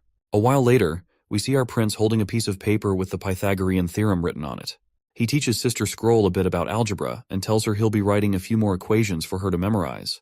The prince asks if she gets it, and the lady nods, takes a deep breath, and uses her ability to memorize the equation. Looks like our hero is trying to preserve his math knowledge before his memory declines. Since he was an engineer in his past life, he knows a lot about math and physics and has some basic knowledge of other subjects. So, he's making Scroll memorize the contents he wrote to preserve this knowledge, hoping it can be used in the future to promote education. Meanwhile, he still hasn't figured out what magic really is in this world. Magic is abundant here, and witches use it to bend the natural laws in ways he can't simply compare to other energy sources like electricity. The only way to truly learn about the origin of magic power is to understand the universe itself. He starts thinking about Einstein's discoveries and all that jazz, and figures that maybe scientists in his world had already stumbled upon this magical power, but they had no way to prove its existence since there were no witches around. Suddenly, his daydreaming is interrupted by Lady Scroll, and as the hours pass by, our hero decides to call it a day. The girl gets up from her spot, but before she leaves, she says she's got a question she wants to ask. The boy gives her the go-ahead to speak. So she asks him why he decided to take witches in, and if he wasn't scared of the church threatening him. Roland kinda saw that one coming, but he almost chokes over his tea when she asks if he'd ever marry a witch. While wiping his face, he asks why she had to ask such a random question. But then he starts picturing what it would be like to marry a witch, and memories of Anna flash through his mind. All those nice memories make him grin, and after imagining it, he happily says he'd totally marry a witch. As the night deepens outside, we see Nightingale in her night attire, ready to hit the sack. Damn, I would love to stare at her big hooters, and you can do as well. Just pause the video. Anyway, Wendy, with her eyes always closed, asks where Nightingale is lost in thought and wonders if something good happened because she rarely ever sees her smiling like that. The scene then shifts back to earlier, when Sister Scroll asked the question about whether the hero would marry a witch. It turns out Nightingale was eavesdropping on their conversation, and upon hearing the prince's response, she lights up with a hope. Meanwhile, in the present, Wendy persistently asks the source of her happy smile and wonders if she won a good game of cards. The next day arrives, and we see our soldiers being grilled by their captain, Iron Axe. He's diligently putting them through their paces, and the chief knight is amazed at the energy these guys are exuding. He remembers how, before winter, they were just a bunch of miners and hunters with lazy attitudes, but now they've transformed into full-blown warriors. Still, he knows that once these men taste their first battle, they'll truly become soldiers. Prince Roland arrives at the scene and asks Knight Carter about the progress. The knight says training is going well, but curiously asks about the woman beside him, wondering if she's a witch. The prince happily confirms this and instructs his knight to gather everyone because he has something to announce. The knight immediately calls the soldiers to line up, and once everyone is gathered, our hero begins to speak, first greeting everyone warmly. Out of the blue, Hunter Iron Axe leaps forward like a devil ready to take a life, and Knight Carter immediately goes on high alert, rushing to protect the prince. Suddenly, the man falls to his knees and bows before the witch, calling her clan leader. Everyone present is shocked to hear this news. The scene immediately transitions to a time when a fire dances across the area. We see a young guy with a giant axe cutting down people, and we also witness the same witch screaming in horror as this filthy man's blade claims her most loyal servant. After that, he arrogantly turns to her and asks if she's the last member of the Osha clan. He challenges her to a sacred duel, telling her to stop resisting because her clan has fallen, and her brother and father slain by his hands. According to the rules, he reminds her, her clan will now become his slaves. Looks like her loyal subordinate, Iron Axe, is still alive. So, as this creep makes his move and grabs her chest, Her servant steps up, telling him to back off. But bam! Someone decks the guy from behind really hard, and he goes down like a sack of potatoes. This filthy guy keeps humiliating her by stepping over her body. He orders his buddies to haul her off to Clearwater Port, thinking they've hit the jackpot. Meanwhile, her servant is barely hanging on, slowly closing his eyes as consciousness fades away, and the bad guys start loading up their things to make their getaway. In the present moment, Iron Axe further reveals that after losing her, he refused to join any other clan. His sole goal became saving Lady Echo. He explains how he searched countless slave markets all the way from the far south Clearwater Port, but found no leads. He drops to his knees, swearing to the three gods he'll stick to Prince Roland's side for the rest of his life. He admits he failed to control himself when he saw her, so he feels deserving of punishment. The prince steps in, telling him to chill and to get up. The prince then hints that maybe helping the Iron Axe get his revenge for his clan isn't out of the question. Iron Axe lights up, asking if they're really going for it. The prince confirms, saying it's not happening right now, but they will be in future. Iron Axe is thrilled by this news and reassures Lady Echo that she'll eventually be able to return to their homeland. She responds by stating that she's no longer the clan leader. Well, it now finally makes sense why she admired Anna for having powerful magical abilities, because she wanted to stand up for her clan, but she was too powerless against those intruders. Meanwhile, our hero is lost in his own thoughts because what Iron Axe described about the extreme south is really intriguing. Basically, in the south, there is a black goo that flows from the ground and burns for days without evaporating. As he thinks harder, his face lights up as he realizes that he's found an oil jackpot, not just some underground stuff, but a full-on oil fountain. The mere thought of oil has him dreaming of jets and fast cars, because he knows he can bring combustion engines into the mix if he's got oil. So, the prince casually drops that once he's king, he'll allocate resources to claim the extreme south for the Osha clan. Iron Axe practically breaks into a happy dance, thanking our hero and swearing to follow his lead. However, the prince gets serious and reminds Iron Axe that his actions today broke the rules of the First Army, so he's been sentenced to 2 days of lockup. Our army captain takes it in stride and agrees to his punishment. Later on, we find ourselves out in the woods. One of the soldiers asks their buddy what's up with Captain Iron Axe. The buddy corrects him, saying to call him team leader, because the prince wants everyone using their ranks. He then explains Iron Axe's situation, and they hope our hero won't come down too hard on him. As the soldier ponders this, Prince casually strolls up with his crew. Carter snaps everyone to attention, and the soldiers quietly chat about Iron Axe's absence. The prince steps forward and addresses everyone, informing them that their training was paused. Once he finishes what he came to say, they should continue their training. He reveals that the woman next to him is Witch Echo, Iron Axe's long-lost relative. He explains that due to their captain's unreasonable actions, he has been sentenced to 2 days of imprisonment. He emphasizes once again that everyone here is among the First Army's finest soldiers, and a fundamental rule of being a soldier is to follow orders. To drive his point home, the prince asks if they understand, and the soldiers respond with crisp voices, saying yes. Echo then pulls back her hoodie, revealing herself, while the prince continues explaining that she can simulate various sounds, including musical instruments and marching songs. He instructs that her simulated commands will guide their movements, keeping everyone in formation. The soldiers appear puzzled by the concept of these marching songs. Once Echo dramatically tosses aside her robe, the prince adds that in battle, she'll be their banner, like a VIP at a rock show, but for war. He stresses that everyone needs to guard her like their favorite guitar. With the formalities done, Echo starts belting out her song. Her sweet melody floats through the air, and it's not just any random tune but a battle anthem to rally the troops forward. In the middle of the night, the soldiers stand on guard duty when suddenly an arrow pierces one soldier's heart out of the blue. Before they can react, more arrows find their marks, leaving the remaining soldiers screaming in agony. There stands the would-be king, Timothy, clad in golden armor from head to toe, leading an army of thousands of knights. His companions praise him for attacking his sister in the dead of night while she might be sleeping, but Timothy corrects them, saying she's awake now because he purposely sent a diversion army on the main road while bringing elite knights in from the east to catch her off guard. He mentions that even if she wants to escape now, she can't move at night. His knight agrees, stating that withdrawing troops at night is a big taboo, and if she tries it, her whole crew will crumble like cookies. But then, the twisted brother reveals he knows his sister well, confident she'll cowardly flee, leaving her citizens behind to be butchered. But he is sure that he will catch her, dead set that she won't slip his grasp even if she makes it to Clearwater Port. The knight lays out their battle plan. He'll hit Eagle City hard while Timothy hunts for Garcia. With the plan set, Timothy pumps up his soldiers, telling them to wave the Grey Castle Kingdom's flag high. They charge toward the frightened soldiers, knocking them down before they can even think of running. The knight grins at the chaos, promising their king they'll scatter their enemies like dust. Timothy scans the surroundings in search of his other knight, Francis, who was supposed to lead the diversion as a decoy. Since Francis hasn't returned yet, the king is convinced that the greedy bastard must be off plundering Garcia's treasures for himself. Suddenly, his knight's face goes pale as he points his finger at front. Once he looks in that direction, they see a silhouette of a massive army, which is led by Garcia Wimbledon, proudly waving her flag as Queen of Clearwater. With confidence in her tone, she rallies her soldiers not to fear, and they raise their spears, ready for action. While she smiles confidently, her brother, however, is totally pissed off to see there with her army.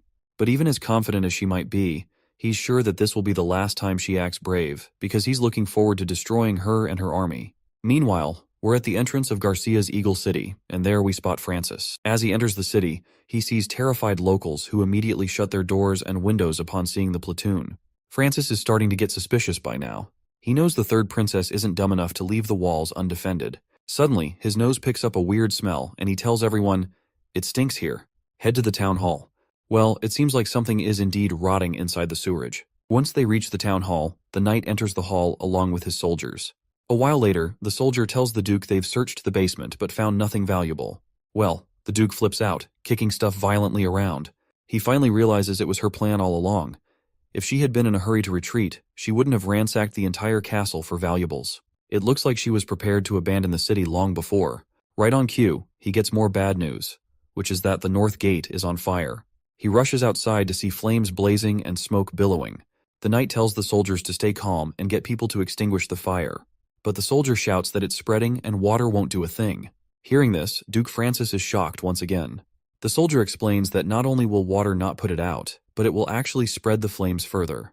Another soldier suddenly appears, likely with some bad news, revealing that the fire has already reached the city and their troops can't contain it. It's spreading fast. The knight is shocked once again, and this time he's utterly terrified. When he thinks about unstoppable fire, only the work of witches comes to mind, and he's sure that Garcia is enlisting their help. Still, he rallies his soldiers not to panic and tells them that this demonic fire is cast by the witches under Garcia's command. He mounts his horse and rallies the soldiers to follow, because they're going to make it out of this place alive by passing through the flames.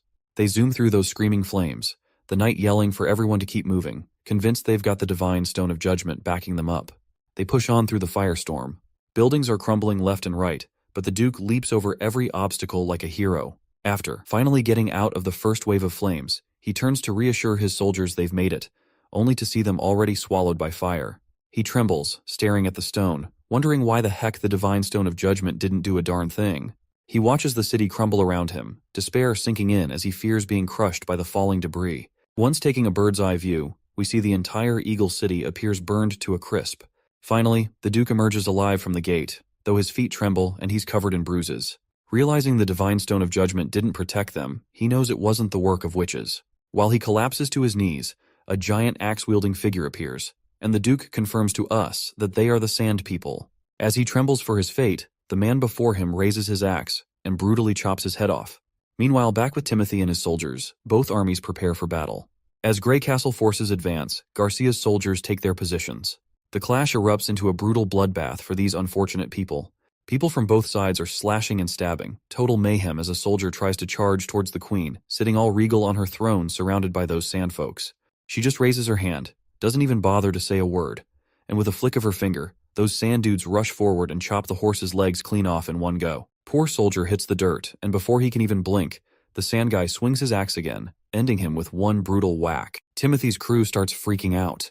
There's another whole army staring them down. It's those folks from the southernmost region, where Lady Echo and our Captain Iron Axe hailed from. And since the southernmost region is full of oil, I have started to think that the inferno in the city was sparked by oil.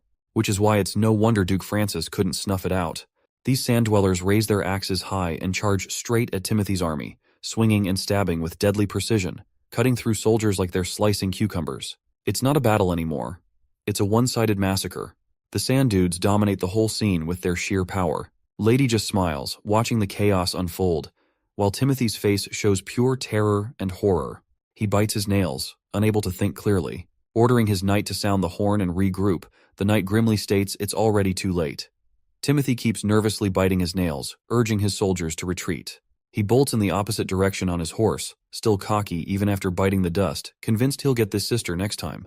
After that messy showdown between those two stubborn siblings fighting over territories like kids arguing over ice cream, We head back to the border town, and it looks like Prince Roland is gearing up to face Longsong Fortress. He's pretty sure Longsong is trying to strike now because they think the border town's at its weakest, right after the demon months. But our hero's been ready for this. There's not a ton of gunpowder in storage, but it should be enough to fend off the siege. He's wrestling with whether he'll move into Longsong Fortress once he wins. Well, probably not, because dealing with those trash nobles would be a nightmare. Better to stay cozy in his border town and develop it further with Longsong's resources. Just thinking about all the labor and skilled craftsmen he'll have after winning the war puts a smile on his face. He's itching to outwit Longsong's Duke Ryan in the war to squeeze every penny from him, and the thought alone has him drooling. Suddenly he senses something heading towards him, and lightning takes him down after crashing through the window, giving him a gut-busting blow right into his chest. After recovering, the boy eagerly asks for an update. Lightning happily reports that Longsong Fortress is advancing. The army marches forward, each knight gleaming in shining armor, while Duke Ryan leads the charge. One of his advisors, with sleepy eyes, suggests to Duke Ryan that they rest for the night before launching an attack on Border Town soon. Duke Ryan playfully retorts that he'll sleep in his large castle bed tonight, right after defeating Border Town. He jokes that a second-rate place like Border Town will be an easy conquest. However, Baldy beside him interjects, noting their soldiers have been marching endlessly and are exhausted, so he suggests delaying the attack would be wiser. Moreover, since the prince made it through the demon months, he must have something up his sleeve, so they should be cautious. But instead of grasping the situation, this orange-haired guy scoffs that those monsters are probably a weak-ass bunch who couldn't even jump over Prince Roland's half-assed wall. The Duke agrees, mentioning how Hermes was almost overrun by demonic hybrids this year, while Border Town just faced a few stray monsters and survived somehow. This guy believes that since 2nd Prince Timothy and 3rd Princess Garcia crippled each other's forces in Eagle City, and the city was burned, they both suffered heavy losses. He sees this as his chance to shine and unify the western region under his rule. He orders his lackey to send a message to our hero, offering safe escort back to the king's city if he surrenders. The knight responds that Roland's troops are already in formation and armed, clearly showing they won't surrender just through talks. The Duke whips out his telescope only to spot a handful of soldiers standing there. Even Baldy looks puzzled by their scattered formation and less than impressive weapons. A grin spreads across the Duke's face after seeing those weaklings. With his simple hand gesture, the whole army starts marching forward to take on this small group. As they get closer, Vanner is shocked to see the sheer number of enemy soldiers. He shakes off his fear with a slap to his own cheeks, rallying his buddies not to sweat it. He reminds them that they've beaten demonic beasts, so they can handle these humans as well. As the enemy troops draw near, Vanner pumps up his crew with pep talk, firing them up to face the challenge head-on. Meanwhile, up on the hill, our prince feels pretty darn confident about his witch-empowered army, and he believes that winning this showdown is key to revolutionizing things up in this world. Lightning snaps him out of his daydreaming, saying the enemy is inching closer and lets the entire army know about the approaching threat. Prince Roland finally gets serious and immediately commands to open fire. Right on cue, the soldiers ignite their cannon strings, and cannonballs fire up immediately, coming straight at the frontline soldiers. As soon as they hit, soldiers scatter, not sure what the hell just hit them. These poor guys are terrified, thinking the prince just summoned thunder. Duke Ryan quickly dismisses their worries, telling them not to be fooled. He claims it's just a deception, just a noise, and no real damage was done. With that in mind, he orders the soldiers to simply charge at their enemy. But poor Duke Ryan's enthusiasm soon dies down when he sees another cannonball coming right at them. This time, it lands directly among the soldiers, taking everyone down like bowling pins. The soldiers relentlessly charge forward while cannonballs rain down like meteors from hell. Meanwhile, Duke Ryan still doesn't realize how deep in trouble he is, thinking that if they keep pushing, they'll break through the defense line and secure victory. As the knights dangerously approach, Vanner tells everyone to lower the angle of fire and load the grape shots. The soldiers quickly comply, and as the knights hover over their heads, the cannonball fires straight through a knight's belly, leaving him dead on the ground. Finally, these goons are absolutely terrified. As Sister Echo sings her anthem, the soldiers are filled with determination. They aim their guns and start shooting, hitting the soldiers in the head and chest. The poor soldiers immediately start running in the opposite direction to save their lives from these unknown things. Not gonna lie, I almost feel sorry for the enemy soldiers. They're getting butchered just because their leader is a thick-headed, arrogant, spoiled old man. While the leader grits his teeth in frustration, the orange-haired advisor claims they have no clue what kind of sorcery the prince is using and decides to retreat for now. Baldy agrees, saying they won't run out of firewood in these hills, so it's better to retreat. Meanwhile, the soldiers are doing their best to escape, but Duke Ryan immediately yells at them to stop retreating and even strikes down one of his own soldiers for running in the other direction. Despite all his pleas for his troops to stand their ground, The poor guys are just running for their lives to avoid being burned to a crisp in the scorching heat. Meanwhile, Prince Roland is quite happy with his victory. But it looks like the Chief Knight isn't thrilled about this kind of warfare. He says there's no honor in it.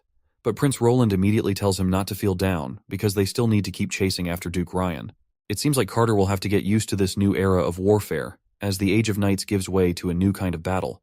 As the prince rides on his ship, he appears happy with the battle's outcome, which turned out better than he expected.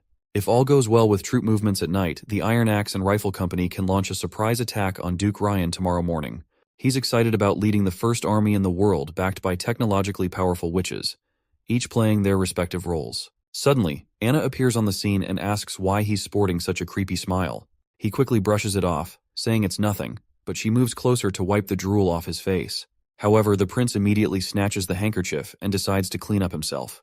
The girl reminds our awkward prince they should hit the hay since it's already late. He agrees, but once they reach one of the ship's rooms, he's flustered to find everyone chilling in the same room. He's totally thrown off, wondering if they're all supposed to sleep in the same room because, let's face it, even for a harem, this is a bit much. As their DIY ship sails through the bright night, everyone seems to be sleeping soundly. Among the witches, our hero can't help but notice a certain pair of distracting attributes no matter where he looks. The ladies are just a bit too close for comfort, and he can't shake off the unease. Suddenly, he spots Anna wide awake, watching him like a curious puppy. He gives her a charming smile and playfully pinches her nose, deciding to teach her a trick to fall asleep. He tells her to start counting sheep jumping through hoops. 1 sheep, 2 sheep, and keep counting until she falls asleep. The girl immediately complies and starts counting. As she continues counting softly, the prince finds himself wide awake. Now he's having an even harder time falling asleep. Nightingale seems awake too, sneaking glances at him. The next day finally arrives, and Prince Roland gets dressed. Lady Leaf appears still sleepy and asks how everyone slept. Well, it seems Anna had a rough night. She still appears to be counting sheep even now and is about to hit the 100,000th sheep. The next scene takes you at Duke Ryan's resting place, where he angrily throws his wineglass down and demands to know how Prince Roland got his hands on such high-end weapons. He drills his soldiers, asking about those catapult-like things, which had more range than they've ever seen in any weapon. In reply, the terrified knight admits he's clueless. All he heard was thunderous claps, and suddenly the knights hit some invisible wall, tearing them apart in an instant. The orange head suggests it might involve witches, but Duke Ryan calls it bullshit, reminding his soldiers they had the divine stone of judgment for protection, so there is no way witches could attack them. Deciding to retreat for now since they might lose this war, Duke Ryan plans to gather more troops back at Longsong. Once ready, he intends to block all trade on the Redwater River, knowing Bordertown won't last a month without food supplies. He orders everyone to prepare to return to Longsong Fortress by tomorrow. But it looks like their plans hit a snag, as Sister Echo's singing rattles everyone in the tent to their core. Before they can react, a massive explosion rocks the entire area. Duke Ryan storms out, demanding to know how the enemy caught up to them without anyone noticing them last night. The knight quickly brings a spare horse, and Duke Ryan wastes no time hopping on, sprinting away before things get even worse. But soon, he finds himself staring down gun barrels as Captain Ironaxe and his army stand before them. Instantly, our soldier pulls the trigger, and the bullet hits Duke Ryan square in the chest. He topples from his horse, kissing the ground with his face. He looks worse for wear, his groggy eyes catching a glimpse of our hero marching forward with his team, and he loses consciousness before he can see them clearly. After a while, we make a grand entrance inside the Longsong Fortress. Local soldiers scramble as they see our party crashing their party. They seem more scared of the witches walking alongside our hero. Knight Carter reveals that the Duke's family tried escaping through the back door, but was captured by our first army. The prince lays down the law, saying all rebels and prisoners of war are to chill in the dungeon. Then, he gets this wild look and blurts out, "First things first, let's touch the corpse." Anna and Nightingale are creeped out to hear this and ask, "What kind of weird fetish is that?" The prince quickly backtracks, explaining he just meant looting the body, not getting all creepy with it. And so the first round of looting begins, and everyone dives into the loot. First up, they snag 300 shiny gold royals, followed by a special Clearwater port pearl necklace and some top-notch hides from the Wolf Heart Kingdom and Hermes' Godstones. But then they hit the jackpot, a hidden room. They press Y to open it, revealing a treasure trove filled with glittering gold items. The prince can't help but drool at the sight of so much wealth. Seeing chests stacked high with riches, he muses on how the lives of the rich are always so mundane. But he's not complaining, because he'd rather cry in a Ferrari than stress about paying rent any day. Suddenly, Knight Carter bursts onto the scene, revealing that Ambassador Petrov Hill of the Honeysuckle family has already arrived at the castle. The prince is taken aback by this news, not expecting him to arrive so early. The knight and the other ladies scramble to tidy up all the loot as quickly as possible. Outside the gate, Ambassador Hill reluctantly makes his way into the castle. He's visibly anxious, imagining our hero smugly demanding ransom money in the exchange of his father. But once he finally faces our hero, Ambassador Petrov Hill sees Roland smiling pleasantly. The prince casually assures him that his father wasn't harmed since he surrendered first. Grateful, the ambassador thanks him and offers to pay any ransom the honeysuckle family can afford. However, Prince Roland surprises him by declining any money, asking instead for livestock and people. Petrov quickly offers up cows, sheep, and horses, but admits that the honeysuckle family is short on people. Prince Roland gets specific, listing out needs for bricklayers, stonemasons, blacksmiths, farmers, and serfs. He rattles off a long list of goods, which also lists down the alternatives for other specific items. He smugly tells poor Petrov that 1,000 sheep and 300 craftsmen would be a fair exchange, given the worth of the honeysuckle family head. Petrov finds himself thinking hard, realizing he's got just a day to come up with a solution. But then, the prince hits him with bad news. He's under a tight deadline. Prince Roland casually mentions that Petrov has only a short time to decide what to provide from the list. He's not planning to stick around Longsong for more than a week, and will be heading back to Border Town soon. Petrov is thrown off by this news. If the prince leaves, who will run Longsong? He doubts Duke Ryan's kids can handle it either. He humbly asks if the humble prince wants someone to look after Longsong Fortress. The prince surprises Petrov, asking if he's interested in taking charge of Longsong. He explains they need someone or a family to oversee the territory. If the honeysuckle family wants in, they'll be taxed by Border Town, which is 30% of their revenue plus 1,000 gold royal worth of goods and materials. Well, that's a tempting offer. Petrov thinks to himself as the prince casually lays a hand on his shoulder, hinting at the allure of power and opportunity the honeysuckle family have. Roland suggests this could be Petrov's shot at real influence, but he's got a few questions first. First up, Roland asks how Petrov plans to handle any opposition. Anxious, Petrov counters with questions by asking the prince about his estimates of revenue and taxes of Longsong. The prince calmly insists that this is not his headache, and asks Petrov how he will ensure that monthly 1,000 worth of goods and materials, and what kind of steps he would take to make sure of the revenue target. Roland slaps the ransom terms in front of the redhead, signaling Knight Carter to escort him out. With a cunning smile, he shakes goodbye to that poor guy, and tells him he'll be waiting for his answer if he genuinely wants to manage the place considering all the conditions. He also reminds him not to forget about the hefty ransom for his father. Well, Nightingale sure caught him off guard with her sudden appearance. She pointed out how the ambassador seemed pretty sincere and truthful. Prince Roland, feeling a bit embarrassed and blushing, quickly looked away as she leaned in closer. He agreed with her, admitting he used to think nobles were just lazy pleasure seekers, but he's impressed by the honeysuckle family's business skills. As Nightingale leaned even closer, holding him in her grasp, she whispered softly, her warm breath tickling his ear, asking if he really didn't want to stick around in Longsong Fortress. But before he could answer, she darted off and reappeared before him, reminding him to consider Longsong's wealth and how prosperous this place is compared to Border Town. Roland shakes his head in response, explaining that Longsong is deep in political roots, which makes it tough to revolutionize here. So he'd rather stick with his border town and play Anno 1800 and keep on expanding. Not to mention, the influence of the church here runs deep, and discrimination against witches would be at its peak. He's always maintained that he wants all witches to roam freely on the streets, something he can only achieve in Border Town. The girl admires his noble ideals, her heart racing as she struggles to control her impulses. Suddenly, she loses control, grabbing our hero and pulling him close until they're both blushing and they share a kiss. After that slimy and slippery smooch, she quickly steps back, leaving the prince feeling utterly embarrassed.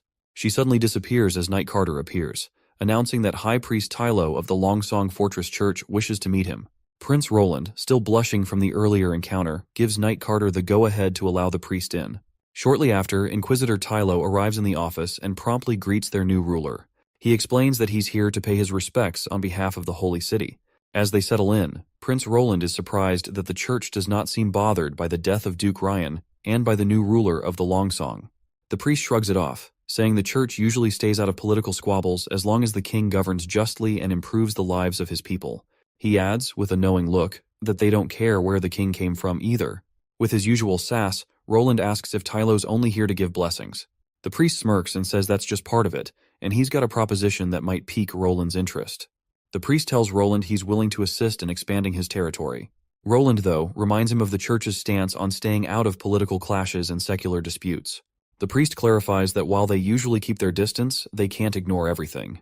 He explains that the conflict between Timothy and Princess Garcia has stirred up the southern region, and the church wants to back a king with strong moral values to bring peace back swiftly. He acknowledges that Roland's actions have made positive waves across the western region, and everyone is aware of it. Oh, the church will be rooting for our hero to progress forward.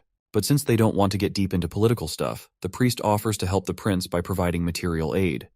He then rummages through his coat and throws a box, stating that this is a special medicine produced by the Holy City. He tells our hero to accept this as a goodwill gesture from the church. The boy picks up the pill curiously and examines it closely. The priest explains that the red pill grants temporary incredible strength, while the black pill enhances pain tolerance and resistance to extreme temperatures. After the priest leaves, Roland reflects on the church's approach to cozying up to him and giving their support.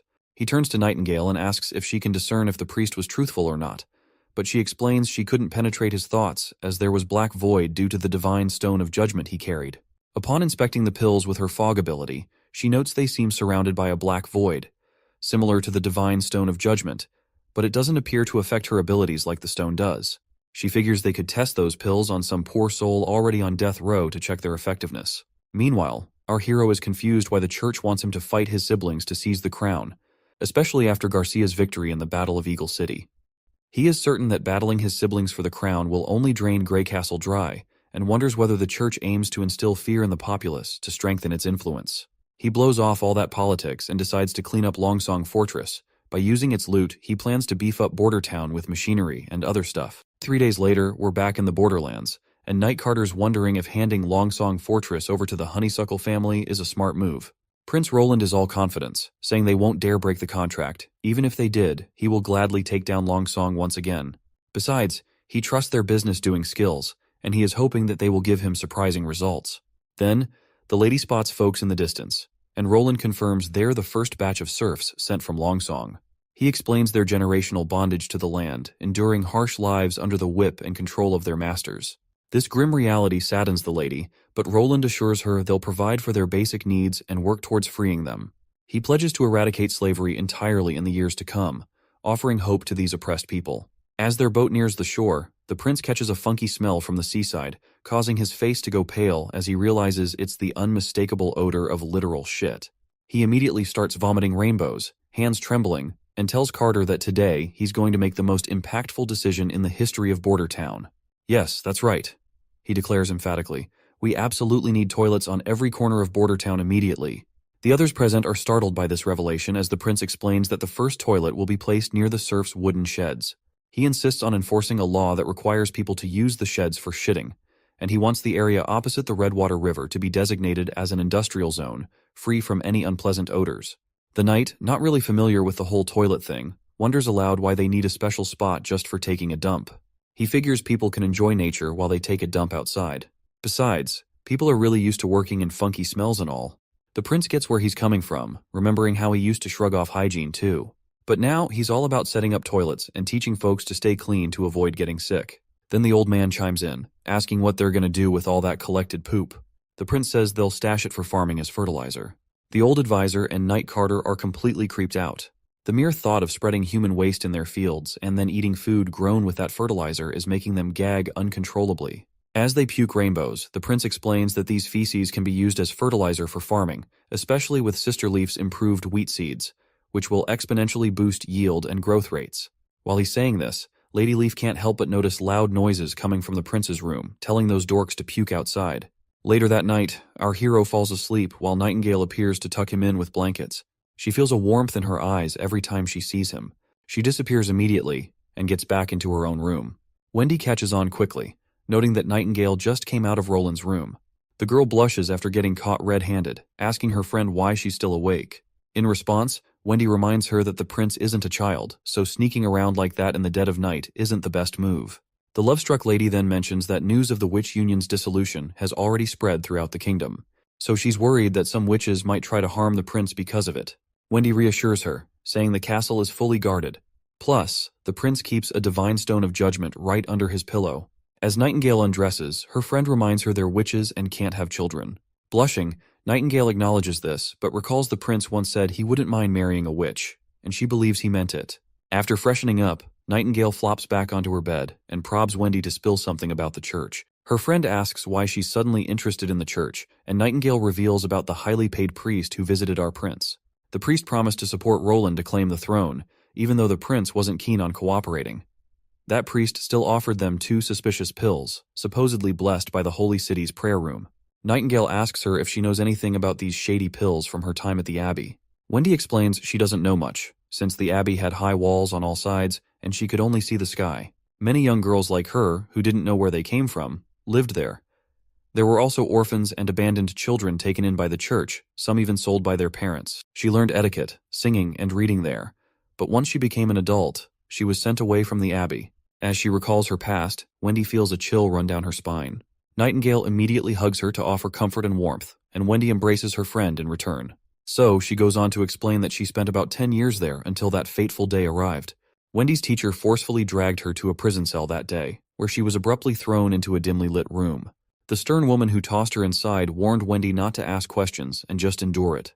With those curt words, she slammed the door shut, leaving poor Wendy alone in the darkness. As Wendy looked around, a chilling sense of dread washed over her. There were priests with whips in hand, already mercilessly beating another girl. When they turned their attention to Wendy, a terrifying chill ran down her spine. These filthy, vile individuals seemed pleased to have another victim. Once the other girl lost consciousness from their torture, they turned their attention to Wendy.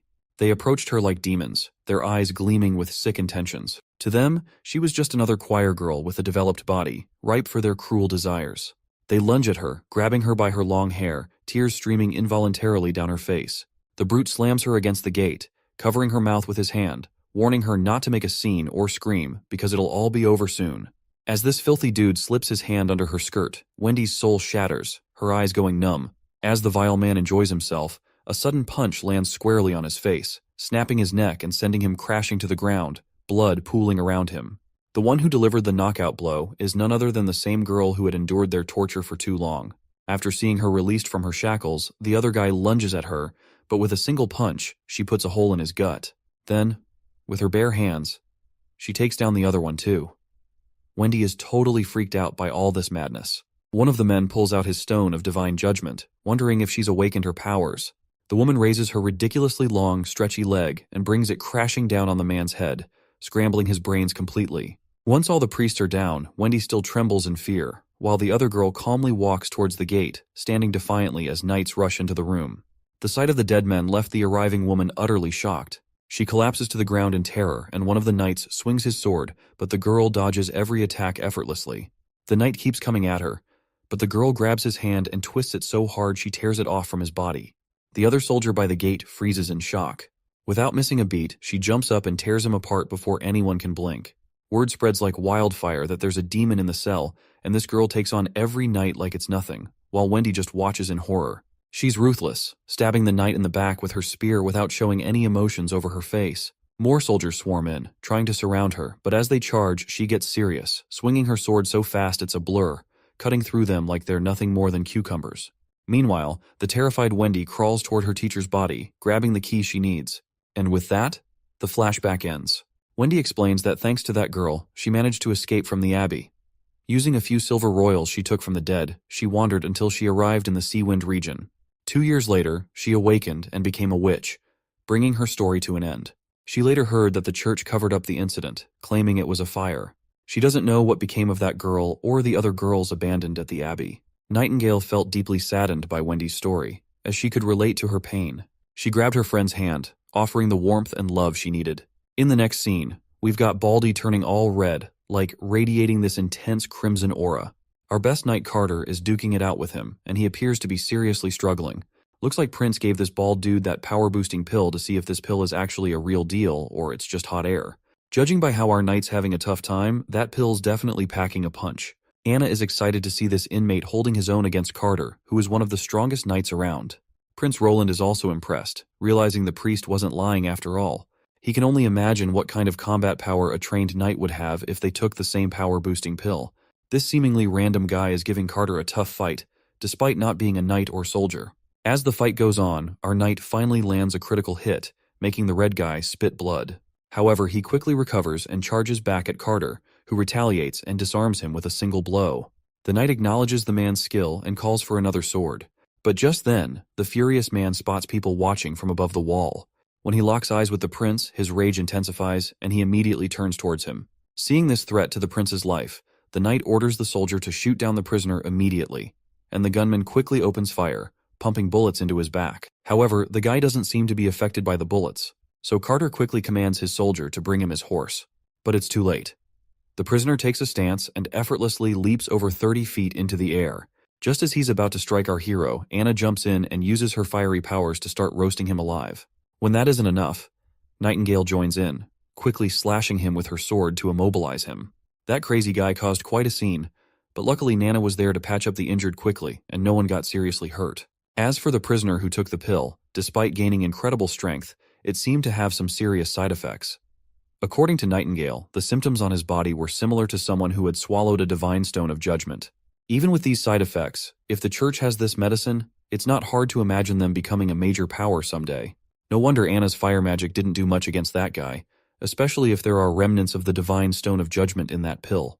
This is all just speculation from my end, since these shitty translations don't explain things clearly.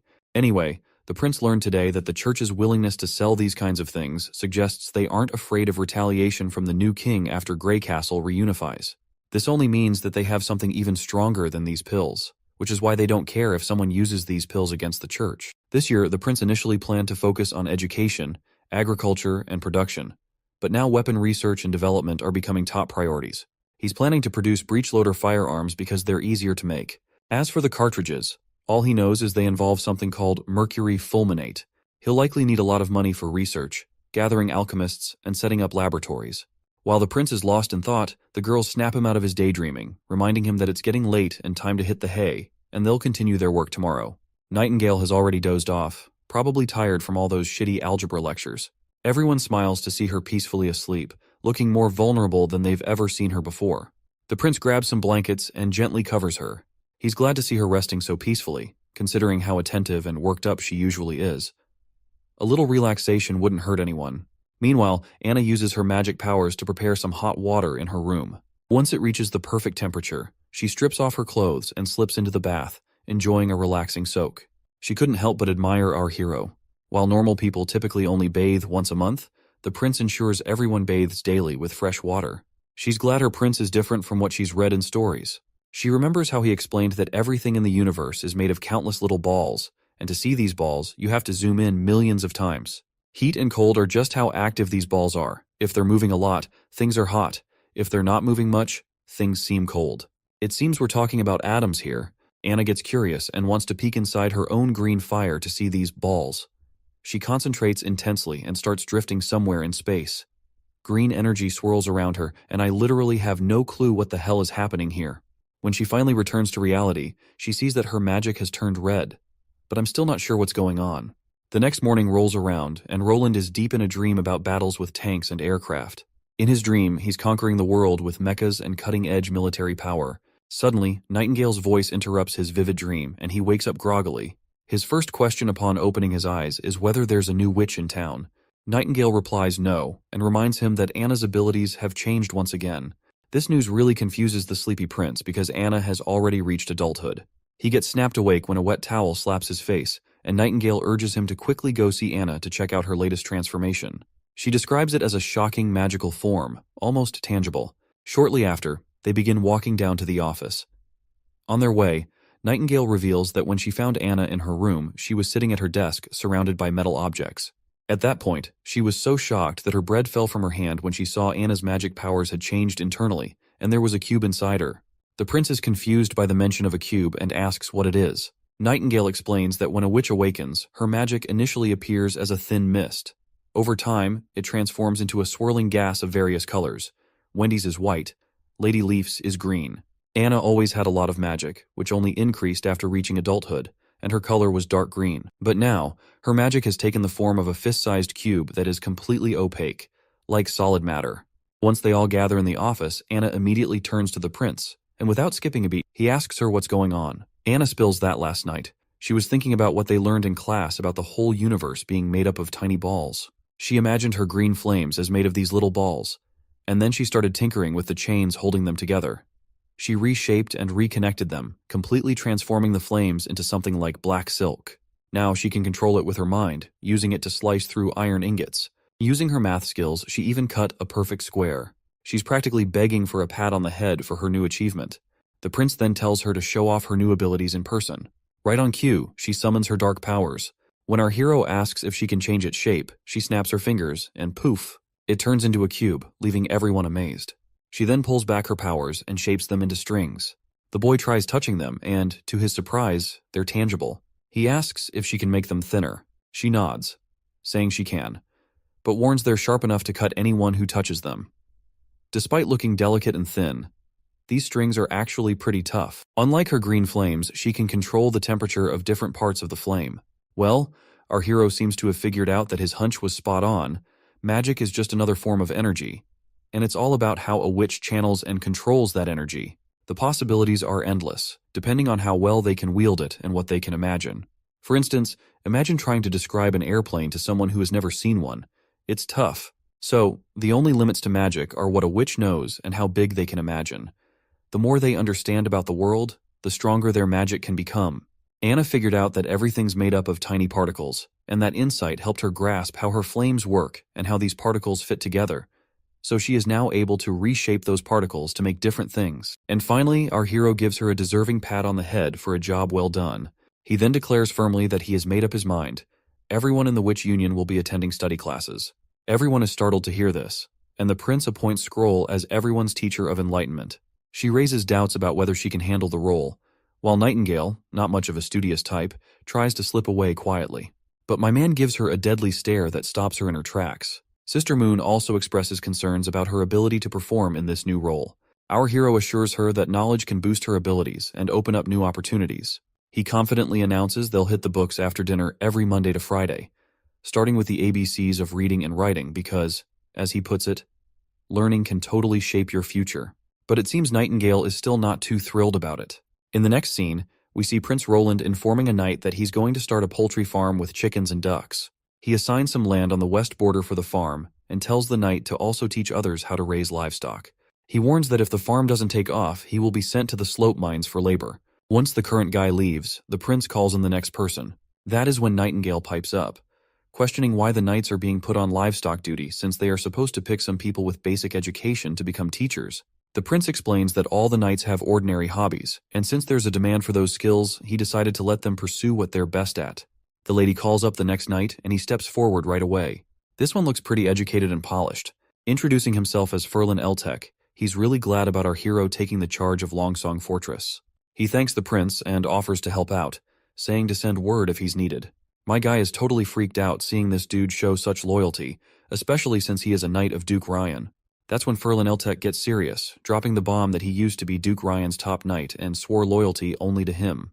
But he abused his power, committed countless wrongs in the Western Territories, and even took his wife by force. So he's been waiting for a chance to bring him down. So, even though he was not able to kill that bastard personally, he is now glad that someone else did. Our hero then asks the man if he is literate and can read and write. The knight says yes, and without wasting a moment, Roland decides to make this guy the teacher. And not only he will get a house for this job, he is also going to a fat paycheck. Ferlin Eltek asks if that means all the illiterate folks will end up in the mines, to which our hero nods. The knight then voices concern about people over 50 not being fit for mine work. He states that there is a knight named Halon, and he is also over 50. My guy clarifies that he doesn't see anyone as a slave, and besides, the mines have steam engines to help out, plus workers get holidays off. Ferlin Eltek suddenly stands up, making Nightingale jump a bit. But all he reveals is that his family has a treasure map passed down for generations. The treasure it points to is in the misty forest northwest of here, and our prince appears to be the only one who can visit that spot in today's Western Territories. He reveals that his father never let him touch the map, but he managed to sneak a look and grab it because he's determined to find those treasures. The pictures on the map have endured many years without fading, clearly not drawn by anything ordinary. Once he had the map, he quietly left the territory to begin his treasure hunt, but his plans were interrupted when he became Duke's knight. He pleads with our hero to consider the map and release the old knight Halon. Nightingale reassures our hero that this man is speaking truthfully, prompting Prince Roland to agree to consider the request and ask to see the map. When the prince checks out the map, he's totally blown away to see it points to a place called Tequila. Miss Scroll remarks that if the map's depiction is accurate, it's an incredible coincidence because the symbols on the map match locations recorded in ancient books. This suggests the church once constructed a city deep in the plains to defend against demons. However, it's unclear why the church decided to erase this part of their history. If Tequila also contains underground ruins like those found in the eastern forest, they might uncover clues like why the church hides demons' existence, their old fights against them, and why they go after witches like their demon spawn. Nightingale decides to head to the knight's house to investigate further, hoping to find more clues. However, our hero warns her it might not be a good idea. If a family guards a treasure map, their home likely holds divine stones of judgment. Since they can't reach Tequila at the moment, he suggests saving this adventure for the future. The hexagram's location is about 50 kilometers away, reachable in a day by Sister Lightning. So, he decides to send her to scout the area first.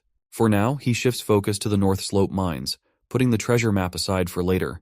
Before heading to the North Slope mines, he instructs Lady Scroll to teach everyone the phonetic alphabet this evening. If they need more teaching materials, she can ask Soraya, who's turned into quite the printing machine. Then he rummages through a drawer meant for a gift for Lady Scroll. At first he opens the wrong drawer, which contains the snacks tucked away by Nightingale, which totally embarrasses her for some reason. But he soon retrieves a box from another drawer and presents it to Sister Scroll, telling her it's for her. She opens it eagerly to find a beautiful pair of glasses inside. Nightingale interjects, pointing out that Lady Scroll already has perfect eyesight, questioning the need for glasses. To this, our hero enthusiastically explains that he simply adores girls in glasses. Given her role as a teacher, the glasses would make her look more intellectual and beautiful simultaneously. And seeing him all hyped up about the glasses, Nightingale couldn't help but find his fetish rather creepy. Finally, when our studious girl puts on those glasses, my audience goes nuts over how great she looks. Yeah, I'm talking about you. You might want to hit pause if you're a fan of sophisticated style. Moving on, we find ourselves up at North Slope, where the prince is totally surprised by this super long steel tube. He's really impressed by how perfectly it's made, down to the thickness and everything. Anna grins at the praise, while our hero's pretty impressed by her new skill of cutting stuff precisely with her magic threads. With Anna pitching in, the town's industrial game is set to level up big time, and he's even thinking they could start making top-notch underwear for the witches soon enough. But then, Nightingale mentions that even though Anna's powers have improved significantly, her magic thread spans only 10 steps. At the same time, Anna is sure it's actually 15, which leaves our hero scratching his head in confusion. After sizing up their leg lengths, he figures out they count steps differently, probably due to their heights. It's frustrating because measurement units are a complete mess in this world, relying more on approximate values than any real standard. Finally fed up, he decides it's high time to establish clear, unified measurements from scratch, and he assigns Anna to the task. Next up, we're at Clearwater Port, where the Knight of Garcia looks pretty smug about their thriving port. He's convinced the Queen of Clearwater is unstoppable and destined to rule Grey Castle after dealing with Timothy again. But he's puzzled by his mistress's recent worry and anxiety. Suddenly, a man arrives, reporting that the chiefs of Sandstone and Blackbone clans wish to see her. The knight tells him to bring them in, but these guys show up uninvited anyway. The big man greets the lady with some weird, tacky lines, and the other lady also greets in the same way. This big guy is Chief Blackbone, known as Blackbone, while the lady is Chief Kabbalah of the Sandstone clan. As soon as they arrive, both express concern that their warriors have been struggling with weakness and depression since the last battle, only improving with regular doses of new pills. They're here to request more, and Blackbone echoes the same worry. But Garcia dances around their request, saying the whole production thing is a mess right now. She doesn't have much on hand, and they'll just have to wait for the next batch. The chiefs ask how long they'll have to wait. She cryptically replies that since everything about the pills is secretive, she tells them to return for now and wait patiently. Her knight quickly urges them to leave once Garcia makes it clear she expects payment in gold royals or even river water. The cocky knight fumes with anger, dismissing these people as insignificant bugs always begging for favors. Meanwhile, Garcia looks visibly troubled. Noticing her distress, Blondie asks if she's worried about the pill problem. Garcia denies it and reveals that she has already figured that out. She's planning to threaten the church. She'll demand they send the pills right away, or she'll hang the heads of priests from Clearwater Port on the Black Sails flagship. She then hands over a letter, which is the real source of her anxiety all along. As the knight reads it, she explains it's from a spy in Hermes. The letter spills the beans that the church has taken over the kingdom's capital, accusing Queen Lina of Everwinter of hiding her identity as a witch for years. This news really rattles the knight, and that is when Garcia declares she's fed up with Clearwater Port's view and decides to take this rare chance to travel somewhere new for a change of scenery. Her knight quickly catches on that she's looking to use the chaos in Everwinter to her advantage. She confirms it, mentioning that her idiot brother Timothy is too wrapped up trying to reunify the East to bother with her. And as for Roland, he's a goofball who surprisingly took down Longsong Fortress, but returned back to the border town afterward. and she is sure that he must be terrified of his sister, because she is the one who used to bully him until he wet his pants. The knight is pretty happy that there's no one left to stand in her way. Looks like her path to becoming queen is wide open. The scene then shifts to the Holy City, where we see the big-shot priests gathered in their council chamber. They're grilling Archbishop Tayfun about the law and order situation in Everwinter. The old man reports that apart from a few stubborn nobles in the Everwinter, most folks are actually welcoming the church's takeover. He vows that those nobles who won't repent will be dealt with one by one. The lady then decides to just kill these mindless pleasure-seeker nobles. That's when another bishop chimes in, saying they should wait for things to settle down in the kingdom before getting rid of the nobles. That way the church won't feel any resistance by the people. Currently, he plans to offer them positions equal to their current titles under the law of the church, though those titles wouldn't pass to future generations. He reminds everyone they're aiming to abolish kingship eventually, so there's no rush. Heather, feeling a bit let down, reluctantly agrees to wait for another day to kill those filthy nobles. Looks like her sassy remarks definitely rattle Tayfun's nerves. Moving on, Priest Main asks his friend Tayfun about the situation in the castle. In response, the old man reports that according to the latest info, the new King Timothy didn't return to the king's city after his defeat, but headed straight for the eastern region. In the war, he took Duke Francis with him to take on Queen Garcia of Clearwater, but ended up tasting defeat himself, with Duke also meeting his end. So Timothy quickly moved to divide up the Duke's territory in the eastern region. Priest Main finds this news rather satisfying and instructs his crew to keep the pill supply flowing, balancing Garcia and Timothy's strength. He predicts that in just 2 years, there won't be a soldier left standing in the entire kingdom of Greycastle. Seems like they're intentionally pulling strings to set them up to fight for the throne. They've even sent those crummy pills to Garcia Wimbledon to weaken both sides. Not to mention, those pills are addictive and draining the life out of the people using them.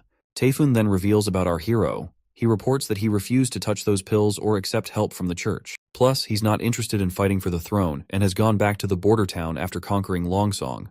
Like everyone else, Main is baffled about how our goofball hero managed to take down Longsong Fortress. Lady Heather chimes in, suggesting they might be underestimating Prince Roland's strength. Main admits that he is amazed to see that Roland took down Longsong Fortress, and it just shows he's got some muscle to flex, but he's sure that no matter how talented someone is, without the resources to back them up, they won't last. Since he chose to retreat to the cushy border town, it's clear he's given up on messing with Greycastle. So now, he's no threat to the church's grand plans. The lady agrees, saying it's all true on paper. She lifts her gown and pulls out a piece of paper hidden in her sash, along with that sneaky knife. She hands it over to Main and assures him the info is 100% legit. Once he reads it, he finds out that Prince Roland has witches on his side. Back at the border town, the advisor is visiting our hero, totally freaking out about why he's charging only 20% of the serfs' crops as property tax when they become free people. He admits that even 50% would still be seen as generous. The prince reassures him, saying having a basement full of gold means nothing. He smartly explains that by only charging 20%, he plans to buy the rest of the crops at a fixed price. That way, once they have money, they'll spend it on good stuff. And Prince Roland will be the one providing that good stuff. It's a win-win where money flows back to him, and the people will also be able to raise their living standards. Suddenly, Knight Carter bursts in, excitedly reporting that Sean is back with crop seeds from Clearwater Port. The man in question is grinning like he hit the jackpot as he shows off all the plants the prince asked for. First, there's this corn that he's calling Pearl Rice, which has everyone doing a double take. My guy's practically drooling over it already. Then, he pulls out some potatoes, and our hero jumps at them like he's about to whip up some killer french fries. Hearing this, Sean curiously asks what these french fries are. Prince spins a story about munching them at some fancy feast where the chef called them fries. Next up, sugarcane arrives, and our hero's thrilled, predicting a sweet future. But poor Knight Carter can't seem to find them sweet even after taking a bite. Meanwhile, the old man's freaking out, shaking like a leaf. He was just a tad suspicious about Prince Roland maybe being possessed by demons. But now he's dead certain after seeing this kind of genius. He is sure that Roland's personality has changed, and his behavior seems weird. He's heard of stuff he never knew existed and has knowledge no one else has heard of.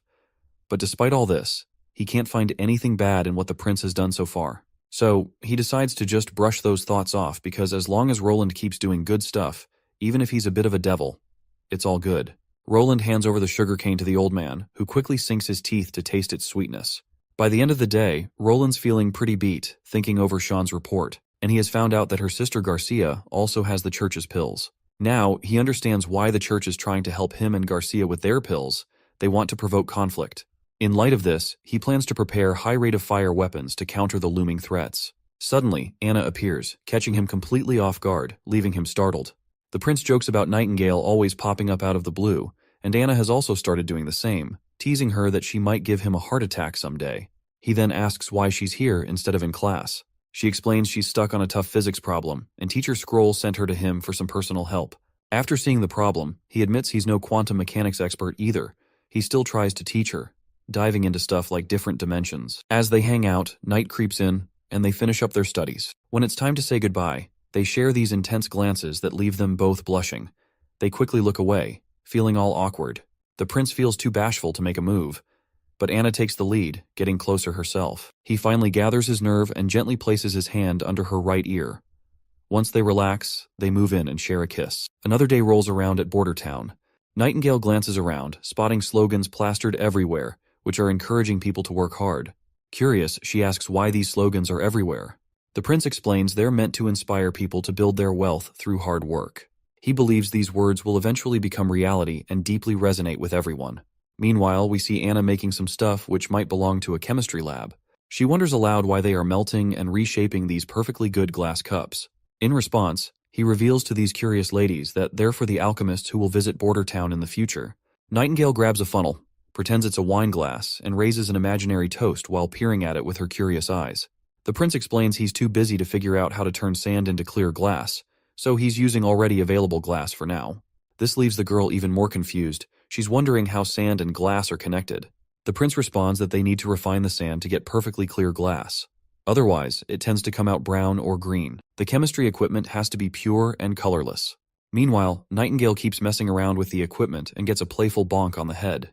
And our hero continues to teach Anna about how he plans to use the equipment to handle acids and conduct more experiments. After the playful bonk, Nightingale walks away while the prince continues teaching Anna. Nightingale spots some delicious snacks on the table and can't resist. Being a bit of a snacker herself, she grabs a steamed bun and takes a big bite. The flavor instantly transports her to heaven. When she opens her eyes, it's like she's wandering through a ripe wheat field, enjoying every bite with its weedy smell and amazing texture. The filling inside is bursting with goodness, and the aftertaste just keeps going. Roland notices the lady enjoying the snack all by herself, and happily tells her it's a steamed bun he had the chef make specifically. He then decides to wash up their dirty hands and have afternoon tea to enjoy these delicious treats together, and the both ladies eagerly look forward to it. As the day wears on, the blazing sun makes it hard for Nightingale to keep her eyes open. Meanwhile, Prince Roland is goofing around with Anna, and there's a faint smile on Nightingale's face. Her eyes slowly close as she drifts into sleep, her thoughts filled with dreams of marrying our prince. In her dream, she walks down the aisle of a grand church hall, lined with other witches. When they reach the altar, the prince lifts the veil from her face, revealing her true beauty, and they share a kiss. While she's lost in this dream, Anna playfully tells Prince Roland to quiet down because she's sure her older sister must be having a lovely dream. It's the only thing that could explain the smile on her face. Next up, we're back in the Holy City where we find the three archbishops once again. They're deep in discussion about wiping out the witches our hero is keeping in the border town. However, since the church is already gearing up to attack Wolfheart, they're short on soldiers. Archbishop Maine assigns Priestess Mira to lead a small but elite unit called the Judgment Army. He's confident she'll get better results if she heads to the border town with them. The priestess agrees wholeheartedly, and she is ready to cleanse the border town of all evil. With his blessings, she's instructed to head to the border town right away to scout, and she nods without hesitation. Lady Heather then teases Maine about giving Priestess Mira so much attention, joking whether he's grooming her to be the next big shot of the church or if he just has a soft spot for her. Hearing this, Priest Typhoon, who is not really a fan of her sassy and careless tone, angrily reminds her that this situation involves both kingship and witches, and they can't afford to ignore it as it could affect the church's future plans. Maine agrees, speculating that the fourth prince might be harboring witches. He's convinced that the goofball prince must have been enchanted by their beauty, and now he is their puppet under their charm spell. Also, there are rumors that the border town is recruiting more witches, and Maine sees it as a direct challenge to the church's authority. He wants it all sorted before things spiral, even considering going to the border town himself if Mira fails in her task. The scene cuts to some rundown spot where these witches snagged some poor dude. They give him a splash of water to wake him up, and when he opens his eyes, he's totally freaked out seeing these ladies around him. His mind suddenly flashes back, remembering how he got caught by these ladies, and he's dead certain that they are witches. The girl immediately points her shiny dagger at his face, and after seeing his scared expression, one of them then asks him why he is wetting his pants now, since he was the one chasing witches all this time. Then, a flashback shows our hero assigning this guy Theo a mission. He was basically instructed to use underground channels and spread gossip that the border town is recruiting witches. The prince told him that if he got caught by witches, he should claim he's from the Cooperation Association. When Theo drops this bombshell over these witches, they look surprised. But then another woman storms in, wielding a giant sword like a female version of Guts. She laughs off his claim as nonsense, saying the Cooperation Association is way out in the Seawind region. The other girls are thrilled to see her back and they quickly surround her, revealing that this guy was the one using the underground channels to spread rumors about recruitment. The boy quickly defends himself, saying he's just spilling the truth. He insists the Cooperation has found the Holy Mountain and all the witches have settled in the border town. They're not possessed by demons and don't feel any pain from anti-phase stuff either. He goes on to reveal their mentor named Kara, who can summon magical snakes, something he's witnessed firsthand and found incredible. He also mentions Wendy and Scroll, who sent him on this mission. This girl is totally intrigued to hear all this, while Theo further talks about Nightingale and others. In response, the women point out that if they've really settled on the Holy Mountain in the border town, they shouldn't have spread the news. It'll only alert the church, and if they don't clear out of there soon, they're in big trouble. The redhead witch asks what their next move should be, to which the black-haired one declares that their leader will arrive tonight at midnight, along with other witches, so they will be sailing the ship along with others. As for Theo, she kicks his chair over, sending him crashing to the ground still tied up. The black-haired woman then tells her redhead friend to hop on the ship with the others while she heads back to the border town with Theo.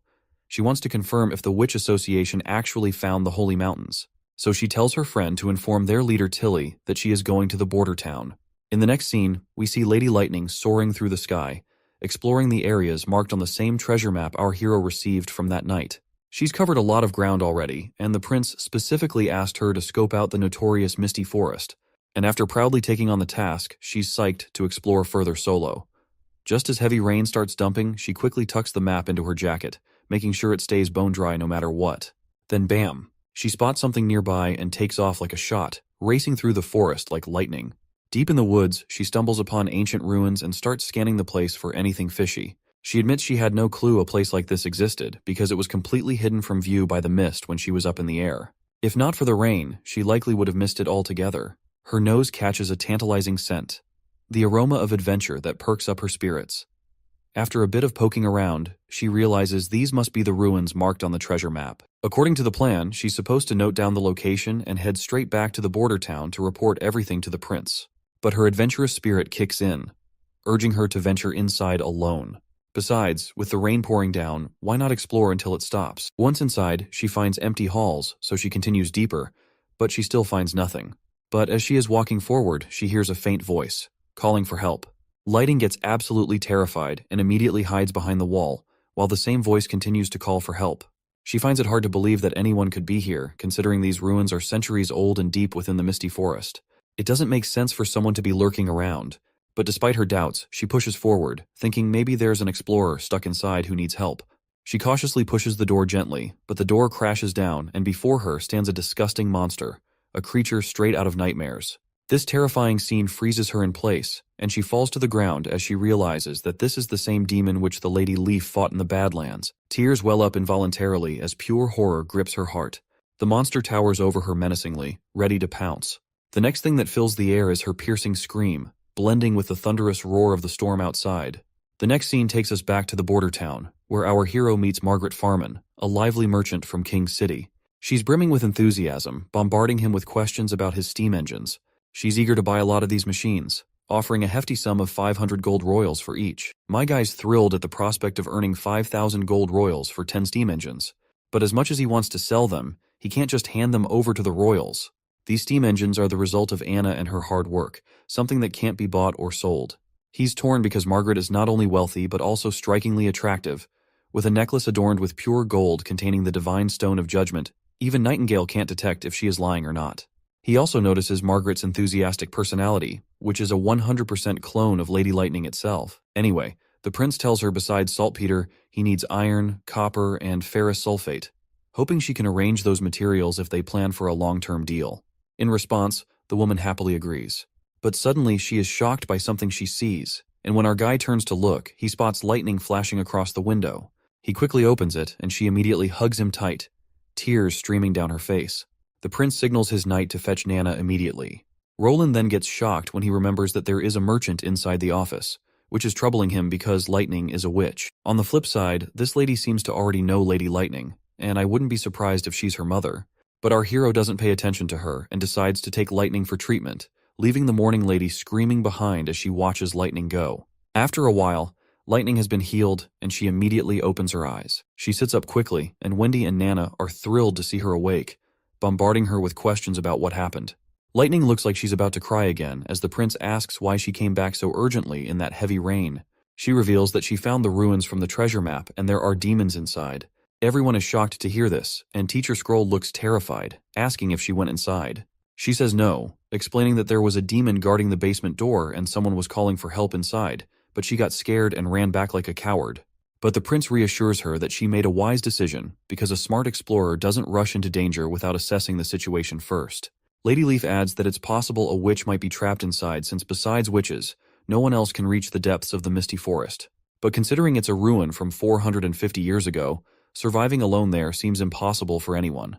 Lightning mentions there were no signs of human activity near the ruins, while Wendy points out that the area is teeming with terrifying wildlife and lacks suitable food, which makes it clear that someone can't live there alone. The more they ponder, the deeper the mystery gets. Lady Leaf decides they need to find a way to rescue whoever might be inside. That's when our hero steps up, urging everyone not to fret because they're not clear on the whole story yet. To find out, they've got to venture inside. He eagerly declares they're going into the ruins and he'll figure out a plan to save whoever's there.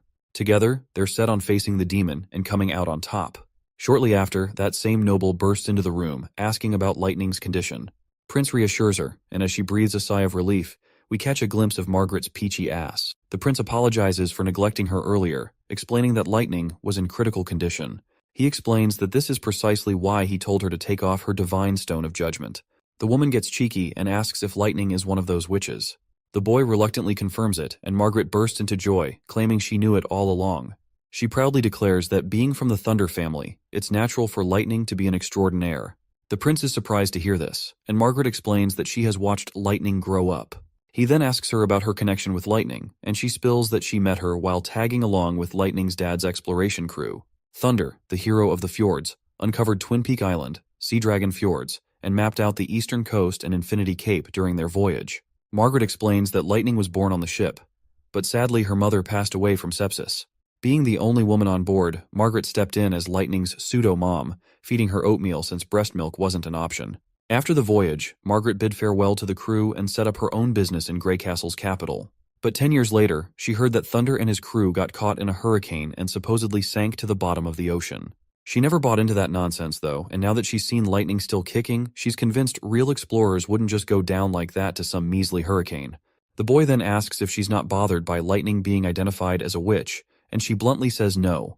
Nightingale, lurking in the shadows behind, taps the boy on his left shoulder to confirm the lady's honesty. On the other hand, Margaret goes on to explain that witches are both beautiful and powerful, which are the qualities she admires. She admits she wanted to adopt witches like our prince does, but the capital's prejudice against them squashes that idea. They both happily shake hands, bonding over their shared love for witches. Once they are finally partners, the woman immediately bombards our hero with questions if there are also more witches other than Lightning. She asks him how he met them, their abilities, and all that jazz. Looks like my guy's already feeling worn out just looking at her enthusiastic personality. He is not sure if he can keep up with her. Meanwhile, Theo and the other witch finally arrive at Border Town. She remarks it's quite the place for the Western realm, not what she expected the association to choose. She then grumbles about why there's no one here to roll out welcome mats for her. Theo pulls out a blue flag and waves it while standing over the hill. He explains it's a signal to the association that he has arrived with a witch at Hill. Meanwhile, the witch demands food. After hearing her demand, Theo sighs inwardly, remembering how she's been making him foot the bill for all the fancy meals on their way here, bossing him around with that massive sword of hers. And right now, she warns him once again that if he tricked her, he'll find his head rolling on the ground along with anyone else involved.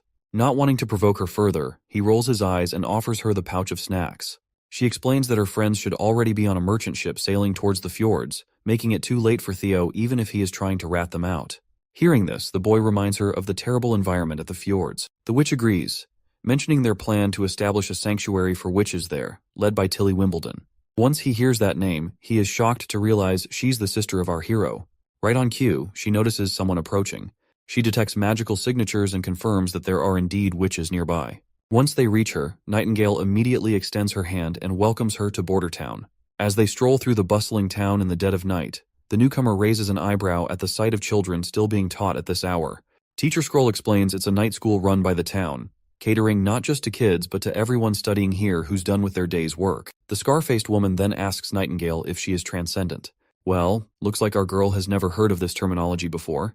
The scar-faced woman then explains that transcendents can detect the shape and flow of magic due to transformations within their bodies caused by power.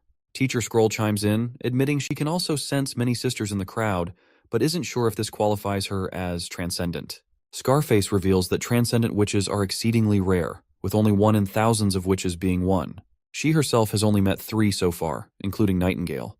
The newcomer wisely advises her to keep her transcendent status under wraps, hinting that it's a closely guarded secret by the church as well. Meanwhile, Nightingale, ever vigilant, keeps a sharp eye on this new gal. She can clearly see that this woman is definitely a powerhouse, especially with that giant-ass sword that looks like it'd be a challenge for anyone to just hold. Scarface then inquires about the association's leader, Kara. In response, Nightingale somberly reveals Kara's death while she was looking for holy mountains. The new witch takes it hard and wants to know about their new boss. That is when they point her towards the castle, where all the witches also live. Hearing this, the woman's reaction is instant. She gets all edgy and asks if they've signed some shady deal with the ruler. But before she can get more rowdy, Wendy comes rushing and hugs this Scarface woman as if she's found her long-lost sister. Tears of happiness well up in Wendy's eyes as she thanks this woman for helping her back then, tearfully revealing that she is Wendy from the choir. Well, it turns out this Scarface woman is the same girl who wiped out all the priests inside that prison when Wendy was first thrown in. Shortly after, the two girls have some time alone and start catching up on the past. We also learn this woman is known as Ash. She reveals that once she escaped the cell, she went on to eliminate some of the management and even fought off the Judgment Army soldiers who tried to stop her until the Sacred Punishment Army finally arrived. Wendy curiously asks what the heck this Sacred Punishment Army is. Ash explains that it's a force made up of the church's most skilled warriors, their secret weapon against transcendent witches. They were the ones who gave her that scar on her eye. Their strength and speed matched hers, but they seemed devoid of any consciousness. When she cut off a soldier's hand, he didn't hesitate to attack back with his other hand. She wasn't about to let those pests off easily. She hid during the day in the alleys of the old holy city, coming out at night to ambush messengers and the Judgment Army. Eventually, she had to flee when the church scoured the entire city. When Ash left, her clothes were practically glued to her because of blood. All bloody. If anyone caught sight of her like that, they'd probably think she was some wild, mindless beast. Wendy tries to calm her down, saying it doesn't matter now. She can blend in and live normally here because Roland Wimbledon, their ruler, treats their sisters well. But when Ash hears our hero's name, she flips out and rips the cup with her bare hands. She demands to know if Wendy is working for Roland Wimbledon. In response, the girl reluctantly nods, and Ash grabs her hand, yanking her out, insisting they can't stick around. Well, it looks like Ash also has the same image of Roland Wimbledon as others have, and she too thinks that he is just a pervy trash. The next day rolls around, and the women finally swing by to visit the prince. It seems like she's pushing to take the witches living here, but our hero isn't too thrilled by her unreasonable requests. Ash then reminds the prince that witches aren't anyone's property. They're free people just like everyone else. The boy is surprised by her boldness, and he assures her that he never considered them his possessions. Everyone in the border town lives there by choice, and it's their best sanctuary. The prince then warns her about the fjords she wants to take them to. He explains that crossing the sea is risky, and the fjords itself is plagued by erratic weather, tsunamis, and hurricanes, which makes it an unsuitable place to live. But the girl confidently fires back that Tilly Wimbledon is the one leading the charge. The prince is gobsmacked to hear about his sister and asks if Tilly hasn't already disappeared. Ash explains that the 5th princess has already gathered a bunch of witches and taken them to the fjords for safety from the church. She's sure Tilly can lead them to create their own homeland. She also chides our hero for foolishly spreading rumors about recruiting witches, warning that he has already attracted the church's attention. Nightingale gets ticked off at her for calling the prince a fool, but he calms her down. He then asks Ash, as a transcendent witch, how many soldiers from the Sacred Punishment Army she can take down. To which, she confidently states she can handle 3 quite easily. The prince stands up from his table, brimming with confidence, and boldly challenges her, saying she'll face off against his top knight. If she loses, it proves he can defend against the church's best armies. Ash wastes no time accepting the challenge, but is disappointed when the prince says he needs a week to prepare. He suggests she hang around the castle to experience town life from a witch's perspective, hoping it might change her mind about them. The girl just starts walking off, and the prince mentions feeling déjà vu from when they first met, like he's seen her somewhere before. Hearing this, the lady gets absolutely furious, demanding to know if he actually remembers her. She turns around with bloodshot eyes and a face full of anger, making it clear she would have torn him to shreds in the past if Tilly hadn't intervened. The poor guy is clueless about what she's saying, while Anna and Nightingale immediately catch on to the situation. They both ask her if he's also groped her peach in the past, but the prince shamelessly denies it. Well, can't blame my guy, since the real old pervert Roland has been 6 feet under for ages. Anna then asks if he's sure he can beat a transcendent witch with just a knight. My guy confidently says that if he designs a rapid-fire weapon that can match her speed and strength, he's got at least a 70% chance of winning. He mentions he's already gathered all the ingredients for making the firearm, which are sitting pretty in the storage room. He goes on about the nerdy chemistry stuff involved in making it, while poor Nightingale cleans out her ears and starts walking out, since all this doesn't make any sense to her in the slightest. Meanwhile, Lady Ash still can't shake off her impression that he was just a pervy molester, but now she senses a king-like aura from the prince. Suddenly, she's abruptly attacked by Nightingale, and she quickly steps back to dodge and quickly retaliates with her massive sword.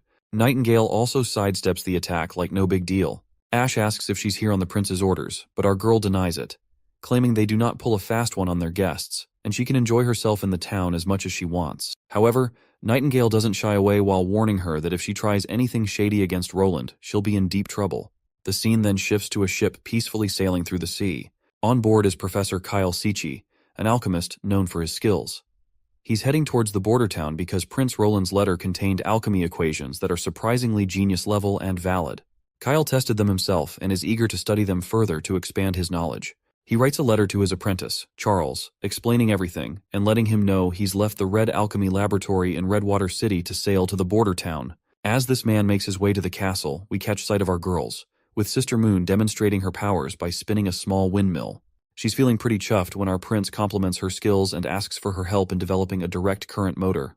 The girls are all smiles, diving into learning about the law of induction. Their learning session gets interrupted by Knight Carter, who bursts in announcing the arrival of the alchemist from Redwater. The old man finally shows up before the prince, and after the pleasantries, Mr. Mustache wastes no time diving deep into discussing the equations from the prince's letters. The prince acts all chill about it, brushing it off like he stumbled upon those equations by accident. The old man is totally floored to learn that my guy came up with these equations on his own, but then he wonders if these were Royal Alchemy Society secrets. The prince just shrugs and cunningly spins the tale that these equations came from ancient books 400 years old. He slyly adds that back then, scholars preferred calling it chemistry instead of alchemy. This revelation really knocks the big mustached man for a loop. The prince nods, dropping more knowledge bombs like the law of conservation of mass, which basically says stuff doesn't just pop into existence, it just changes from one form to another. He then gives an example with a delicious cake he plans to eat, explaining how they'll absorb some parts and, well, get rid of the rest later by shitting it out. Professor Kyle still appears to be curious and asks what happens to the mass when a giant log is burned, since ashes weigh less. My guy calmly explains that the log's mass becomes gases and water vapor, leaving behind only ashes. Once my guy has the old man's attention, he casually digs through his drawers and pulls out a chemistry book, calling it a gold mine full of knowledge. He tells the old man if he wants this treasure trove, he'll need to work for him to earn it.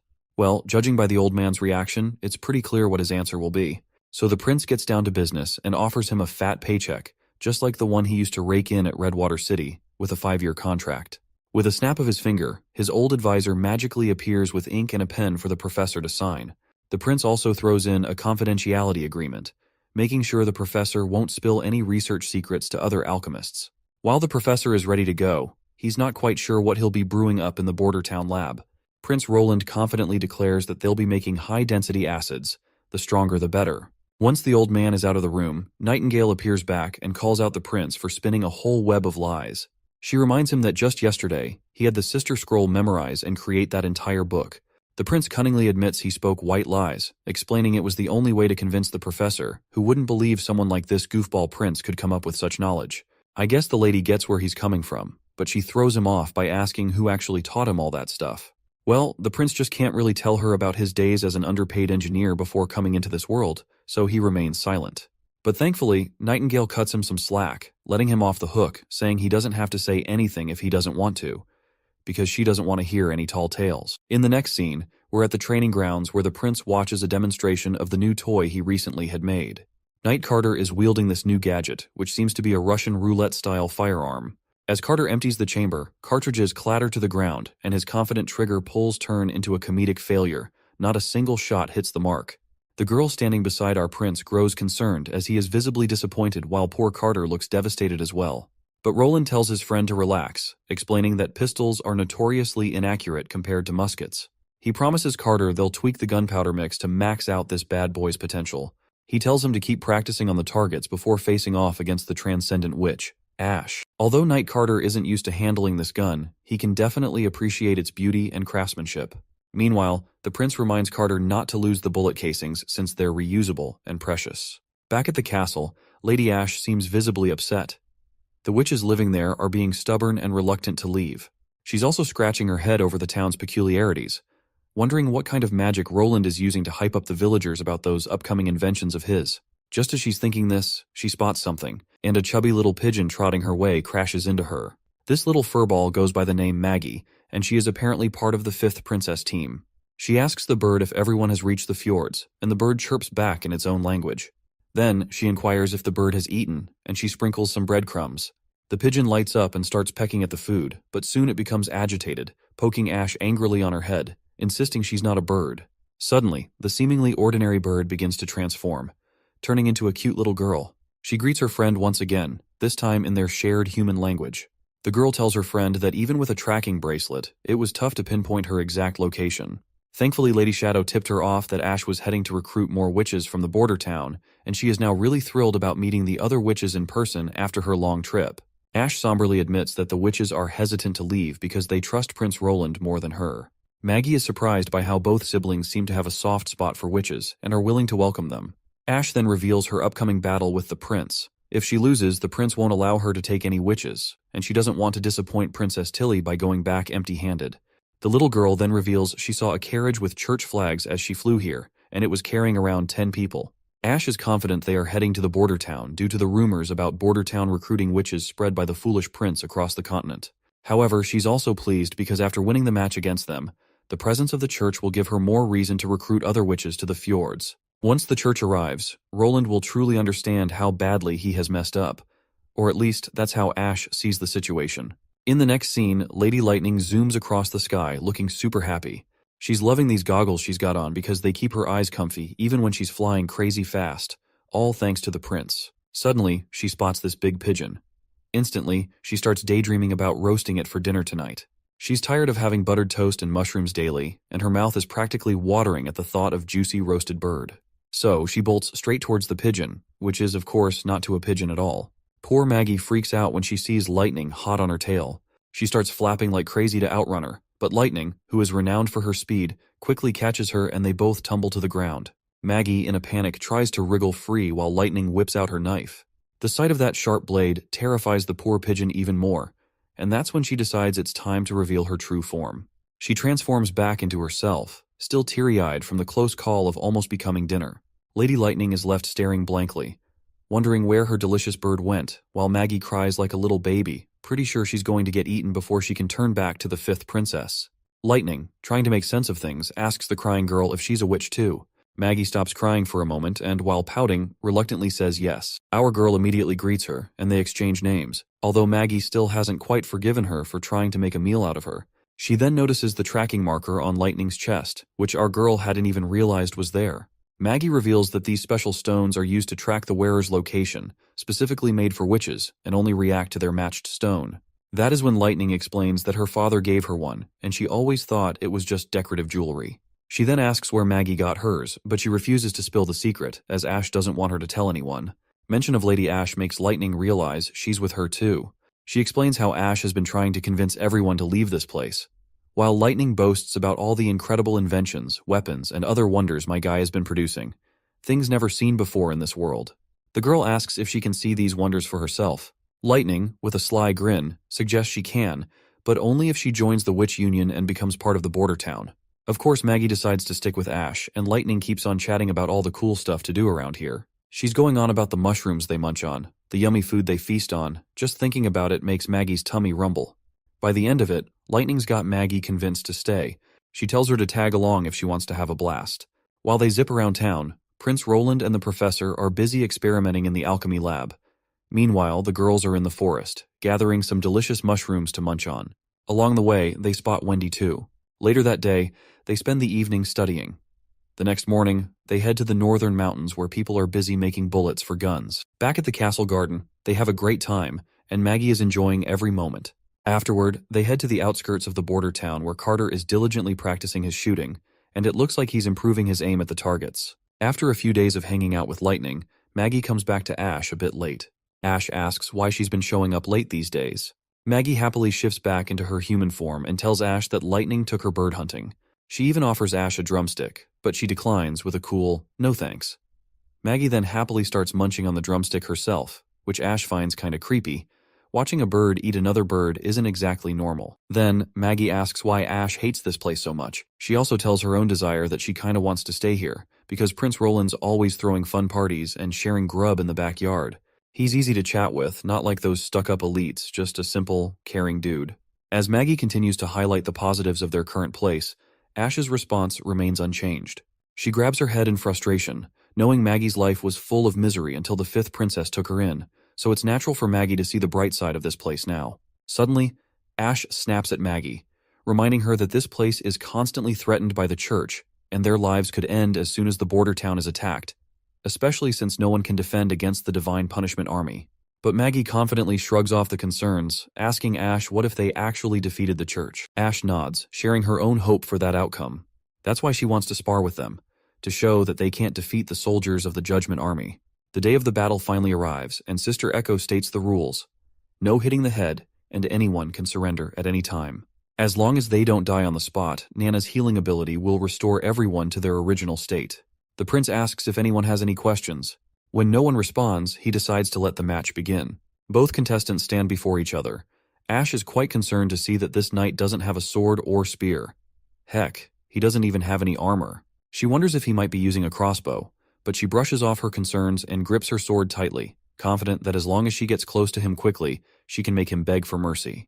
But it looks like this isn't going to be that easy, as Carter is also ready with his gun.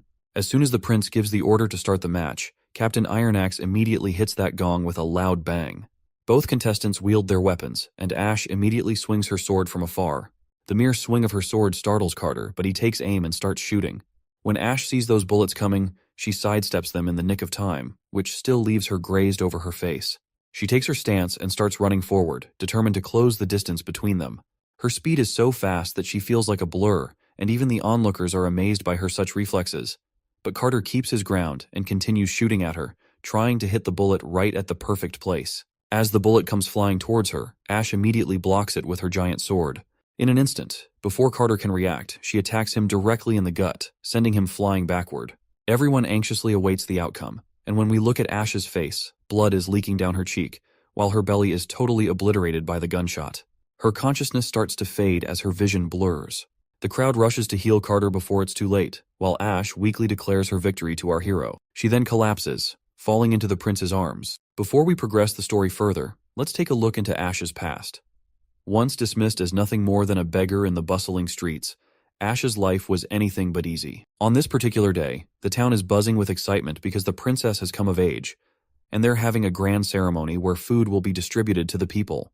The church's prestigious Archbishop Tayfun is set to host this grand event alongside the princess. Hearing the mention of the Archbishop, Ash smiles, a smile that doesn't quite reach her eyes, probably because she's looking forward to taking that man down. As the princess's carriage finally rolls down the streets, Ash forces her way to the front line through the crowd. The fifth princess steps out of her carriage and the crowd erupts in cheers. Amidst the sea of faces, the princess notices someone who stands out the most for her, and it was Ash. Their eyes lock and time seems to stand still. In that brief moment, there's a flicker of recognition and something unspoken passes between them. Once we're back in the castle, Ash gets summoned by the princess. A servant nudges her forward, and the princess can immediately tell she's a witch. She reassures Ash, saying she won't have to wander the streets anymore. And that is also when the fifth princess gave Ash her name, since she was nameless before that point. In the current moment, she finally wakes up from her unconscious state. The bird girl excitedly jumps at her friend and hugs Ash tightly. Ash lifts her overly enthusiastic friend and asks how long she was knocked out. The girl replies it was just one afternoon, explaining that Nana patched her up, piecing together her scattered parts to heal her belly almost completely. She continues to praise Nana's amazing healing powers, though Ash doesn't pay much attention, because her mind is already on a mission to meet our hero. While our hero was chilling alone, Lady Ash barges in like she owns the place, all excited to claim her victory in the bet. Prince Roland, being the good sport he is, admits defeat gracefully. After claiming her victory, Ash gives the prince props, saying he indeed has potential to fight against the God's Punishment Army. She's curious about the weapon Knight Carter used during their match. Prince Roland proudly shows off his pistol, thinking it's the next big thing for his troops, and everyone will be holding these bad boys in the battlefield. He even jokes about how it could turn a farmer into a formidable warrior against the army. When Ash asks for one of the guns for herself, he simply tells her to just stay here in the border town and join the Witch Association to gain access. Ash politely declines, and then drops the bombshell that she's heading back to Princess Tilly's place. She invites our hero to join them at the fjords if he ever needs shelter. In response, Roland says the same thing to her, assuring her that border town doors will always be opened for her to join. Just as Ash is about to leave, Roland calls her back and offers her a custom-made sword, crafted by Anna, to replace her old busted one. The lady eagerly takes the sword, feeling a surge of confidence as she grips it. She notices it's not your run-of-the-mill blade and questions why this is feeling so weird in hand. That's when Prince Roland drops the bomb. It's called Ashbringer, and he boldly and loudly claims it's a legendary item, far superior to her old sword. Swinging the sword around, she feels its power and gladly accepts this impressive gift. Meanwhile, Roland barely saved himself from getting cut down while she was swinging around her new toy recklessly. In the next scene, we're at the camping area of the church's scout army, led by Mira. The woman plans to scout if there are actually witches in the border town. She boldly declares that if Prince Roland is indeed harboring witches, she has the power to deliver holy judgment, and she's eager to give our hero a serious beating. Her pleasant train of thought is abruptly interrupted by news of enemy warrior attacks. The knights quickly order everyone to prepare for battle. The knighted lady rushes to peek outside, but before she can react, Lady Ash cuts down all of the knights in one quick motion. It seems my girl is here to put her new sword to the test, and it's working quite effectively as she effortlessly cuts down people left and right. In one quick swing, Ash cuts the knighted lady into two pieces, leaving Priestess Mira trembling in fear at the sight of such brutality.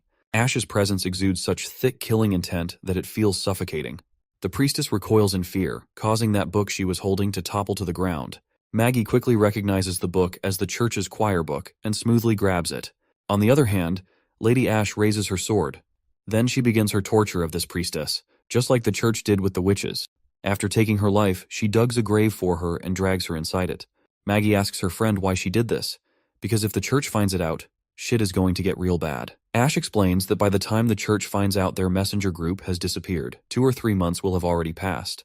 She clarifies that no matter how Roland Wimbledon handles the situation, the cooperation with the witches will eventually be exposed. Then, she shows her the messages they've been sending via carrier pigeons to Hermes to report on the situation. Maggie declares she's already nabbed all the pigeons, so there won't be any reports back to the church. Hearing this, Ash adds that this buys Border Town some much-needed time before the church's army strikes, and she is feeling pretty proud that she is doing a favor to our hero by doing that. Maggie gives her friend a thumbs up for her mastermind plan, and for some reason, Lady Ash grants our pigeon girl permission to stay in Border Town. The little girl mentions she likes Lady Tilly too. Ash then tells her to just visit the fjords once a month. This way, she can keep tabs on what's happening in Border Town and facilitate communication between both sides. It's a plan to help Border Town escape to the fjords if things get messy. Maggie is over the moon to hear this, and just as the sun peaks over the horizon, we're back at the Border Town castle. Here, Sir Ferlin Eltec has been invited to a royal feast by the generous prince. Roland urges them both not to hold back and to enjoy the feast to their heart's content. Ferlin humbly thanks him for the honor of dining there, and his wife, Irene Eltec, also expresses gratitude. She specifically thanks our hero for allowing her to become a teacher. Roland credits Sister Scroll, in charge of the Ministry of Education, for arranging everything. Irene cuts to the chase and asks why they've been called there exactly. Roland enthusiastically reveals his plan. For the first half of this year, he wants a play performed in the town square every weekend. He already has scripts, props, funding ready, and now he just needs a cast. Knowing Irene used to be an actor back in the Longsong Fortress, he asks her to play the role of Star in this play. The lady hesitates at first about taking on such a major role, but our hero waves a fat paycheck her way for her job. Her husband encourages her, noting it's always been her dream, and he wholeheartedly supports her. The couple gets a bit romantic with each other, making our hero feel a tad awkward. He clears his throat awkwardly and then proceeds to hand them the scripts. He explains that the first play is Cinderella, a romance between a commoner woman and a prince. The second is Midnight Crow, where the little guys stick it to their greedy landlords. The last one, Witch's Diary, is an original they crafted with Miss Scroll, and he's genuinely excited and proud of it. The wife is absolutely amazed by all these scripts, and our hero is pumped to kick off the cultural scene. He's really eager to use plays to counter the church's propaganda and promote progressive ideals. Next scene zooms in on our pretty pigeon girl, totally floored by the feast spread out before her. Unlike the usual cheap buffets we hit up, this spread is top-notch. Everyone warmly welcomes Maggie into the fold. Our boy tries to introduce himself formally, but the little girl is too busy ogling those barbecue sticks to even notice the prince's introduction. At that moment, the girl can't hold back her hunger any longer. But Wendy jumps in with her own introductions, while Lady Moon encourages the girl to try the barbecue sauce made by the prince himself. She dips her finger into the sauce, and once she puts her finger into her mouth, she is absolutely thrilled to have it. Her taste buds are doing the happy dance. This is something she has never tasted before in her life. Everyone gathers around her as she enjoys her barbecue stick. They're all curious about her pigeon form and ask if she can transform into other birds. Proudly, she says yes and demonstrates by changing into a sparrow, then a seagull, and finally a cute little parrot. Her adorable transformations capture everyone's hearts, and they can't take their eyes off her. Anna turns to Roland with curiosity, admitting she never thought that the fifth princess was also gathering witches together. Roland shares her astonishment, revealing his intention to send a letter to his sister to team up with her. Maggie will deliver the letter once she returns to the fjords next month. Speaking of Maggie, Anna finds the prospect of flying really amazing and excitedly expresses her desire to fly like birds in the open sky. Well, looks like my guy has already got everything covered. Right in the next scene, a hot air balloon appears, granting Anna's wish as she soars through the skies. From up high, everything seems so small, and Anna sees the border town for the first time from a bird's eye view. Here they go again, chatting about all the nerdy stuff like how the hot air balloon works. But I'll spare you the details since we're here to have fun. The prince says one thing to Anna. Right now, everything depends on her black fire to work. Suddenly, Anna spots a redwater river and can see everything from above. The test fields Sister Leaf uses, and the recently built factories. Well, looks like along with the era of industrialization, my guy has also started the era of pollution and climate change. The prince gives her all the credit, explaining that because of her, everything started and they were able to build everything. Anna is amazed to see everything, and that's when the prince takes his chance and gets closer. He grabs her hand, but the mood immediately dampens when Anna reveals that her mother died in a fire. She somberly reveals that not only did she narrowly escape the thick smoke and fire, but she also became a witch herself. That's why she's hated flames for so long and struggled with self-acceptance. When she was imprisoned, she thought facing her sentence might bring relief, but the prince rescued her and taught her to harness her abilities. Now, she's realizing flames can be used for more than just destruction and suffering. She gives all the credit to the prince for helping her change her mindset and use her abilities for good. As the mood sets in and the prince blushes, they share another kiss. After that, what happened in the balloon is anyone's guess. All we hear is a resounding voice of claps, probably because they're playing something fun. After their short journey, the balloon comes down, and everyone is genuinely thrilled to see it land. Some politely scold the prince for pulling such a risky stunt, but he owns up to his recklessness and explains that Maggie and Lightning were following them as backup. One witch then smirks at Lightning and Maggie, saying they're not the only ones who can fly now.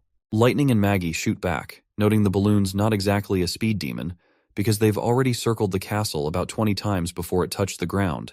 Nana seems super pumped to take a ride in the sky too, and they all eagerly ask if they can hop on the balloon. Anna explains it can only hold 2 people at a time. Meanwhile, the prince is still busy apologizing to the ladies for going in the sky like that. And as Anna and the prince are getting grilled by the others, they accidentally bump into each other while stepping back. They share a smile, perhaps because the prince enjoyed playing clap-clap with her in the balloon. Meanwhile, Nightingale, munching on snacks as usual, feels a bit left out.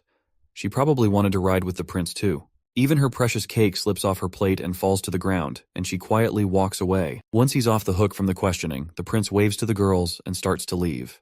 On the other hand, Wendy also notices Nightingale's absence. As night falls, we find Nightingale sitting alone, looking kind of down. Wendy pops into view and asks her why she slipped away quietly this afternoon. Nightingale stays mum at first, just saying it's nothing. But then Wendy pulls her clothes aside, flashing her impressive assets under her gown, reminding Nightingale she can chat to her about anything. Nightingale blushes, probably because Wendy's bosom is bigger than hers. Later, they're lying side by side on the bed, and Wendy keeps nudging her friend to spill what's on her mind. Nightingale reminds her friend that what the prince said about marrying a witch was true, because she can tell when someone is lying. Wendy immediately warns her never to reveal this to anyone in the Witch Union. When Nightingale asks why, Wendy explains that the prince is destined to become the king of Grey Castle, and the kingdom might not support a king without an heir, which could also affect the future of witches. Wendy also senses that her friend is bothered by the close relationship between our prince and Anna. She asks Nightingale if she would rather become the queen or stay by the prince's side as she is. Nightingale chooses the latter. Wendy reassures her that she's already by the prince's side, so there's nothing to worry about. She advises her to come to terms with it and live happily just being beside the princess. The scene shifts to the Holy City, where someone is getting brutally tortured by these filthy priests in the name of ceremony. The pain is so intense that the man begs for death instead of enduring it. Meanwhile, Archbishop Maine seems to be really nervous. Just then, the big boss of the church arrives and orders Maine to stop. Priest Maine spills the beans right away that this guy also flunked the test for the elite judgment army, and the man before us is undoubtedly Pope O'Brien. The Pope tells him to let the guy rest, and when he says rest, he meant to cut this failed subject off brutally right then and there. Then the Pope grabs his junior's hand and assures him that back in the day, he was way more nervous than him when he first hosted the ceremony. He mentions he even puked all over the place at 45, and the smell of blood made him dizzy. Maine then asks his senior if it's really necessary to go through with this ceremony and how many soldiers they want to transform into the Judgment Army. The old man just walks off, telling him to hang tight. He says that when he becomes the next pope, all his questions will be answered in the church's secret library. Suddenly, a man grabs their attention, and Pope is absolutely thrilled to see if he's going to participate in the ceremony. The man on the ground agrees and introduces himself as Rekut Rot, part of the Holy City Guard team. He's honored to take part in the transformation ceremony. Shortly after, they bring in a witch who has already been rendered unconscious with dreamland water. They tie this new man to the same bench as the one before him and immediately begin extracting the witch's blood. They mix it with some divine stones of judgment, and the mixture turns into a mysterious bluish liquid even the archbishop has no clue about. Then they inject this solution into the man's body. There's a possibility he'll undergo a transformation into a God's punishment warrior, also known as the Judgment Army, who is as strong as they come. However, if the transformation works out, it wipes out their emotions and smarts, turning them into mindless ghouls with just instincts and a tiny bit of will left. There's also a chance they might fail and suffer like hell or even kick the bucket. But the priests are all in because it's their only shot at fighting demons. Looks like this man has passed the transformation process. Soon after, we spot both the junior and senior priests together. The Pope gives Maine props for pulling off a solid transformation ceremony. 62 warriors joined in, and more than half of them succeeded. Then the old man brings up this new kind of poison, produced by Master Crow's eyes. If it's slapped on a rotting corpse, it spreads out to the area around it. This stuff floats through the air, so you don't need to eat it or touch it to get affected. There's no cure for it either. Pope, sounding all ominous, asks why they don't just use this against Greycastle. Back in Border Town, everything's peaceful, and Anna's totally blown away by the scenery from the hot air balloon. She turns to Soraya, asking if she feels the same. But Anna is left speechless for a moment when she sees all the paintings Soraya has been whipping up of the scenery they've seen from up high. Anna stumbles over her words, trying to say something about the paintings, while Soraya waits for her response curiously. Once they finally touch down on the ground, the prince bursts into the room, radiating happiness because he's heard that Soraya's painting style has undergone a drastic change. When Nightingale's eyes fall on Soraya, she's immediately shocked to realize that her magical abilities have transformed dramatically. The prince asks if her powers have evolved like Anna's, and when he sees Soraya's new paintings, he notices the thick textures of fluffy clouds, gritty castle walls, and tree bark so thick it's almost like you could touch it. It makes the paintings feel super real. Meanwhile, Soraya admits that she can increase the thickness further but didn't do it because it would cause her a lot of pain. Nightingale tries to peel off the texture of the tree but fails. Then Anna uses her strings to pop out the texture, which looks like real wood. The prince turns to the painter, asking how she increased the thickness of the paintings. She suddenly gets it and spills that it's all because of what she saw from the balloon, stuff she'd never seen before. Her old paintings, which she thought were realistic, turned out to be totally off. Like trees looking all pointy and mountains not making sense, everything was like in 2D.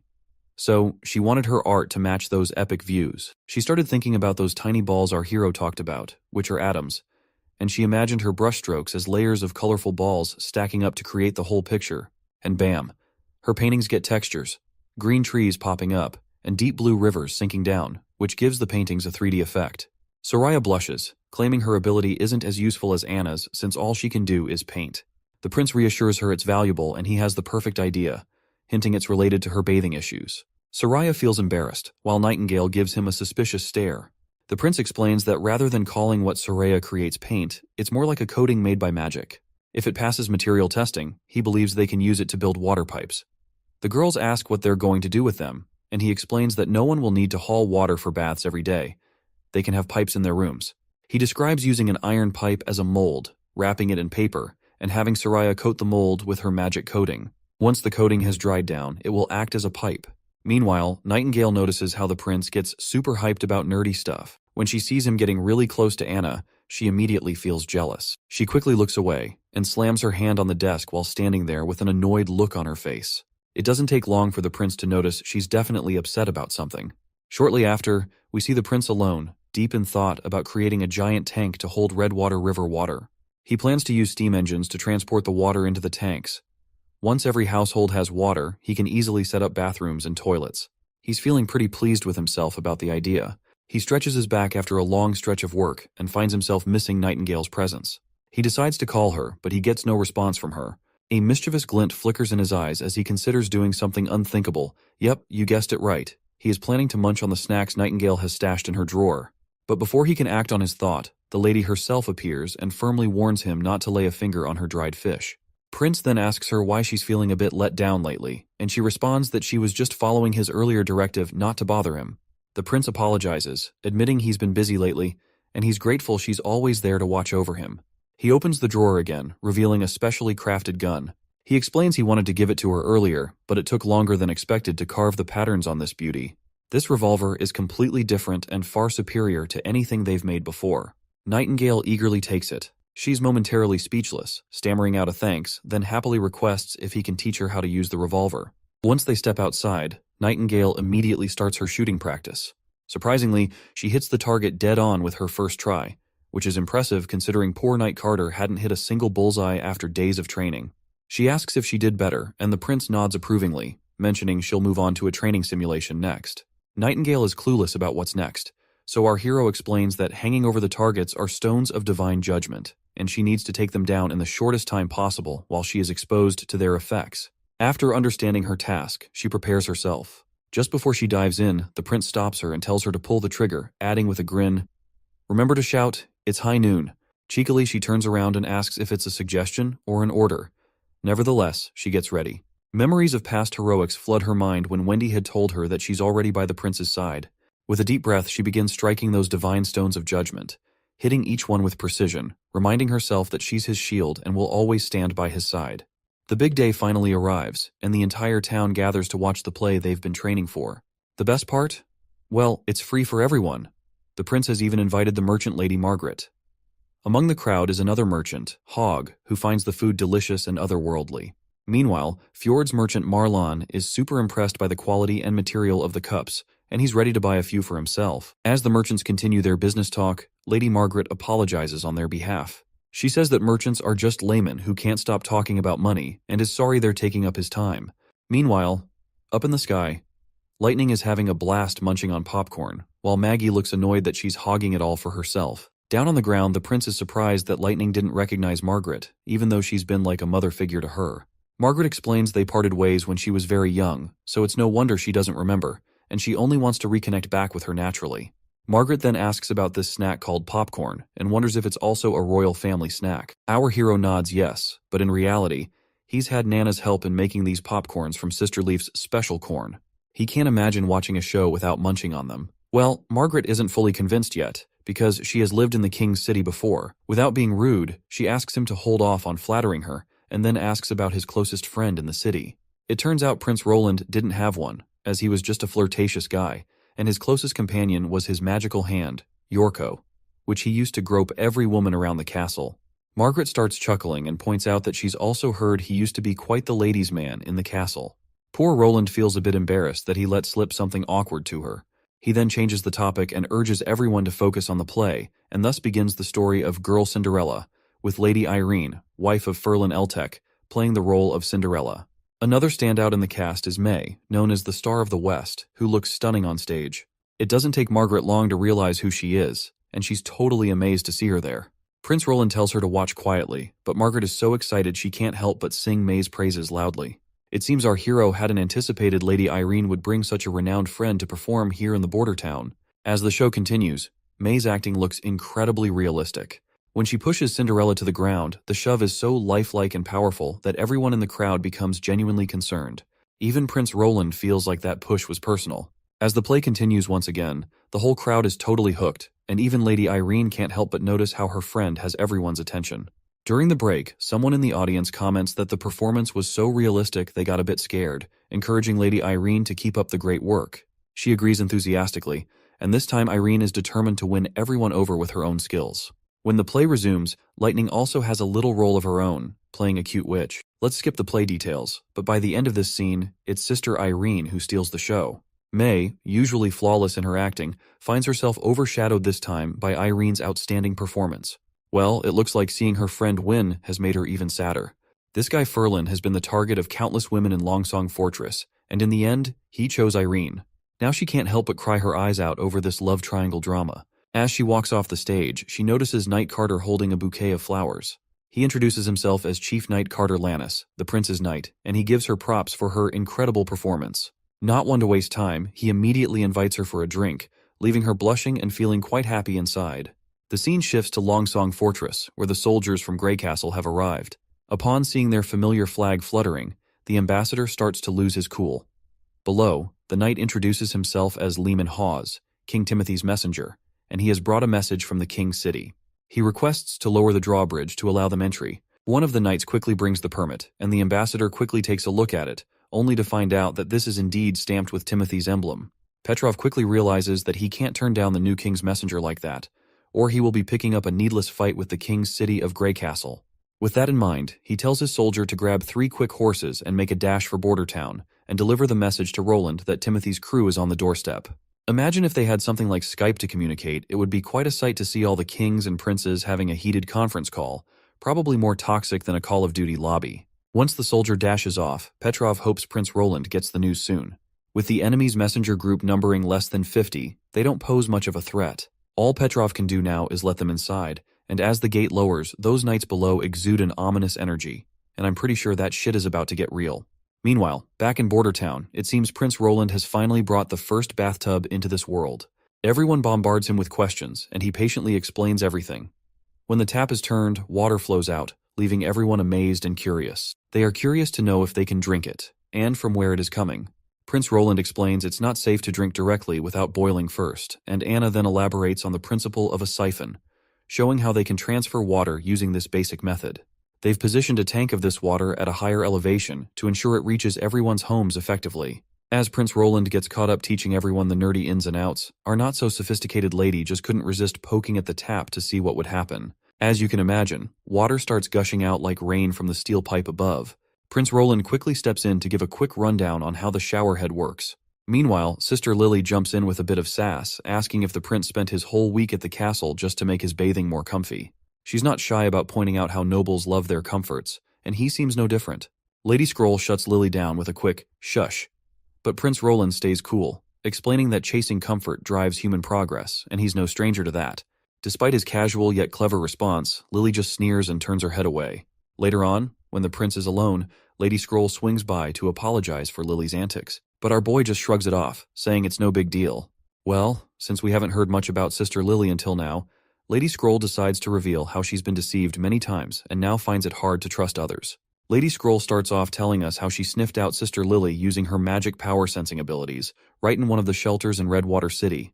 Basically, in the past, Lady Scroll would travel through towns pretending to be the wife of a noble interested in adopting a child, all the while carefully observing to find awakened sisters like Lily.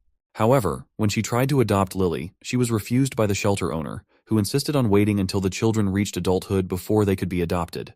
This refusal raised red flags, prompting Nightingale to dig into the orphanage's finances. Turns out, over the past decade, 3 witches were handed off to the church. The good-looking ones got dolled up and sold to nobles, while the others were left to die in the forest behind the shelter.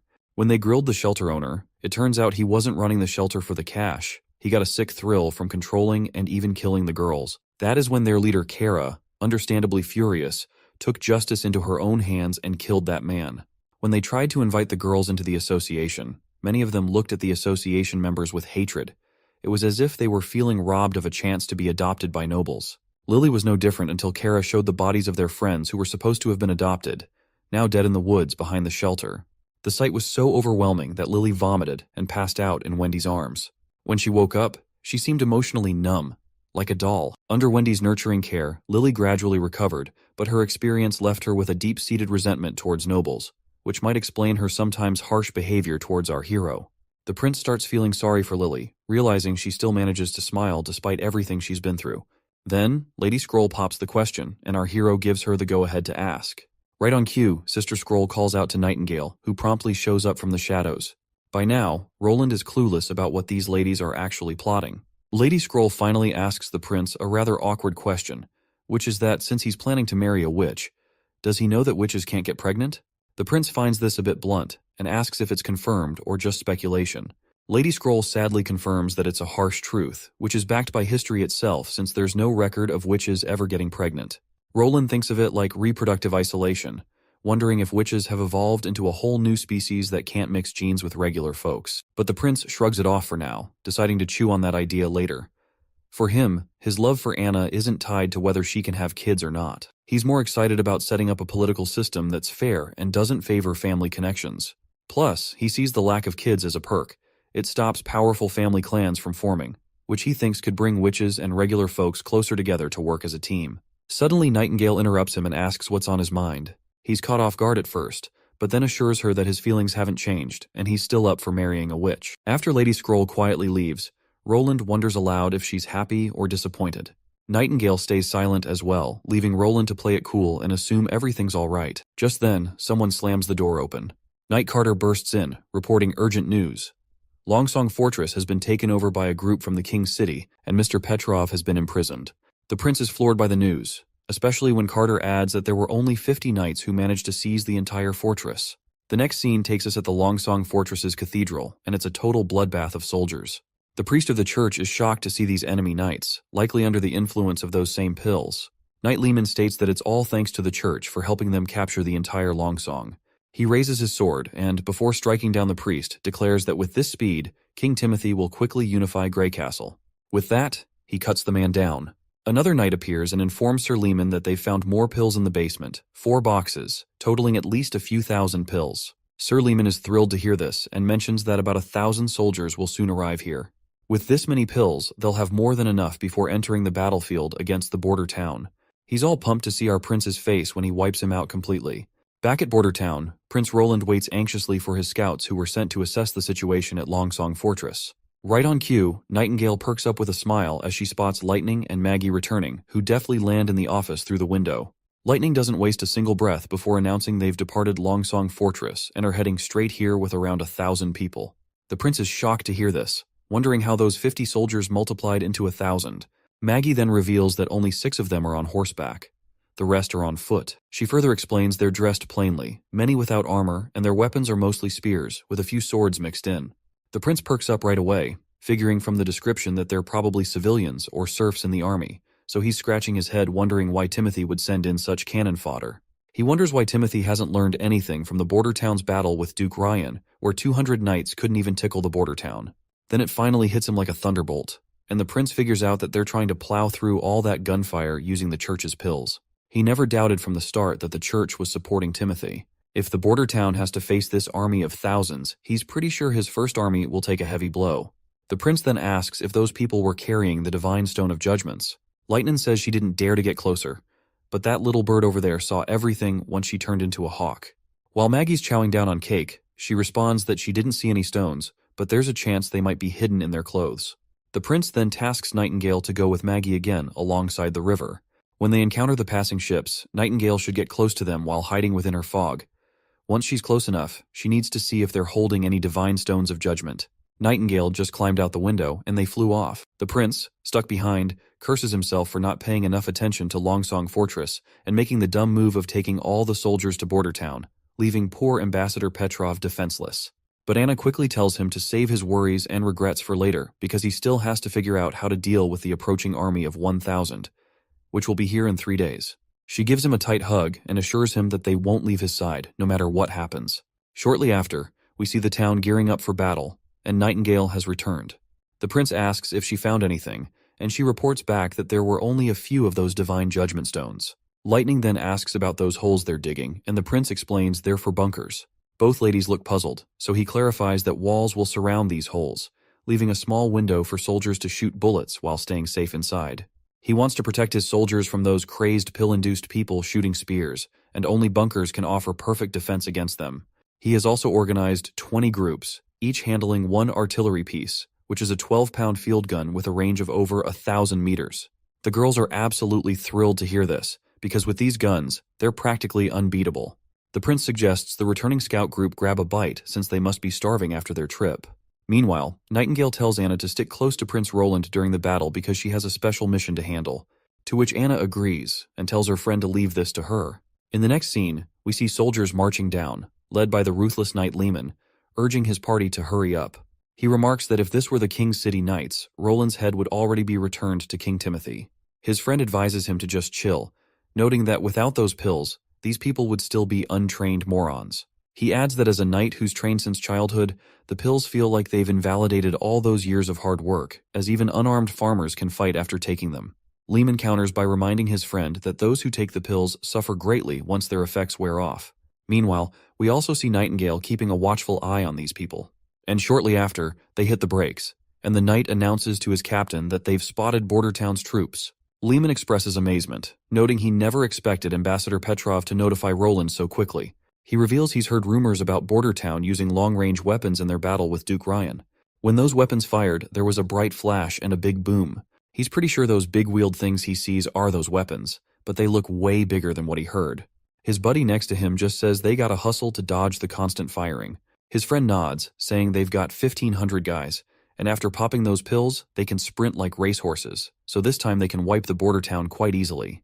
That is when he catches Nightingale's chilling voice, which totally freaks him out. He spins around after hearing that ominous whisper, but there's nothing there. Even his friends swear he didn't hear a thing. Captain Lehman tells his friend Levin to take some people into the woods for a pincer attack. He rallies everyone up, and that's when Lady Echo shows up out of nowhere. She immediately mimics Vice Captain Levin's voice, ordering the soldiers to gulp down their pills and charge ahead. The soldiers get all fired up and immediately pop their pills. Lehman is stunned, wondering what the hell is going on. He asks Levin what the hell he did, and that's when Nightingale appears, her gun's barrel aimed straight at his head. With a single pull of the trigger, she scrambles his brain entirely. The confident captain finally tumbles off his horse, leaving his friend in shock. Meanwhile, the soldiers just keep marching forward like nothing happened to their captain. Levin gags at the gruesome sight, while he also hears someone mimic his voice and order the brainwashed soldiers to take over Bordertown. When he realizes there's a witch mimicking his voice, it's already too late. Everyone is marching forward, ignoring his attempts to halt them. Some soldiers even try to attack him, but he quickly deals with them in anger, dead set on finding these witches and tearing out their throats with his bare hands. Meanwhile, back in Bordertown, our soldiers start blasting those mindless folks with cannonballs, scattering them like pinballs.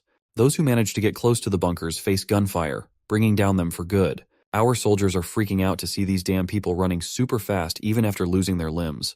Captain Brian finally understands why the prince warned them that these people are more like demonic beasts than humans. The soldiers reveal that the mindless people are closing in.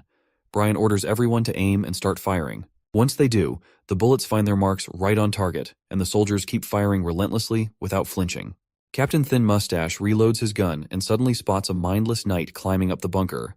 He gladly aims and shoots the monster right in the head.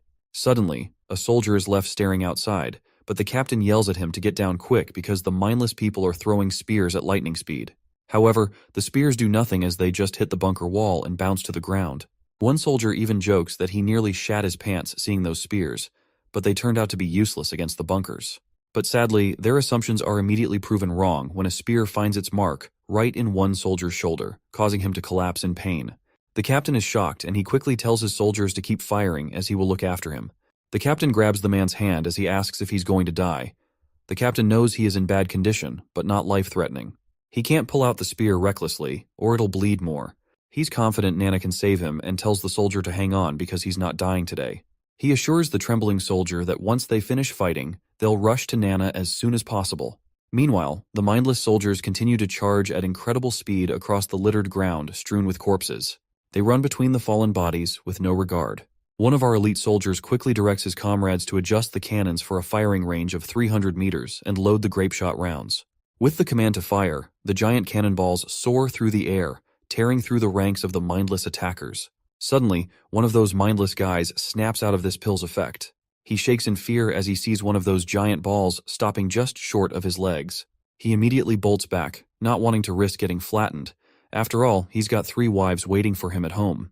Damn, that's a lot of wives for a regular guy. Other soldiers decide to retreat too, finally realizing they were charging to their deaths for no good reason. Meanwhile, a stubborn soldier sticks to his guns instead of running. But let's be real. Who wouldn't rather be called a coward than take a 100-pound cannonball to the chest? The prince notices the enemies starting to scatter and disperse. He feels a pang of sorrow, knowing the pill might stop pain, but not fear. He's especially disgusted that Timothy used innocent civilians who aren't even soldiers. The guy with the spear in his shoulder has finally been brought to the infirmary, where Anna starts healing him right away. Meanwhile, back in the woods, Nightingale gets sniped by the enemy, but she disappears in the blink of an eye. The knight reports her escape, making Levin furious. He scolds his soldier for missing her when she was right in front of them. He orders his men to take the pill and bring her down as soon as she reappears. Meanwhile, roots and branches start creeping from above. Before the fools can react, Lady Leaf chokes them by their throats. Levin hasn't even finished cursing his rotten luck when Nightingale reappears. They lock eyes, and the man calls her a demon, but he soon notices that she's a witch. His last thought is about how beautiful she is before our girl pulls that trigger. The sun hadn't even gone down, and the battle was already wrapped up. Nightingale thought this one was way easier than the Duke's brawl. We only had 5 casualties, but they got treated in time. The prince immediately ordered not to kill anyone once those enemy soldiers' pill effects wore off. He assigned Lightning and Maggie to keep an eye on things, while the First Army was tasked with clearing the battlefield, and when the pill effects wore off, the civilians suffered massive side effects. The pursuit team gathered them up and pushed them towards the Longsong stronghold. The information extracted from the captured knights was used to systematically eliminate the remaining enemy forces at Longsong Fortress. They also secured Ambassador Petrov's release unharmed. Since he was part of one of the most influential families, the enemy knights did not dare to lay a finger on him. The prince also comes up with all new plans to ensure this mess never happens again.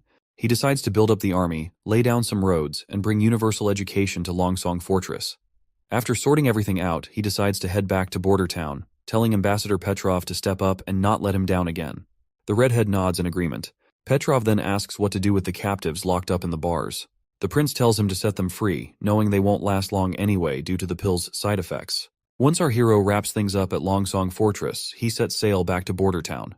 It's early morning, and Nightingale asks why he's up so early, telling him to catch more sleep.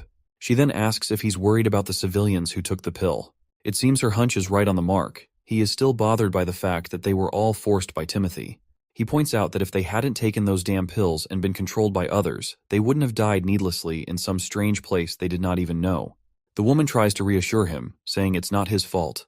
But he responds that even if it's not his fault, he couldn't stop them, and many more will be sacrificed in Timothy's fight for the throne.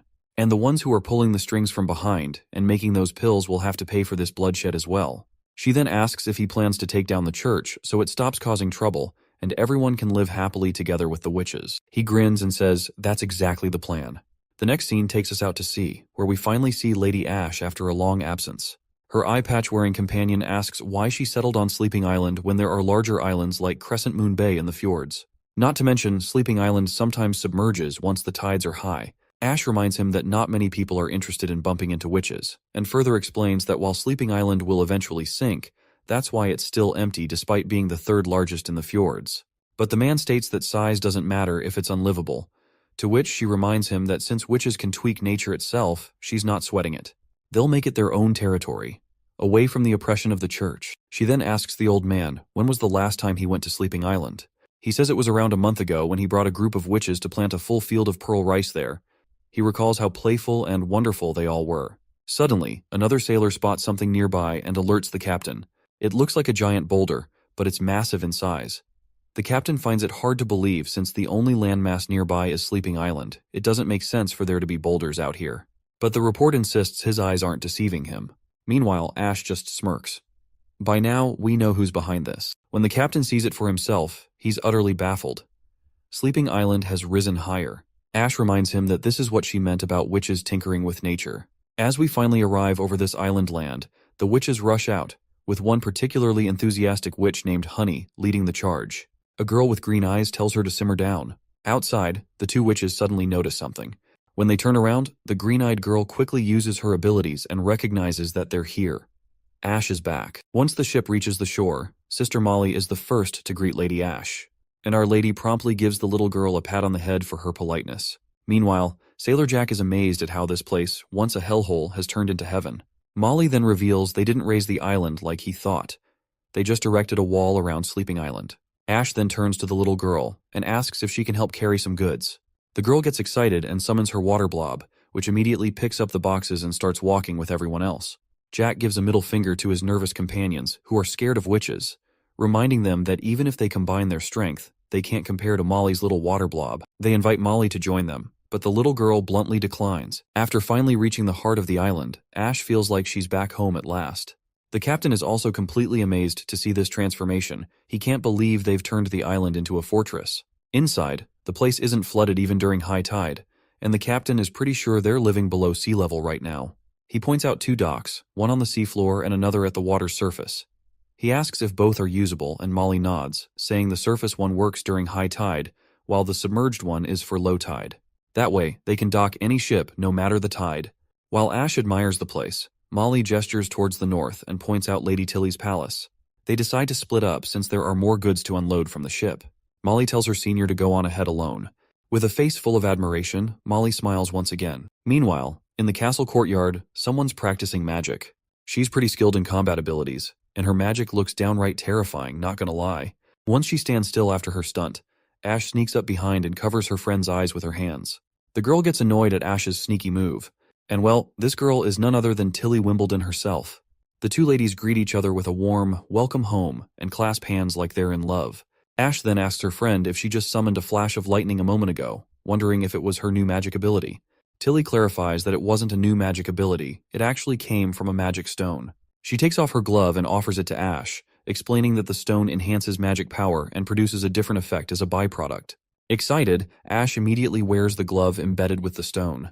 Tilly encourages her to give it a try, instructing her to imagine pouring her magic into the stone and releasing it once she feels the stone can't hold any more magical power.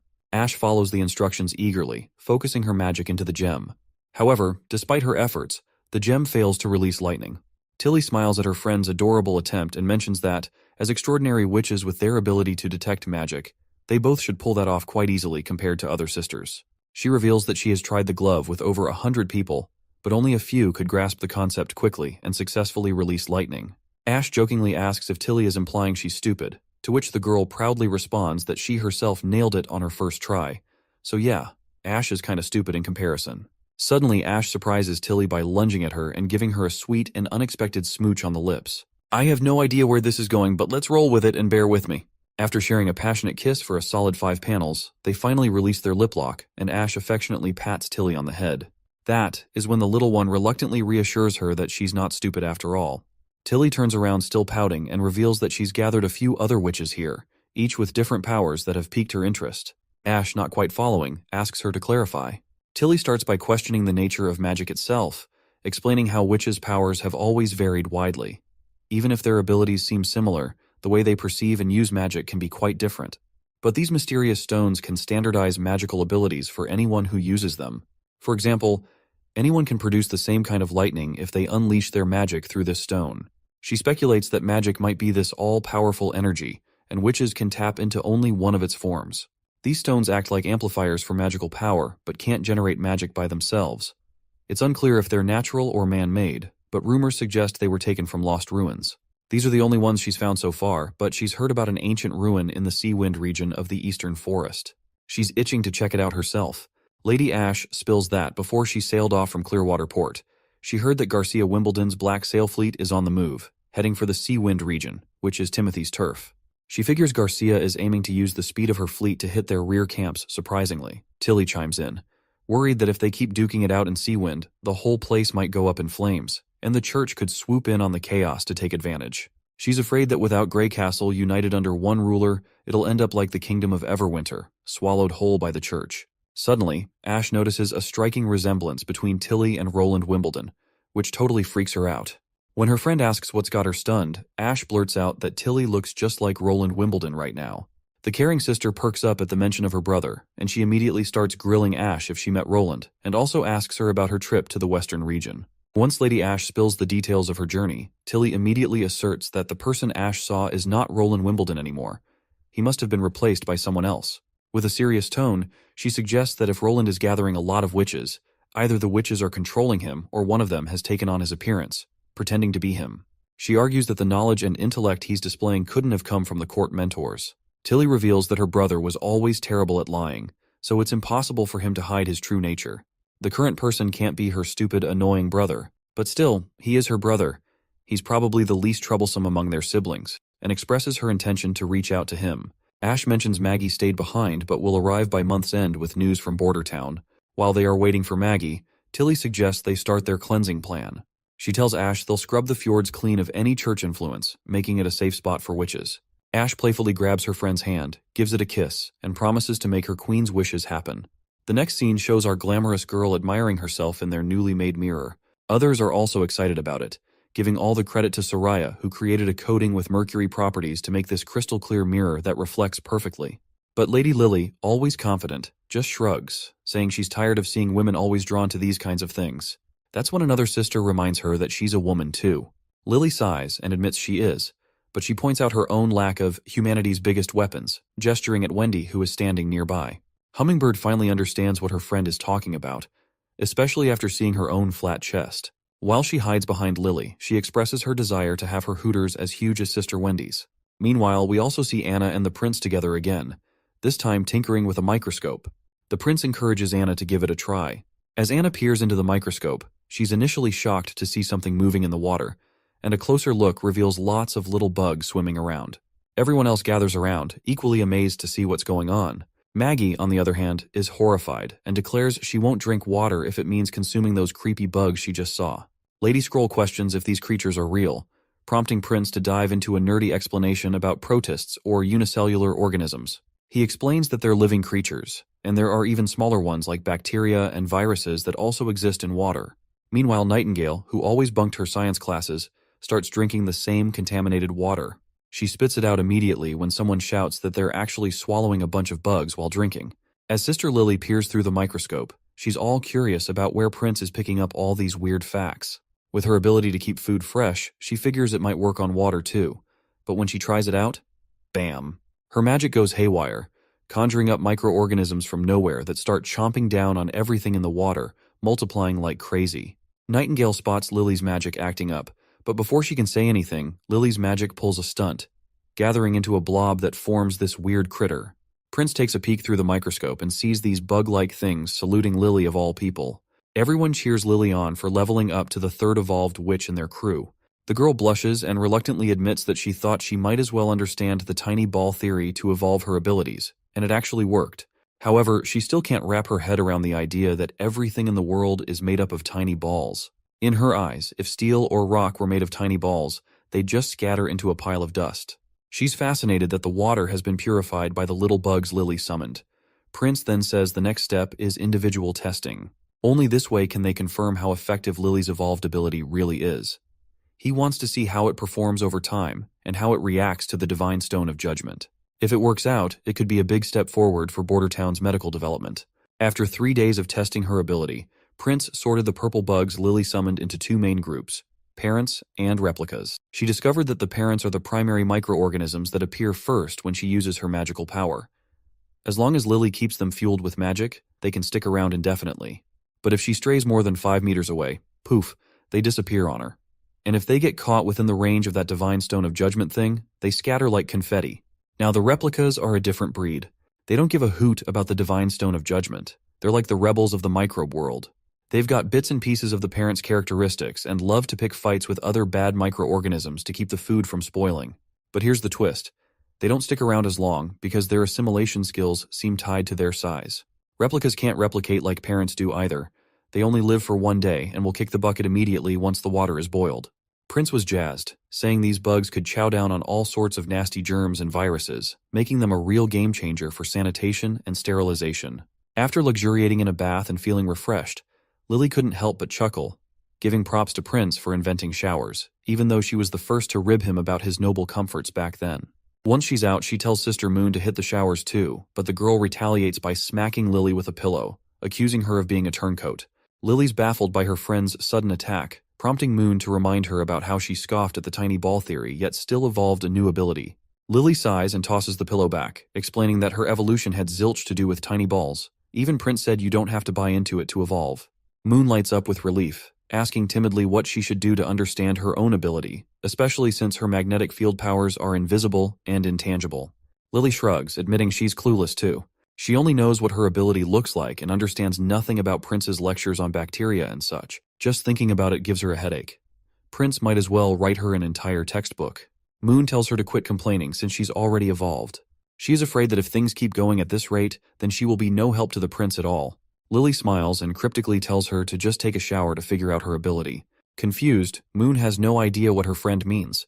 To which, Lily clarifies that she should shower with Anna, which embarrasses Moon even more. Shortly after, we see the blue head finally ending up showering with Anna. She remains shy and apologizes to her senior for only being able to ask her while bathing, given how busy Anna usually is. The senior then asks what her junior wants to talk about, and points out how everyone these days, including Maggie who recently joined, is eagerly learning. Moon feels inadequate compared to everyone else's hard work, to which the senior reassures her that everyone works hard in their own way, emphasizing that witches are dedicated to understanding themselves, their abilities, and their future paths. Anna shares how Prince helped guide her, showing her that her abilities aren't just for evil purposes, but can be useful too, which led to her evolution. She advises her junior not to force herself but to keep learning at her own pace, knowing she'll progress naturally. After their serious conversation, Anna starts rubbing shampoo into Moon's head, which leaves Moon feeling totally embarrassed and awkward, especially since they had never seen shampoo before. In an attempt to reciprocate, Moon decides to rub Anna's back as well. It seems like Lady May is intrigued by the scented soap in town, and Knight Carter explains that it's a popular item used by everyone in the castle. He praises its ability to remove oil and leave a refreshing rose scent. Lady May decides to sniff the soap herself and is pleasantly surprised by its pleasant fragrance. She marvels at how such a large scented soap can be so affordable compared to the expensive perfumes in the King's City. Carter reveals that they've managed to make it more cost-effective by using different materials instead of high-priced ones. He proceeds to buy several soap blocks for her, which causes Lady May to blush slightly. Knight Carter mentions the limit of 2 bars per person but offers to ask Prince for more if needed. After receiving the soap bars, Lady May looks a bit taken aback but eventually smiles and accepts them gladly. Lady May is deep in thought while Carter is out picking a gift for her. She's mulling over her past at Longsong Fortress, where she recognized and wanted in their theaters. But she couldn't stand the idea of working in a small town like a border town which is full of folks she thinks are illiterate. Suddenly, Carter returns with the gift, and when she opens it, there is a stunning mirror, which is showing her reflection, showing her how beautiful she looks. Even Carter compliments her beauty from her recent stage performance and smoothly asks if she'd like to hang out more. Seems like Carter's head over heels, and who knows, maybe she's feeling the same. Later that evening, after their pleasant time together, Lady May sits down to write a letter to Ambassador Petrov. In it, she explains she won't be heading back to support the Honeysuckle family at the Fortress Theater. Instead, she's decided to stick around Bordertown to delve deeper into her studies and broaden her horizons in her career as an actor. Seems like Carter is finally not alone anymore. Another day rolls around in Bordertown, where a new knight reports that the Second Army's training is going great. They'll be ready for target practice in about a week, and during this time, he is sure that there will be plenty of decommissioned flintlocks for everyone. Meanwhile, Prince is totally lost as to who this new knight is. He turns to his advisor, bewildered, only to find out it's none other than Carter Lannis. Carter, a bit embarrassed, admits he just trimmed his beard last night. He tells them not to tease him anymore, but Prince and his advisor can't help but chuckle, wondering aloud how chasing after girls could lead a man to such drastic measures. Back to business. The prince assures everyone will get enough ammo for training and tells the knight to have veterans from the First Army supervise. Once the prince is done giving his advisor a list of tasks, the knight suggests they could make good money selling the perfumes they make using sugarcane, because he has heard that it's high price in the King's City. The prince's eyes light up with the prospect of profit, seeing it as a great opportunity to hoard some fat cash. The advisor, still standing nearby, adds that the perfume is the King's City Alchemy Association's top-secret product, with only around 1,000 produced each year, and only a fraction of those being sold. Selling it outside the King's City could mean doubling the selling price. He explains that the scented soap he produced makes bath time a lot more fun, and if they use sugarcane for making perfume, they can rake in the money by selling it to Redwater City and Fallen Dragon Ridge. The prince is blown away by how little it costs to produce the perfume. It's just a few crushed flowers, herbs, and ethanol, and yet the profits are pretty sweet. On top of perfume, they can also churn out white wine and white sugar. Even though they might not fetch as high a price as perfume, they'll still bring in some much-needed cash in bulk. With his mind made up, he gathers all the city's merchants the next day. Once Merchant Hogg downs some wine down, he raves about the top-notch quality of the product. Margaret's also taken aback by the wine's punchy flavor, but she's more interested in discussing the perfume business deal, so she dives right in with her questions. She then takes the chance and leans towards the prince to drop some secret info he requested. It seems that not much has changed since Everwinter fell to the church. The kingdom of Wolfheart put up quite a fight, supposedly halting the church's army at Broken Tooth Castle for about 2 months. Additionally, the King of Dawn reached out to Grey Castle, suspecting the church's intentions to occupy all mainland kingdoms. He proposed an alliance to expel the church forces and cooperate in defeating Hermes' holy city. The prince quickly asks Margaret about the king's city's response to this proposal. In response, she sighs and reveals that under Timothy's advice, Prime Minister Marquis Wyke rejected the proposal. That chubby one sure has some weighty news. He mentions that Timothy is currently occupied in the eastern region with his men, suggesting he might not be able to focus on other matters. There's also word of a large fleet landing in the Seawind region, led by Garcia Wimbledon, wreaking havoc along the shoreline. They've plundered everything in sight, including churches and many merchants from the fjords becoming victims. Margaret adds that numerous refugees have appeared in the eastern regions, with her caravan taking in many of them. These raiders not only stole valuables, but also took lives and burned anything they couldn't carry, which she believes will deal a heavy blow to Timothy, who had just managed to subdue the nobles in the area. The prince is concerned about the refugees and asks Margaret for details. She explains that compared to refugees from Everwinter or Wolfheart, those from Grey Castle are less likely to want to sell themselves into slavery. Prince clarifies that he doesn't want slaves. He just wants to provide food and shelter for those willing to stay in Border Town. When he learns there are around 10,000 refugees, mostly women and children, gathering outside the king's city, he immediately orders his men to screen them. He asks if they need permission from king's city officials to transport the refugees, but the chubby man assures him it's unnecessary, as overcrowding could lead to food shortages and riots in the city. Margaret offers ships to transport the refugees and strikes a deal with the prince, shaking hands to adjust the cost against the steam engines she bought from him. Outside, everyone is offering their food and spices gladly to Maggie, who's about to depart for the fjords. She's teary-eyed seeing such generosity and probably doesn't even want to leave, promising to return very soon. Prince then hands over a letter to her, saying it's for Princess Tilly. The little girl eagerly accepts the mission, pledging to fulfill it no matter what. Nightingale is intrigued that he's reaching out to his sister. He explains he wrote in the letter about his desire for cooperation and asked her to send a few support-type witches to assist with Border Town's construction. In the letter, he didn't refer to himself as her brother but as the ruler of the western region. Lightning, her best buddy, asks what if the other witches don't let her come back to Border Town. In response, Maggie confidently says she'll fly back without telling anyone. With the deal sealed, our playful girls exchange a sisterly fist bump before parting ways. Prince feels a sense of accomplishment knowing Maggie is now on their side after just a month. As Maggie flies off with her load of products, Prince wishes her a safe journey. Meanwhile, Lily wonders if she's gained a little weight, and Lightning, who's been making her eat all that food, quickly catches on that it's probably her fault. The scene shifts to a sailing ship carrying Margaret and Theo, the representative sent by Prince Roland. Margaret asks the boy if he was born in the king's city, and he confirms that he grew up there before becoming a castle guard. She then asks how it feels to return home, to which Theo responds that he'd rather stay in Border Town because he admires Prince Roland very much. She then teases him, asking what he knows about the prince, to which he stares blankly, unsure of how to respond. Margaret mentions that Prince Roland is an amazing person, but he had a bad reputation in the king's city. She asks if Theo heard the rumors about him, but notes that in Border Town he's nothing like those rumors. He's a well-behaved, thoughtful gentleman with a wealth of knowledge. Theo shrugs, admitting he doesn't know either, speculating that perhaps Prince Roland was hiding his true self all along. As they chat, they finally arrive at the king's city, and Theo is confused by the commotion outside the walls. He asks Margaret about the gathered people there. She explains that these people are currently being fed, but she's uncertain if they will continue to receive food indefinitely. The strong ones will likely be chosen by nobles, while the weak and old might be left behind.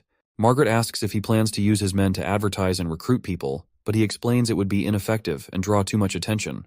Instead, he suggests she take his men with her and reveals he's already figured out a plan. To get things done, you either deal with annoying officials or hire people known as rats to handle it. Once alone, he reveals to us that in the past when he joined the castle guard, he used to be part of the patrol team, responsible for shady tasks passed on to an underground organization called the Rats. These rats do all the dirty work of the kingdom to keep things in balance. He plans to approach them through middlemen to see if they'll take on the job. As he walks, he notices some girls hanging at the gallows, but soon reaches the middleman who hooks him up with the rats. The middleman introduces Theo to the group, which includes a young girl and someone named Fox. Theo is surprised to see someone from a respected family involved in such shady activities. The middleman explains that Fox lost all his money gambling, sold everything, and ran away with someone else, leaving his wife behind. Theo takes a seat and gets straight to the point. He tells them about the city's plan to reduce food relief for refugees, which could lead to riots. He emphasizes that kicking people out will be harder if unrest grows in the city. The middleman then asks what they're supposed to do next. Theo simply states they need to spread the word that the western region is reclaiming uninhabited lands, and the local lord welcomes refugees. He tells them to make it sound as realistic as possible and insists on spreading the word that mercenaries and fleets will arrive here in 3 days to scare off the people.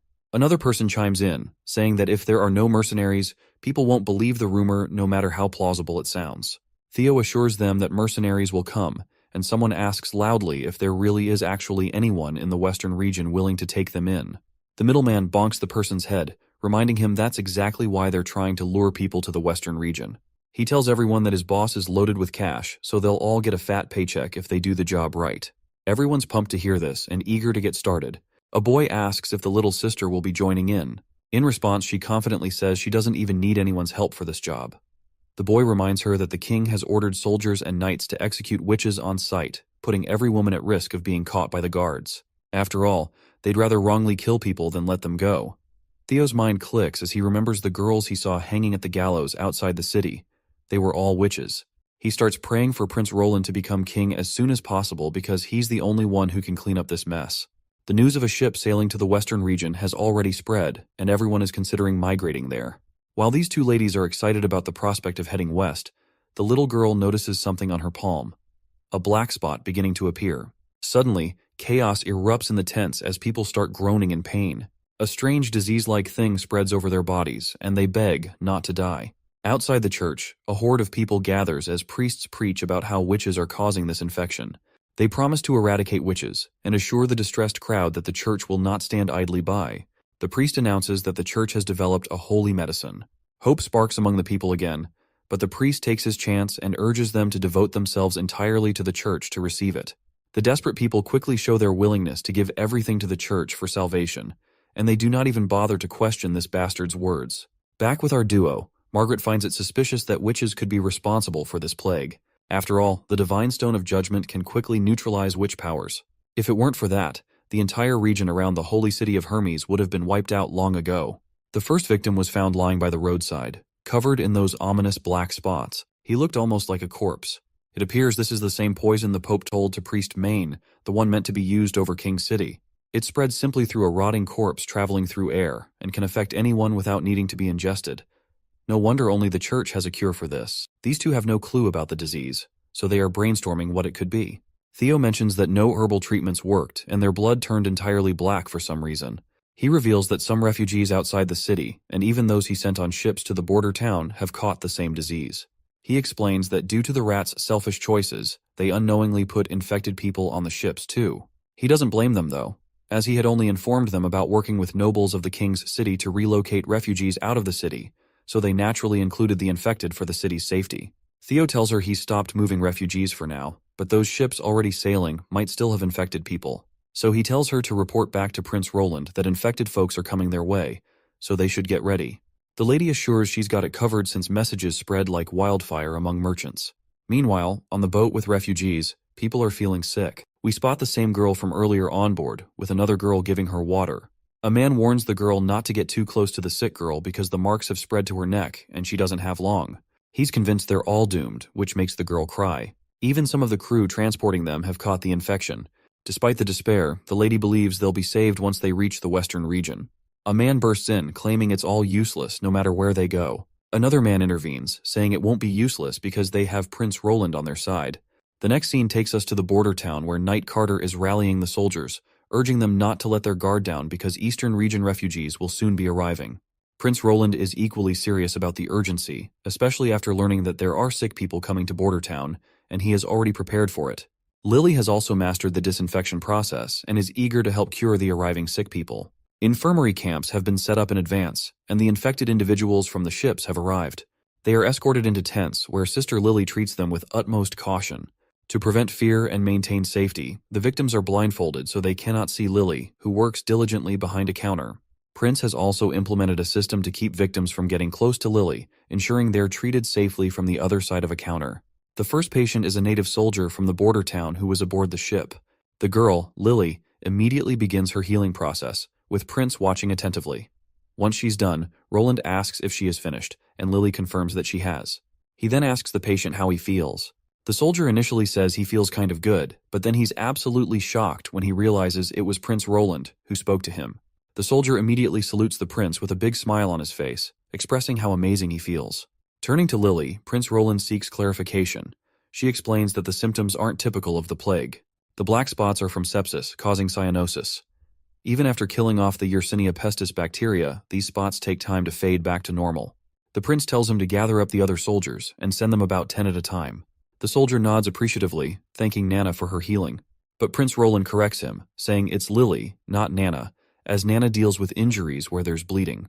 Hearing this, the soldier quickly shows his respect to Sister Lily, which deeply moves her. It's probably the first time she looks so relaxed and natural, as she usually acts like a stubborn brat. But then again, she turns to her usual stubborn self while blushing slightly. She insists she doesn't need any credit. But Prince Roland teases her, asking why she's blushing so much then. The prince gives her a good old pat, and that's when Nightingale enters the scene, telling them she just witnessed a strange phenomenon. She explains that there were signs of magic in the blood of those people, and the prince is quite startled to hear this. Nightingale continues, describing how in the fog it looked like stars in the sky, something she'd never seen with such small magical glows before.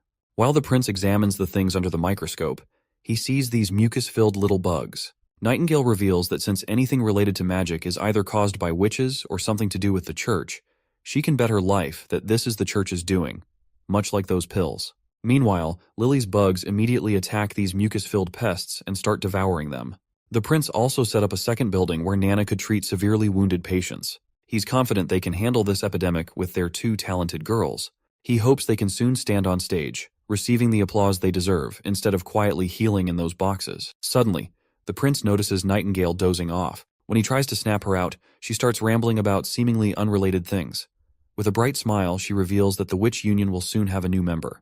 As dusk settles, we see the same girl sitting on the ground. A soldier kindly offers her some food, and she thanks him warmly. She's still a bit puzzled about having to wear a blindfold before going into the tent. But after getting that mysterious treatment, she and the others are feeling a lot better. Tears of joy well up in her eyes as she's grateful that everything's going okay now. She just wants to keep living like this because their lives were so tough before, especially losing both her mom and dad. All she wants now is to stay alive with her sister. Well, it seems like one of the girls from these two is a witch, and that is precisely why Nightingale hinted about the new witch joining them soon. Right on cue, she appears behind the sisters. Nightingale introduces herself as a witch, which fascinates the girl, who reciprocates to the gesture and introduces herself as Lucia White, and she immediately expresses her desire to join the Witch Association. Nightingale agrees and offers to take her home, mentioning that Prince Roland wants to meet her as well. Later that night in the castle, we see Prince examining these materials before him, which seem related to Lucia's abilities. Although the specifics of her powers are unclear, she used a cup to demonstrate her abilities.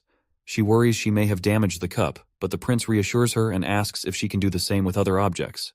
Before she can respond, her stomach grumbles loudly, causing her embarrassment. Nightingale smiles and decides to grab some food before diving back into the nerdy stuff. The prince decides to throw a feast for her, and later that night, all the witches gather around the table ready to enjoy the meal. Wendy officially welcomes Lucia into the union, and everyone gathers around her warmly, which melts the girl's heart right away. Wendy offers her some grilled meat, mentioning Anna's skill at grilling, encouraging Lucia to give it a try. Meanwhile, Lightning makes sure to serve her fine wine, insisting she enjoy as much as she wants. Wendy then pats her on the shoulder and tells her she can call on her if she needs anything. Lucia feels deeply touched to see everyone so lively here compared to the harsh outside world. She can't help but feel a sense of warmth, as if she has finally come home. Meanwhile, we're back with the other sister who has just woken up from her nap. Lucia immediately asks how she's feeling, to which the little one meekly replies that she's really hungry. The older sister assures her to wait there, as she'll be right back with the grilled fish Nightingale gave her. Suddenly, the girl realizes she's not on the ship anymore. Her sister explains they've arrived at their destination in the western region, the border town. The witches under the Lord have also cured her, and she reveals they're in the castle right now. She tells her sister that everyone here treats her very well, no matter who they are, and they don't see her as an outsider. She even mentions that this place has things called bathrooms, and Nightingale was the one who bathed her while she was unconscious. While her sister munches on those dried fishes, her sister gladly tells her how things are in the border town. The younger one teasingly asks if she'll be sleeping with the prince now that she's working for him. This gets the older sister angry, and she starts pinching the poor girl, demanding to know who taught her such things.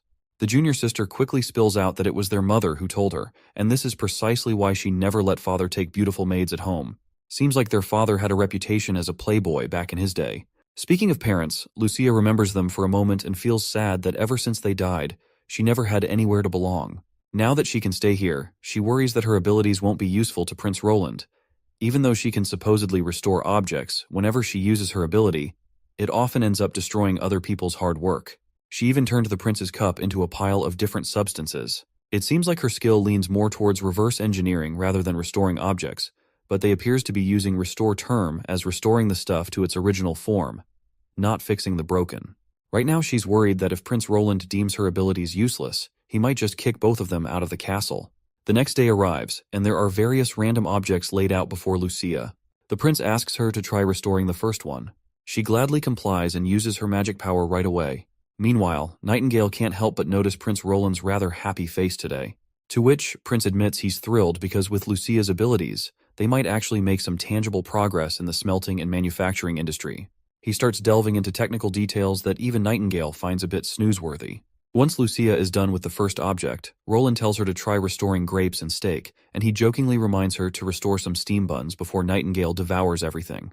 The girl laughs at their banter and jumps right in to use her powers on them too. When she's done, she admits she's totally out of magical juice. Meanwhile, the prince checks out the steam buns she just fixed up. He explains that after steaming, the gluten proteins go through some irreversible changes in high heat. So even if you grind it back to powder, it won't be as smooth as it was. Despite this, she managed to turn the flour back to its original form. Then he looks at the iron ingot and realizes if her power was just about restoring, it should have turned into iron ore. Instead, it broke down into iron powder and some other gunk. And as for the steak and grapes, there's no change. Seems like she might struggle with organic stuff or composition of living beings. From these tests, he figures her power has two sides to it, and it all depends on what she knows. Nightingale also gives her props for her impressive powers, even though she's not even an adult yet and hasn't been through the whole coming-of-age thing. The prince immediately offers her a job contract, detailing everything it includes.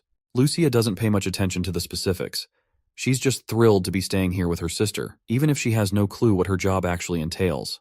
The prince reassures her that her role here isn't just about her ability. The witch union always supports its members, and everyone has unique talents. He's confident she'll find her place. A few days later, they're all in the council room hashing out plans for a battle against the king's city. He warns it's going to be different this time, since they will be fighting this war in an unfamiliar territory, so he tells everyone to be extremely cautious. He lays out the map, pointing to the red square in the middle representing the king's city, and the blue lines representing the canals. He assigns two main tasks. First, to protect the witches and heal the refugees, then safely return them to the border town.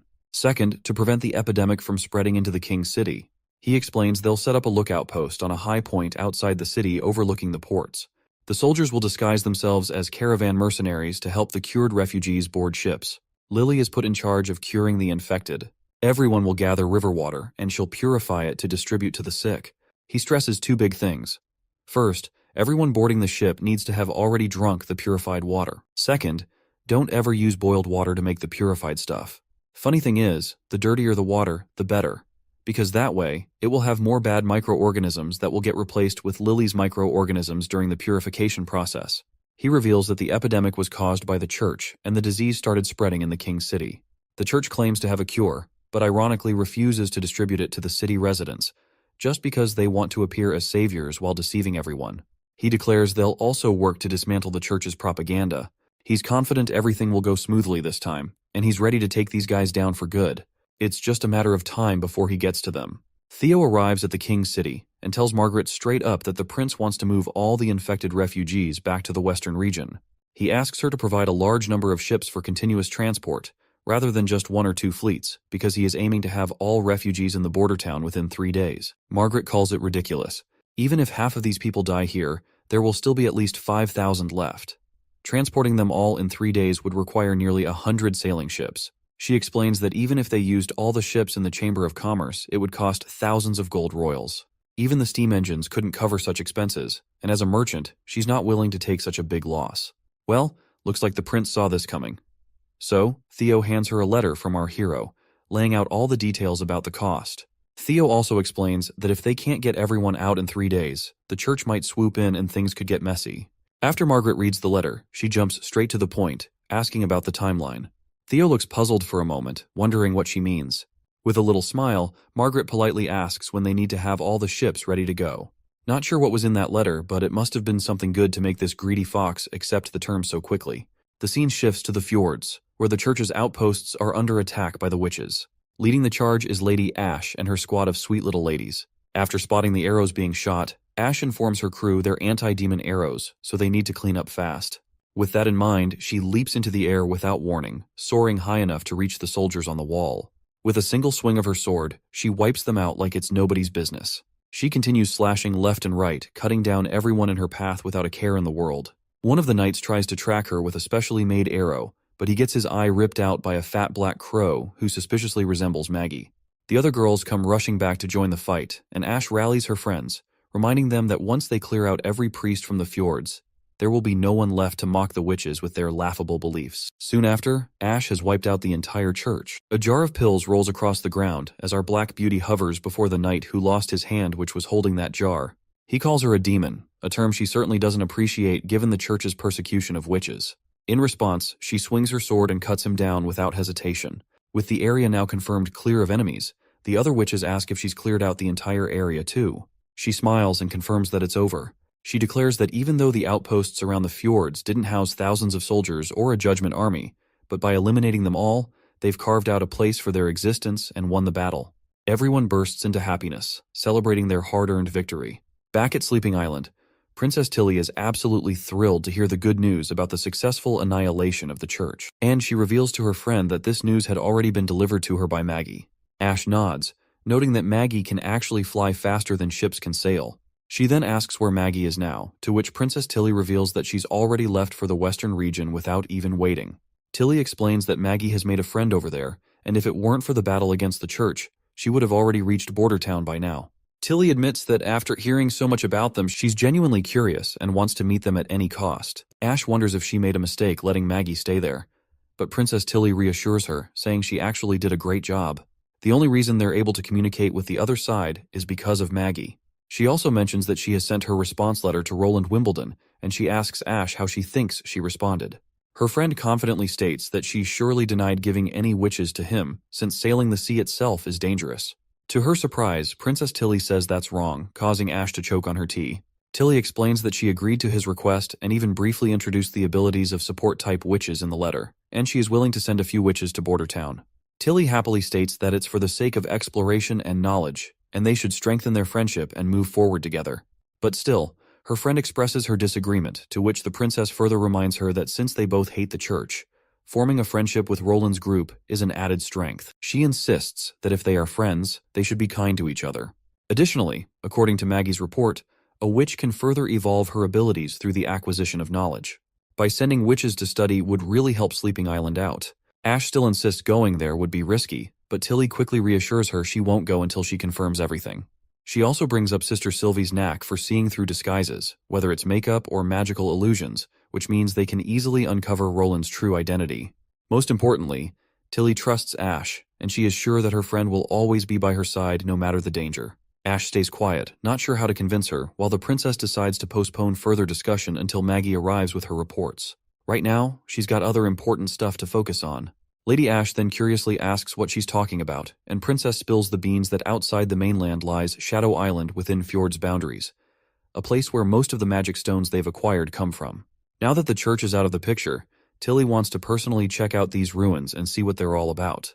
Upon hearing the mention of Shadow Island, her friend then asks if she is talking about the ruins known as the legendary Ghost Red River. If yes, she explains how these ruins vanish and reappear in the sea, with dangerous currents and sea monsters all around, making it super tricky for anyone to get near. She mentions plenty of explorers have bitten the dust on Shadow Island just chasing after this wild phenomenon, so she's not sure how they'll tackle exploring those ruins. Princess Tilly then spills that there's an outsider explorer chilling right here on Sleeping Island.